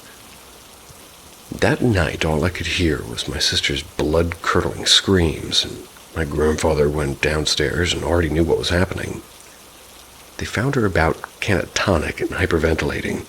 All she could say to me between tears was I saw a tall one and a little one, and they looked like aliens. This started a long stream of nightmares and night terrors for me. I know what I saw was real. Skip ahead, and I'm like 10 years old living in San Antonio. We tell our friends of this at the bus stop, and the 2 Korean sisters thought we were full of shit. So we looked through our closets for the bell, finding it and giving it to them the next day. That following morning, the sisters threw the bell at us, saying to keep it away from them. They said they woke up in the middle of the night when something was at their window, turned on a nightlight revealing an alien-looking creature staring at them through the glass. My sister removed the ringer from inside the bell, having been too freaked out by this point. Skip ahead and I'm now 12. I find the bell in a drawer and I fix it. Still thinking I may have just been freaking out by an ET as a kid or had a huge imagination, and I rang it. That night I woke, same thing. Feeling of being watched before being poked on the shoulder. I turn around and there's the hooded alien creature, and in my mind I think I must be dreaming. Can't possibly be real, so I reach out and knock twice on this thing. I knock on its forehead like I was knocking on a door. The creature took a step back, leaned back into the bed, and both of us as surprised as I did this, and yeah, this was very real, and I was not dreaming. That's when the creature emitted what I believe was a high-pitched telekinetic sound which made me pass out. I woke up, took the ringer out of the bell, and hit it. I hit it so well, after a few moves, we lost it forever. At 16 years old, I woke in the middle of the night to what I felt was something watching me again. I turned around, and there it was again. No bell, no ringing. Just here it was, randomly years later. We just looked at each other before I just laid my head in the pillow and closed my eyes. Passed out. My sister to this day believes what she saw, and well, so do I. I almost want to see it again, just ask it what it wanted and what the bells had to do, if anything at all. I'm not sure if it was a spirit or an alien or a monster or a dimensional being, but to this day I have questions about what I saw. Wasn't able to sleep facing a wall till I was 25. And I had to sort of have my back to it for years, and whatever happened to the kids with the other two bells?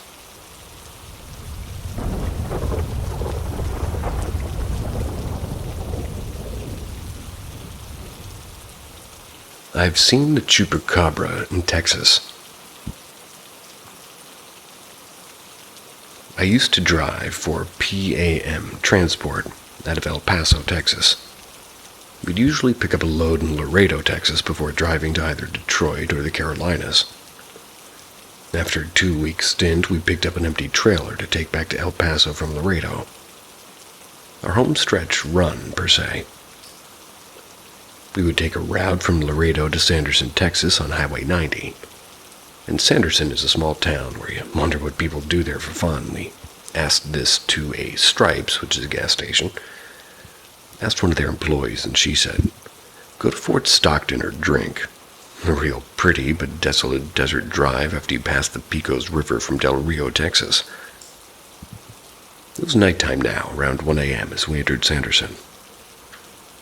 It was a dark and was a barely lit ghost town at this hour. We drove past the Stripes where we'd usually stop for food and drink, since it's been closed for hours by this time. We continued north out of town toward Fort Stockton. My driving partner, Miriam, a Mexican lesbian aged 40, who was pretty cool, came and sat in the passenger seat after sleeping in the cabin. She asked where we were, and it was, well, they were pretty excited to get back to Juarez to see her girlfriend and son.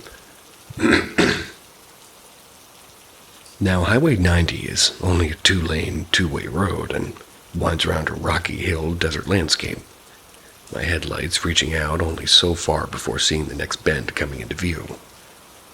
We were joking and talking, more excited to get home than tired, and I had only been driving since Del Rio when we had switched. As I continued to drive around a hill, came into a straightaway.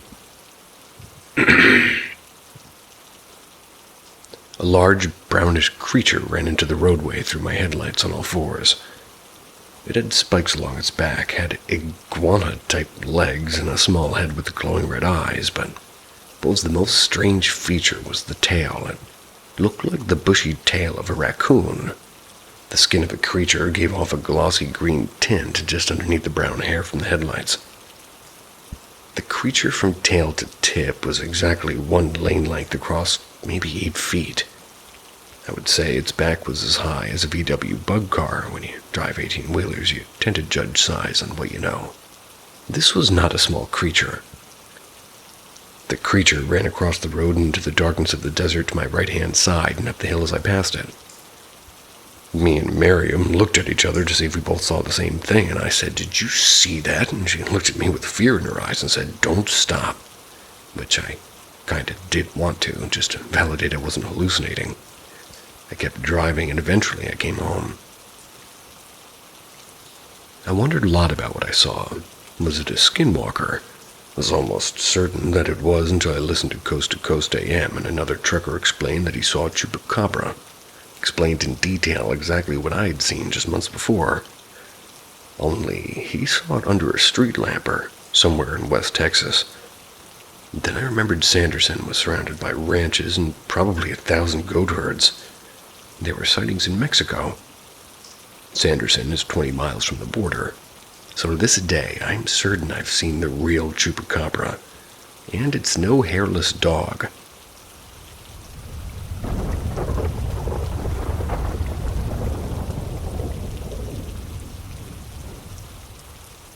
Did something follow me out of my dreams? A few weeks ago, I started having some lucid dreams about the house that my family lived in. It was back when I was a tween. That house happened to be a pretty haunted one. My family constantly witnessed some strange paranormal phenomenons in it. I haven't really thought much about our old house, because I would very much rather forget. But at night, when I fell asleep, it was like I was physically back in that house with my family and the spirits that were there. About a week after these dreams started, I had one specific dream that scared me a lot more than the others. I fell asleep and went in the same dream pattern, but this time there seemed to be something wrong. I was constantly freaked out about a specific corner of the house, and my uncle, who happens to be very in tune with the spirit world, they were in the dream and was trying to get me to calm down, but I was really freaking out. He took me to that corner of the house and had me stand in the spot I was freaking out about. I stood there for a solid 3 seconds before it was like the world around me disappeared into a black abyss, and there was just this thing right in my face.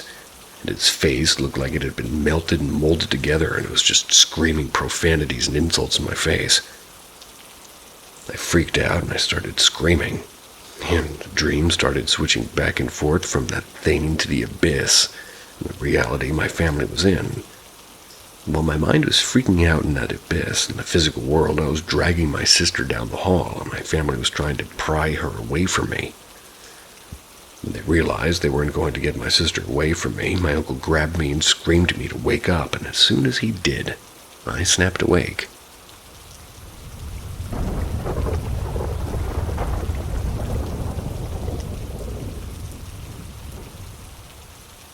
My uncle's mildly haunted house. First things first, I'm a 23-year-old who lives in Colombia. Sorry for my English, as it might not be the best. My uncle built his dream home in a big lot, which is about 150 years ago. It used to be part of some big farm called haciendas over there, such as Pablo Escobar's. Well, back in those days, these lands witnessed horrible crimes. Thieves were hung, deserters were shot, farmer girls were raped, and such and such. Supposedly, in my uncle's lot, there used to be a tree a long time ago, and this tree was used to hang people in the hacienda. Here comes the good stuff. My uncle has 2 daughters. Loved them very much. The first year, my oldest cousin said she felt bad vibes in her room. She used to have this dream where a black man was on top of her and tried to rape her, and she would wake up with marks on her arms and feeling strange. Later, those dreams were more and more realistic, until one day she swears she woke up in the middle of the night and felt the man on top of her. She couldn't see him, but she felt him. She felt him touching her, and she passed out, and every night from then on she would feel horrible. She'd wake up with bruises and cuts all over her body, and a priest was even called. An exorcism was performed. She vomited sand and couldn't remember anything about the exorcism. My uncle and my other cousin swear that she was talking in an inhuman voice. The priest performed the exorcism for an hour and a half. Her room has been cursed ever since. When we would visit my siblings, I had to sleep in there, and I swear every night at 3 a.m. you could hear footsteps outside the room. This house has only one floor. The room has a big-ass window. The bathroom door would open on its own without open windows for the air to flow. One night I woke up for no apparent reason. When I turned myself to the other side, I saw my cousin's face staring at me with a blank face. I was stunned, like, what the fuck are you doing here? This entity then sort of lifted itself from the bed without making a sound and left the room. I knew it wasn't my cousin. Lots of strange things happen in my neighbors' houses, and in the streets in this little citadel. There's about 30 lots in this old farmland, and there have been security guards who have seen witches, dead kids, and so on. Pretty creepy place, really.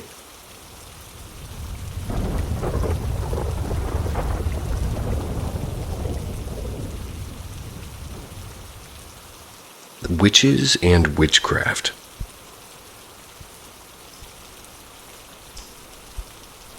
First things first. I'm a 25-year-old male, and English is not my mother language, so if there's any inconsistencies or grammar mistakes, I apologize in advance. I need to explain something before we get to the story by itself. So the next paragraph is a brief explanation of something that we have in this country. In this country, witchcrafting is a serious problem. It affects people's lives and does bring certain interesting stories every once in a while. Though witchcrafting is more often thought to be practiced among the lowest class of people in the city I live in, it is something even the wealthiest people tend to look for in order for business to be successful. Women clutching for slightly successful individuals, so they fall in love with them and getting all that juicy money. Old men trying to marry very young girls, and keeping them with them until they die, you name it. If you really crave something in this country, you have zero moral. You do what's called a quote-unquote work on someone, which is the same as casting a spell. It's through witchcraft. Not everybody can do a work on somebody, but there are lots of scammers out there, and there are, well, kind of a few actual witches who actually know how to cast a spell on someone. Ruin, or fame, or money, or love, anything you want, as long as you're willing to pay the price. These witches actually exist, and they're thought to pass their knowledge and skills from generation to generation. Some of them are outright evil. Some don't get involved in certain topics, just like you and me. Witches have their personal morale. When I was younger, I used to bike a lot. I loved mountain biking and exploring trails. It was one of my favorite activities outside of studying hours. Now, my work takes too much of my time for me to keep on biking trails. I bike trails alone, accompanied by strangers, or accompanied by friends. One day I found a particular trail by a ravine, which by that time of the year was dead dry. It flooded with water when the rainy season happened, and I made a mental notice to explore it some other day as I was very tired. Next day, told a friend of mine he wanted to bike with me in the afternoon. So on we went to bike trails. It was getting dark, and sooner than later I found the ravine. Told my friend that we should head on and explore a little by foot. It's too steep to bike through.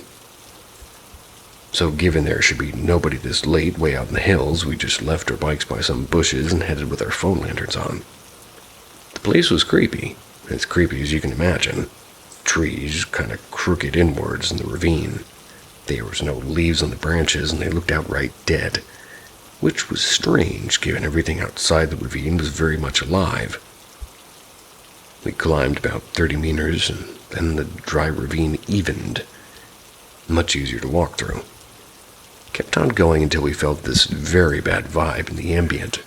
It was sort of, well, putting it in words is a challenge. It felt like something squeezed me from all directions and made me feel like I weighed 1,000 tons.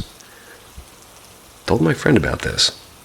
He said he felt the exact same thing at the same time as me, so we bolted. We got the fuck out of the place, hopped on our bikes and went home. That night, I had one of the most terrifying and lucid dreams of my life. I was back in the ravine. It was nighttime, darkness. Steep rocks, dead trees, no leaves on the sides. I was walking it again. This time I was alone, with a very dim light in my hand. Suddenly, the silhouette of the back of a woman appeared in my sight. She was 15 feet away from me. I felt fear, but didn't know why. She turned and faced me. She had the face of a human, but her expressions didn't exist. Try to picture a porcelain doll's face, only this one was coming toward me slowly. She had no feet, she had a long black dress which almost touched the ground, and she was levitating toward me. I couldn't move, I couldn't scream. She was face to face with me. She raised her left hand, placed her thumb on my forehead, and it burned. It was a cold burn, like putting ice like too long on the surface of your skin. I couldn't talk, couldn't scream, couldn't move. I felt like vomiting or passing out. Felt my lungs empty and not being able to grasp for air. The forehead still burned. This bitch in front of me started to look like a corpse little by little, and she smiled. That's when I woke up sweating cold. I was shivering and my forehead still hurt, but not as much as in the dream. Went back to sleep not long after. The next morning I still felt slight pain in my forehead and had this horrible migraine. I was brushing my teeth and I noticed a light mark on my forehead, right where it hurt. Right where the dream witch had touched me. Called my friend, asked him how he slept, and he told me he didn't sleep much because he had nightmares all night. Didn't elaborate much, but I knew what he meant. Told him we should get back to the ravine and investigate. Only this time we should go in daylight. He didn't want to go back. I knew I had to go back to understand more about this lucid dream. Back in the ravine, the place didn't look as creepy as it was during nighttime. Kept on going, and past the place where my friend and me felt that off feeling the previous night. And this time I didn't feel crunched by nothingness. Walked about 5 minutes, and then I saw it. Right after me there stood a shrine. I knew what it was when I saw it. Hen heads were placed along it. Blood was spilled on the makeshift rocks that made the shrine. About 3 cheap whiskey bottles littered the ground along with cigarette butts and torn out pieces of paper which were burnt. I felt this sickening feeling of despair. Headed out of the ravine and went straight to church. On the way there, I told my friend that he should at the very least get some holy water and pour it onto his forehead. Told him what I had found. After church, I went back home, showered, and slacked off all day because I was on vacations, and night came by. Had no dreams this time.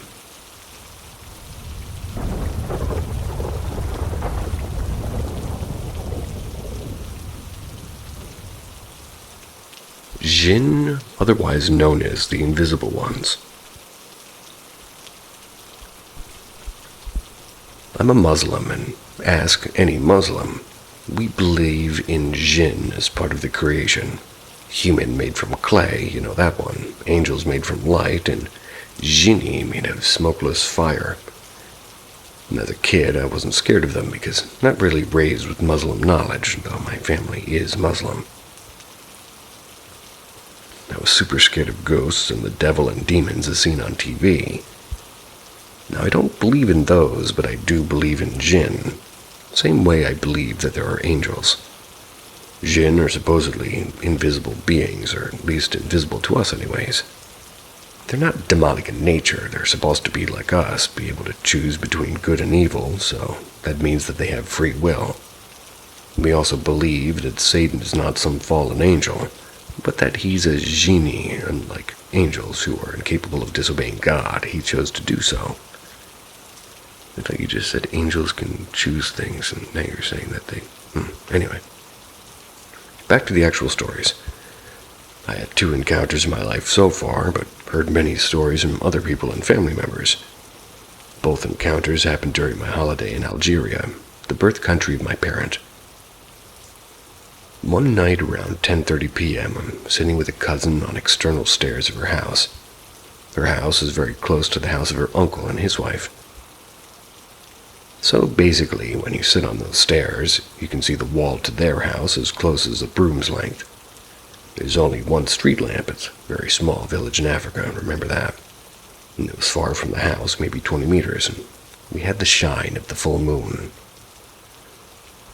We were alone in the house, and we were chatting when suddenly I see the shadow of a torso of a man quickly passing on the wall. I dismissed it as being fatigue. I continued my conversation when it suddenly came again.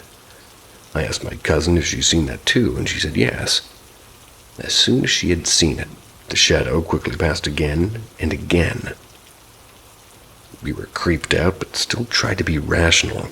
Maybe it was the shadow of the uncle. I called them out, and the aunt showed up at the window. The uncle was at the mosque.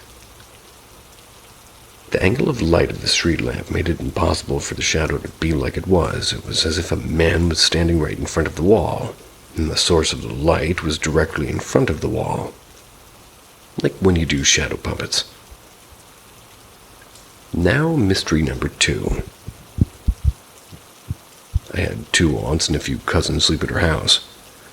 We're all sleeping in the living room, which is 100% women. So, you get the setting. There wasn't a single soul in the house outside of the living room. Of course, nobody could silently break into the house. There's metal bars in all the windows and doors, and many families installed that during the terrorist years that terrorized Algeria in the 90s. I wake up in the middle of the night to the voice of a panicked cousin. I was hearing someone, or something to be precise, using the toilet tap and little plastic bucket we used to clean ourselves after a passage to the loo. The water was pouring, then stopped, and we heard the plastic bucket being put into the floor, then some splashing. My cousin, who also lives in the western country, was saying, "What's this? What's this?" Her mom told her to ignore it for her own good, and my cousin insisted to go and check. Everybody was telling her, "No, leave him be, leave him be." She sort of gave up in the end, but she sure was creeped out, and I was more like, oh, they are cleaning themselves. So, some can be good, some can be bad. You might have one, or even a family of them, peacefully cohabiting with you in your house. Some of them might want a peaceful home, so if you argue too loudly, you might hear a plate breaking in the kitchen telling you to shut your mouth. Some of them might hate you and want you to move out, and then you'll be experiencing poltergeist-like activities. And one of them might be a feminist and possess a very harsh misogynist uncle of yours and change him into a feminist too. Except now he will have occasional possession spasms and speak to her as an annoying life companion. What are your Jin stories? I totally forgot one story in Algeria. I'd watched the Ring horror film, the Japanese version.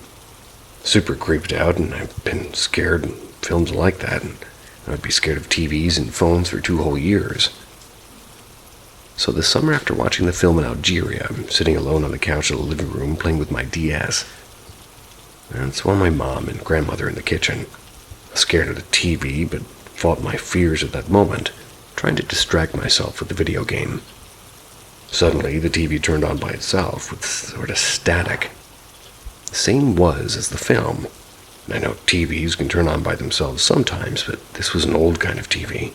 Kind you had to first turn on a big button on the TV itself. I ran to the kitchen, and now thinking about it, I thought one of the genie in the house wanted to do a spook on me for a little bit of fun.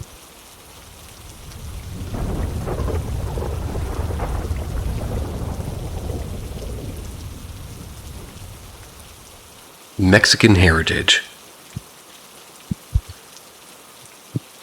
So this dates back to my first grade year of elementary. I went to school in Brownsville, Texas, a battlefield for a war. Anyways, I was in class, and my teacher had gone around the class to hear us read one by one.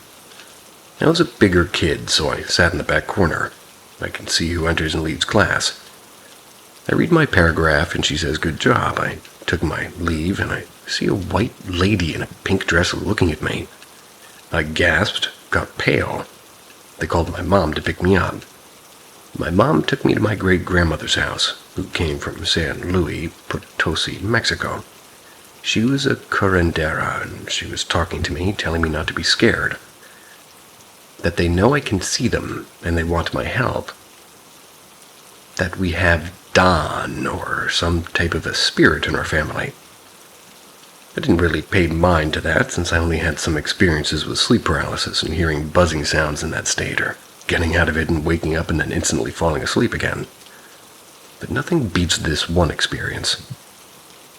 I was on shrooms, and I do them a lot for spiritual purposes and healing.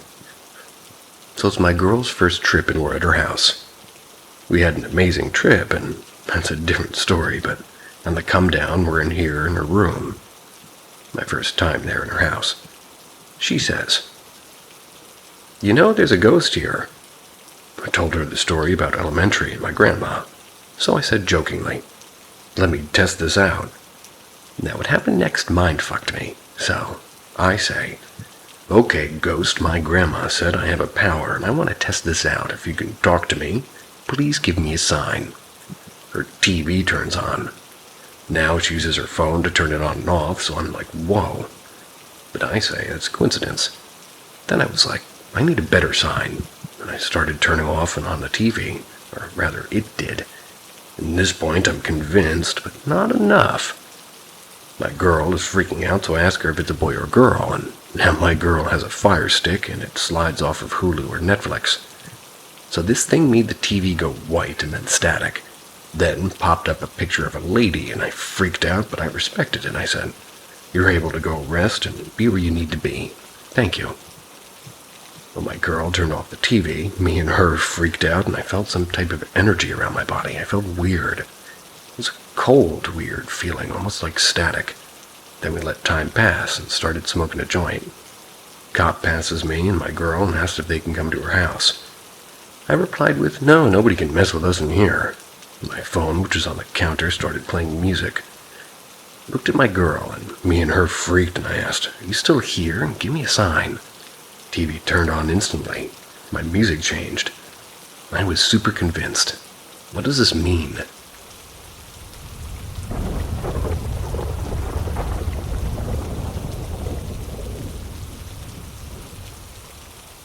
Just your regular old haunted house in the ghetto.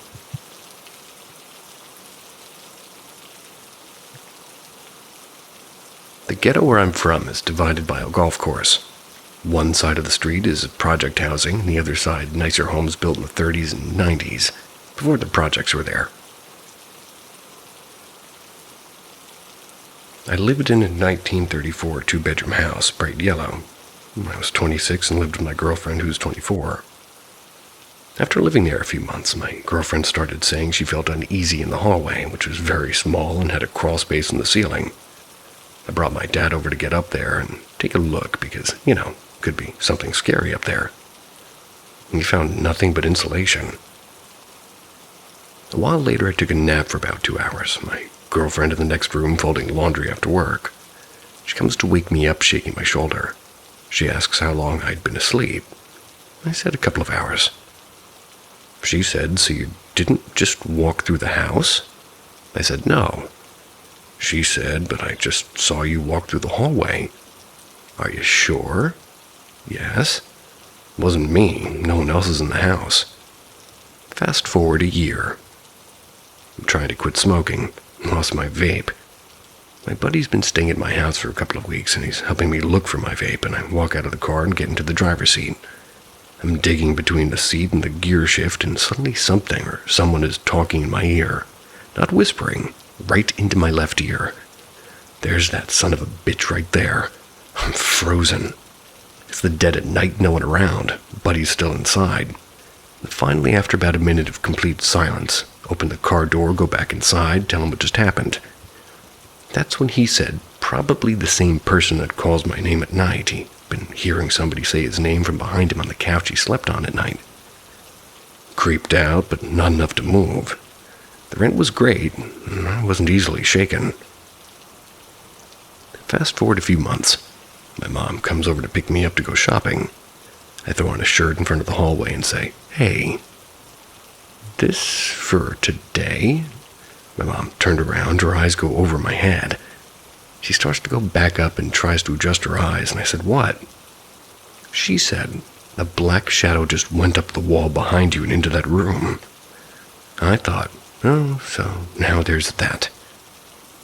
Fast forward to a few months later, watching TV in the living room with my buddy, and we hear a loud bang. Go into your kitchen and all the cabinets are open. A single jar of Nutella on the floor and a huge punch hole in the wall beside the refrigerator. Interesting. I'm still not leaving. Fast forward a few more months. My buddy moved out, my girlfriend and I broke up, and she moved, and I was living there alone for the first time. I go to lay down one night. My bed was freshly made, so the covers were tight. I cut the light off and laid my head back, and suddenly there's pressure on each side of my feet.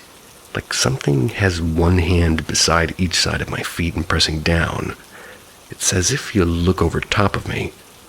It lasted all of 30 seconds before I sat up and cut the light on, and nothing there, still not moving. Fast forward, and I get a new girlfriend. Starting over, and she says that she's seeing faces in the mirror in the hallway. Like, weird things happen here. Nothing ever tried to harm me, so I stay. And this goes on for a couple of months until one day I come home to my girlfriend on the porch and it's dark. She says she will not go back into that house while I'm gone. She convinces me to move, and I'm in love and I wanted her to be comfortable. We're in her new house, and I'm on my laptop going through old photos and videos taken at the old haunted house. I find videos of myself being recorded from my laptop, but I'm not the one pressing record. It was videos of me watching TV and working out and leaving my bedroom and walking through the house. It stops on its own. All videos were about a minute or so long. Went to the courthouse and found records where the owner and also town sheriff had died there of old age. The community seems to believe that there was a brothel there at some point due to a red light in the porch. I'm sure that was just a rumor. One of the neighbors said someone had shot themselves in that house. Or shot, probably, not shout. Somebody had shot themselves in that house, but there's no record of it. And I could go on about other instances in the old haunted house, but I've gone on long enough. It was 2009, maybe 2013, and rent was $625. Wish I'd never left.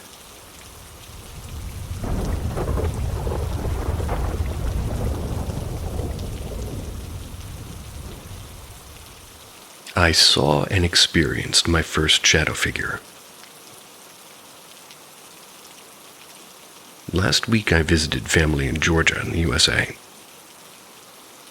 It was their home that I experienced my first shadow figure.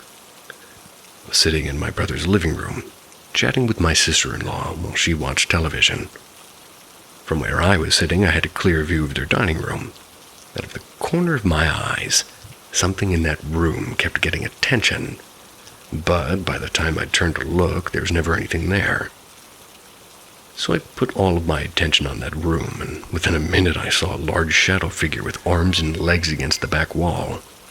It then quickly moved across the room and into the hallway that led to that room. I quickly sat up and looked behind me, to the left of the front door. That door has glass panels on either side of it that run along the length of the door, and if somebody was walking outside, I thought approaching the house might be the source of what I was seeing. There was no one outside, nor could anybody walking outside at that hour project a full shadow into the interior of the home. My mind registered the fact that I'd just experienced my first shadow person. I said nothing about it and what I'd seen to my sister-in-law, and I doubted she would even believe me. And if she did, what would hearing a shadow figure in her home do to her psyche? It wasn't my job to tell her that I thought her house to be haunted. We continued our conversation for a couple of minutes, and then wham! We heard a loud noise from their bedroom. I looked at her, and she looked at me and started toward the room. Now I'm a little spooked. We followed her down the hall. There on the floor of their bedroom was a metal water bottle that my brother uses. My sister-in-law explained that she placed that water bottle on the bench that backed up to one of the walls. She picked it up, put it back on the bench where she had set it previously, quickly walked out of the room while making spooky sounds. I was spooked by this to the point that I downloaded a flashlight app to my phone and kept that on as a nightlight for the next 2 nights. I was there for another few days and had no more experiences.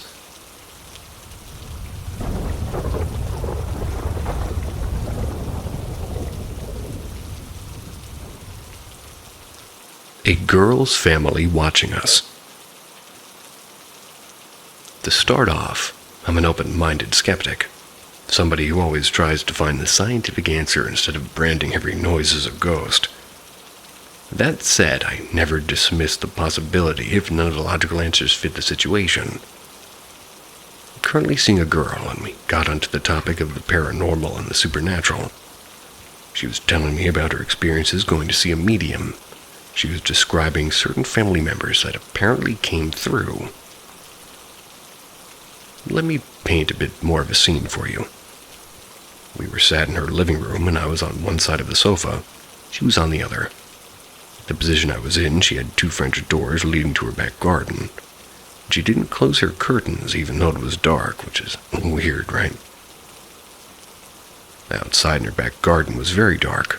No immediate street lighting, no security lighting, no garden lights, etc. Opposite the doors was the wall her TV was mounted on, which also had the doorway to the kitchen.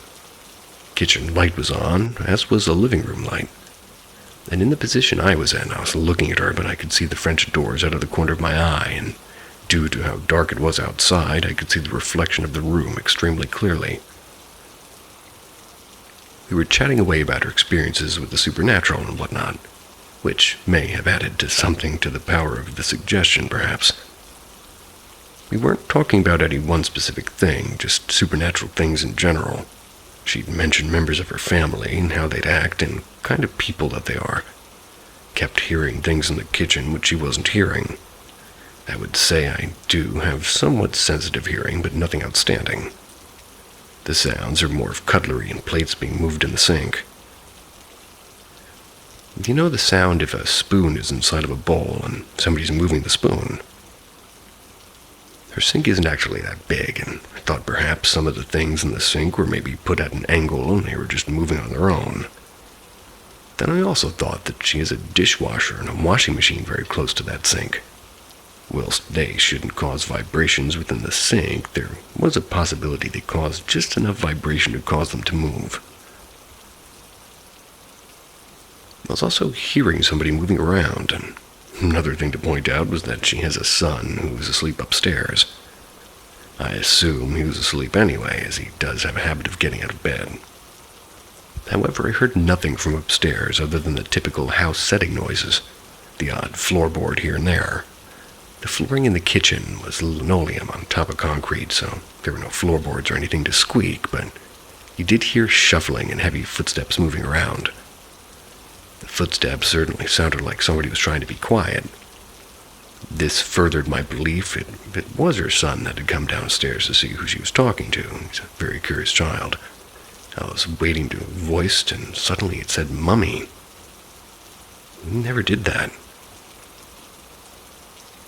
The biggest thing was seeing the reflections.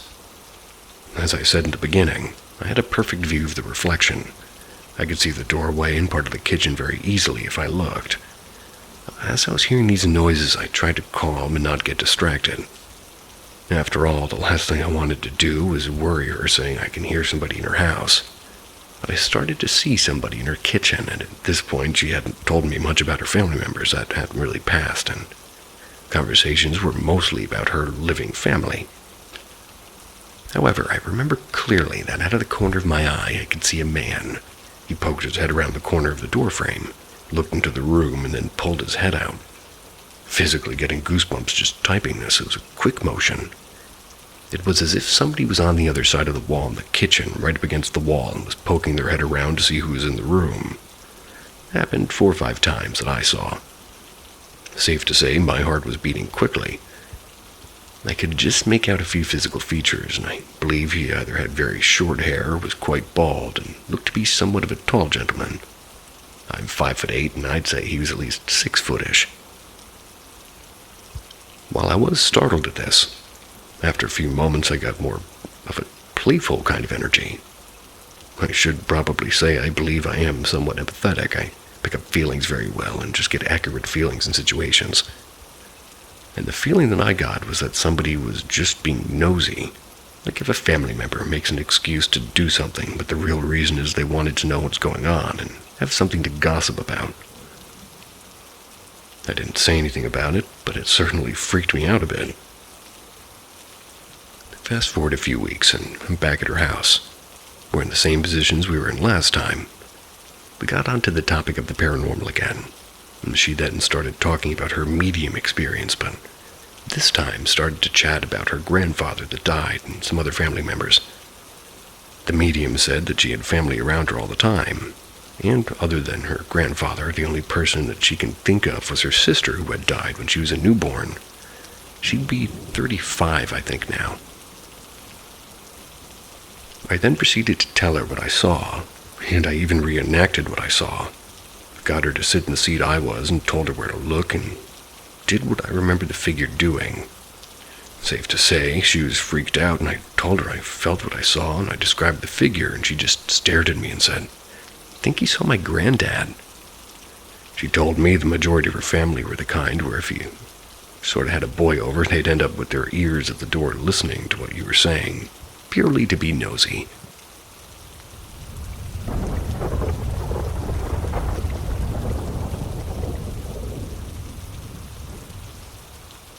Old man puppet hanging over crib. I first want to start out saying that I'm a complete skeptic when it comes to most paranormal experiences.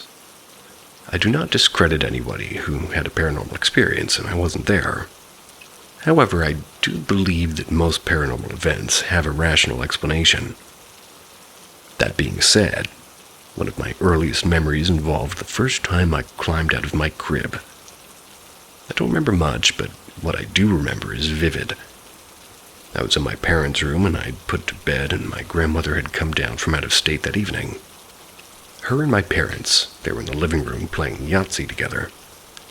While at my crib, I distinctly remember a puppet of an old man hovering over my crib and looked like the critics from the Muppet movies. They were giving me the most menacing and angry glare. I did what any young child would do, and immediately hid underneath my covers. When I peeked out from the covers, the puppet was gone. And this was the first time that I'd ever climbed out of my crib, and I ran down the hallway into the living room to my parents. My mom picked me up and proceeded to carry me back to my crib. I don't recall having any further encounters that night or in the future. For most of my childhood into my teen years, I wrote it off as a bad dream. Till I was about 18, I was riding in the car with my brother, who's older by 4 years, and told him about the experience. Told him about a dream I had of a puppet hovering over my crib, and my brother asked me if he was an old man. Bear in mind, I had never spoke to him about this before, and I said, "Yeah, you know."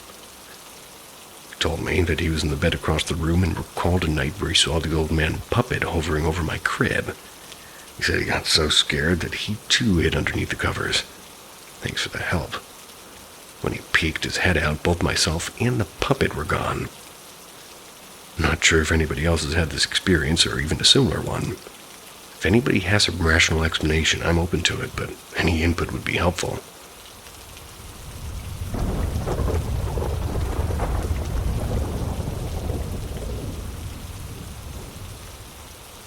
My deceased grandparents visited me in a dream. Both of my paternal grandparents passed away in 2019. They were a huge influence throughout my life and helped raise me and my sisters alongside our parents.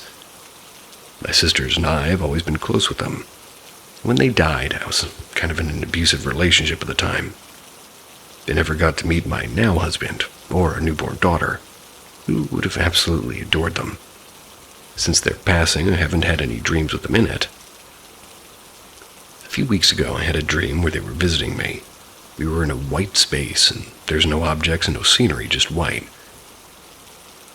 My grandparents called out to me and rushed over to say hello. Had my back to them initially, but I turned around to greet them, happy but surprised. My grandmother asked me how I was doing, and my grandfather stepped up and did his military salute, greeting me as my maiden name, Officer Smith.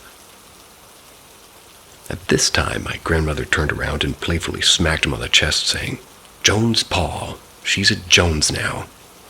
And he laughed and exclaimed, "Oh, you're right." My grandmother then asked me how my husband Daniel and her daughter Karina were doing when I woke up. The dream also made me cry because I missed them so much. I wished so badly they could have met my husband and daughter instead of seeing my mental health crumble at the hands of an abuser, and the dream seems so realistic to me. It makes me wonder if they were letting me know they're still here and still watching over me.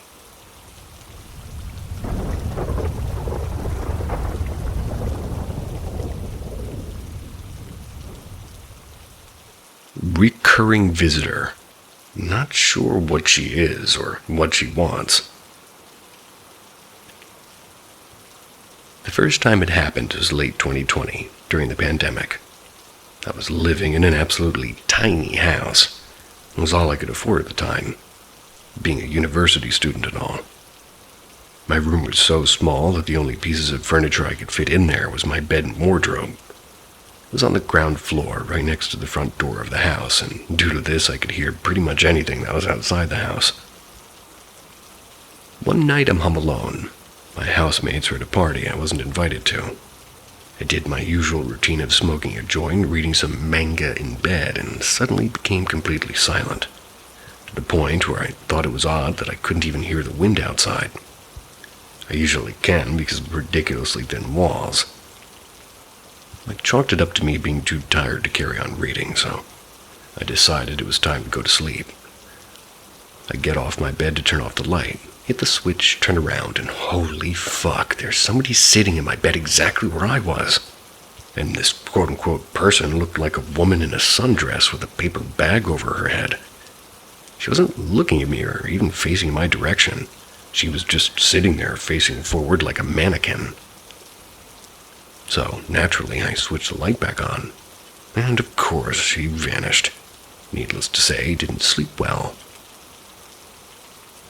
Every now and then when I'm trying to sleep, no matter where I am, I'll experience an unnatural silence and then I'll see her. She's never looking at me, never even interacted with me. It's like she doesn't even know I'm there.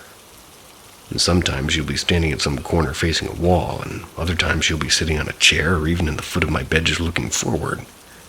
As soon as I rub my eyes, do a double take, and turn my phone's torch or switch on a light, she's gone. I have no idea what she is or what she wants with me, but I've decided to call her Baghead. That's literally all I can make out of the situation. She seems harmless, but what I can't seem to wrap my head around is the intense fear I get whenever she appears. It's honestly like nothing else I've ever felt. Now, I've been in some horrifying situations in my life. I was even stalked by a tiger the last time I was in Bangladesh. But even that didn't fill me with as much fear as whenever Baghead visits me. I've experienced sleep paralysis a few times before, and just let me clarify, that is definitely not that, as during these visits I'm always conscious and able to move. And as for drugs, I've been a month clean from all substances. The last visit I got was about a week ago. I'm responding to some messages on my phone, and then silence hit me, like I was in some vacuum. Then momentarily looked up just to see Baghead sitting on my bed facing the wall. My blood ran ice cold like a reflex. Faced my phone screen toward her, using its brightness to illuminate what I could, and of course, she vanished again. But holy fuck, I can't stop thinking about her. I have this horrible feeling that one night I'll see her, but this time she'll finally face me and I'll see what's under the bag. Even just thinking about it has me freaked out a bit. Gotten to the point where complete silence has me feeling incredibly anxious, as it always makes me think that she'll appear again.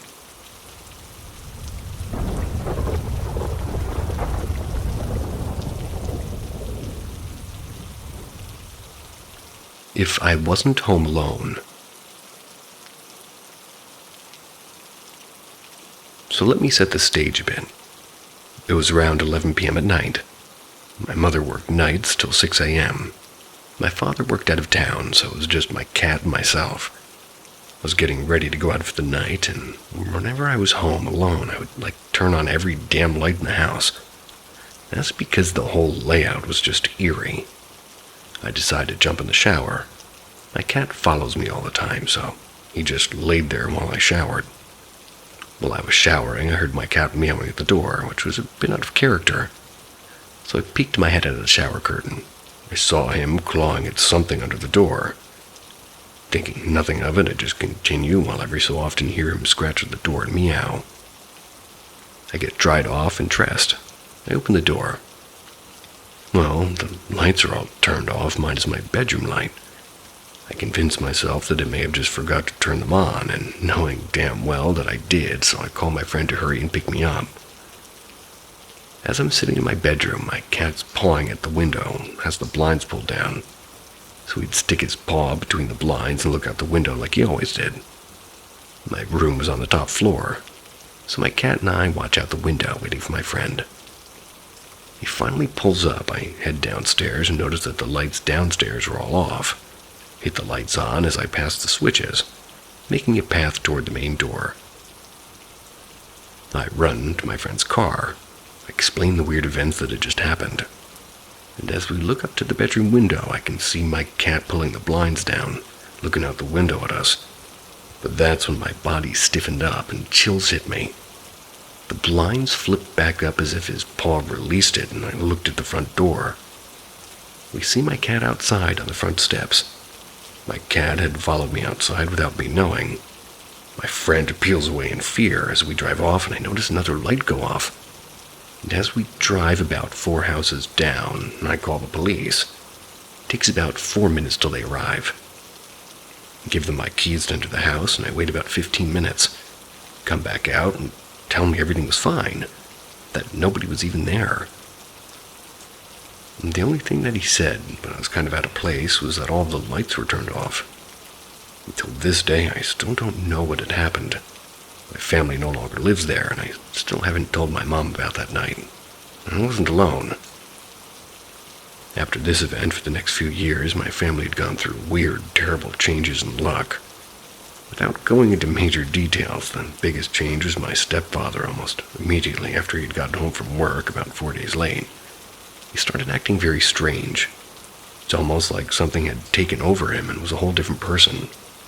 Really hard to explain, but his health, which seemed to kind of be all in his head, clouded his whole life. To the point where he lost his job, started treating us all different. My mother eventually left him and had moved out and had moved to a different city, and almost immediately our luck changed. My whole presence felt free, like I was capable of a lot more. The same thing had happened to my mother. My stepfather, on the other hand, started seeing somebody which he denied, and the person he was seeing was found dead about 5 months later. Autopsy showed that it was murder, and yep, my stepfather was cleared as a suspect. Crossed my mind also. Flash forward to today, I don't often go back to my home city, but when my wife and I do, I try my very best to avoid that whole area, because even just driving past that house brings this really strange, dark, and almost instant negative feeling throughout my whole body. Very well could all be in my head, a place that once had tons of amazing memories and gone completely to shit. But this is a feeling that overwhelms your thoughts and makes you feel like only bad has come from it.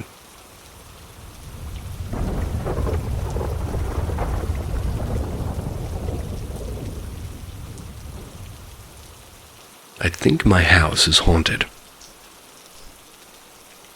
I live with my mom and her boyfriend Roger, a roommate Caleb, and another roommate named Sarah. So I started with a couple of things a while ago. First, it was some normal unexplained mysteries, but nothing to lose sleep over. Then Sarah heard an incredibly loud bang coming from the garage, which she thought maybe a person or an animal was in there. Someone's tire popped. And in the end, we got home, and then us and Sarah went into the garage and came up with nothing. Then after a couple of months of nothing much other than some occasional bangs and tapping, things that could be explained by just being creaks and moans of the house and the dog and cat looking at what seemed to be nothing, like the usual animal stuff. But last night, we're playing a board game. My mom tossed the die across the room on accident, flew into the kitchen. However, when we looked for it, it was nowhere to be found, and, well, to be fair, out of first search wasn't that good of a search because we weren't super focused on it. We gave up, took a die from another game, and finished up. Mom and Roger go to bed, so me and Caleb start searching for the die again. We moved the fridge and the oven, looked under and behind both to no avail. Checked every possible space, and the die's bright yellow, so there's no way we missed it.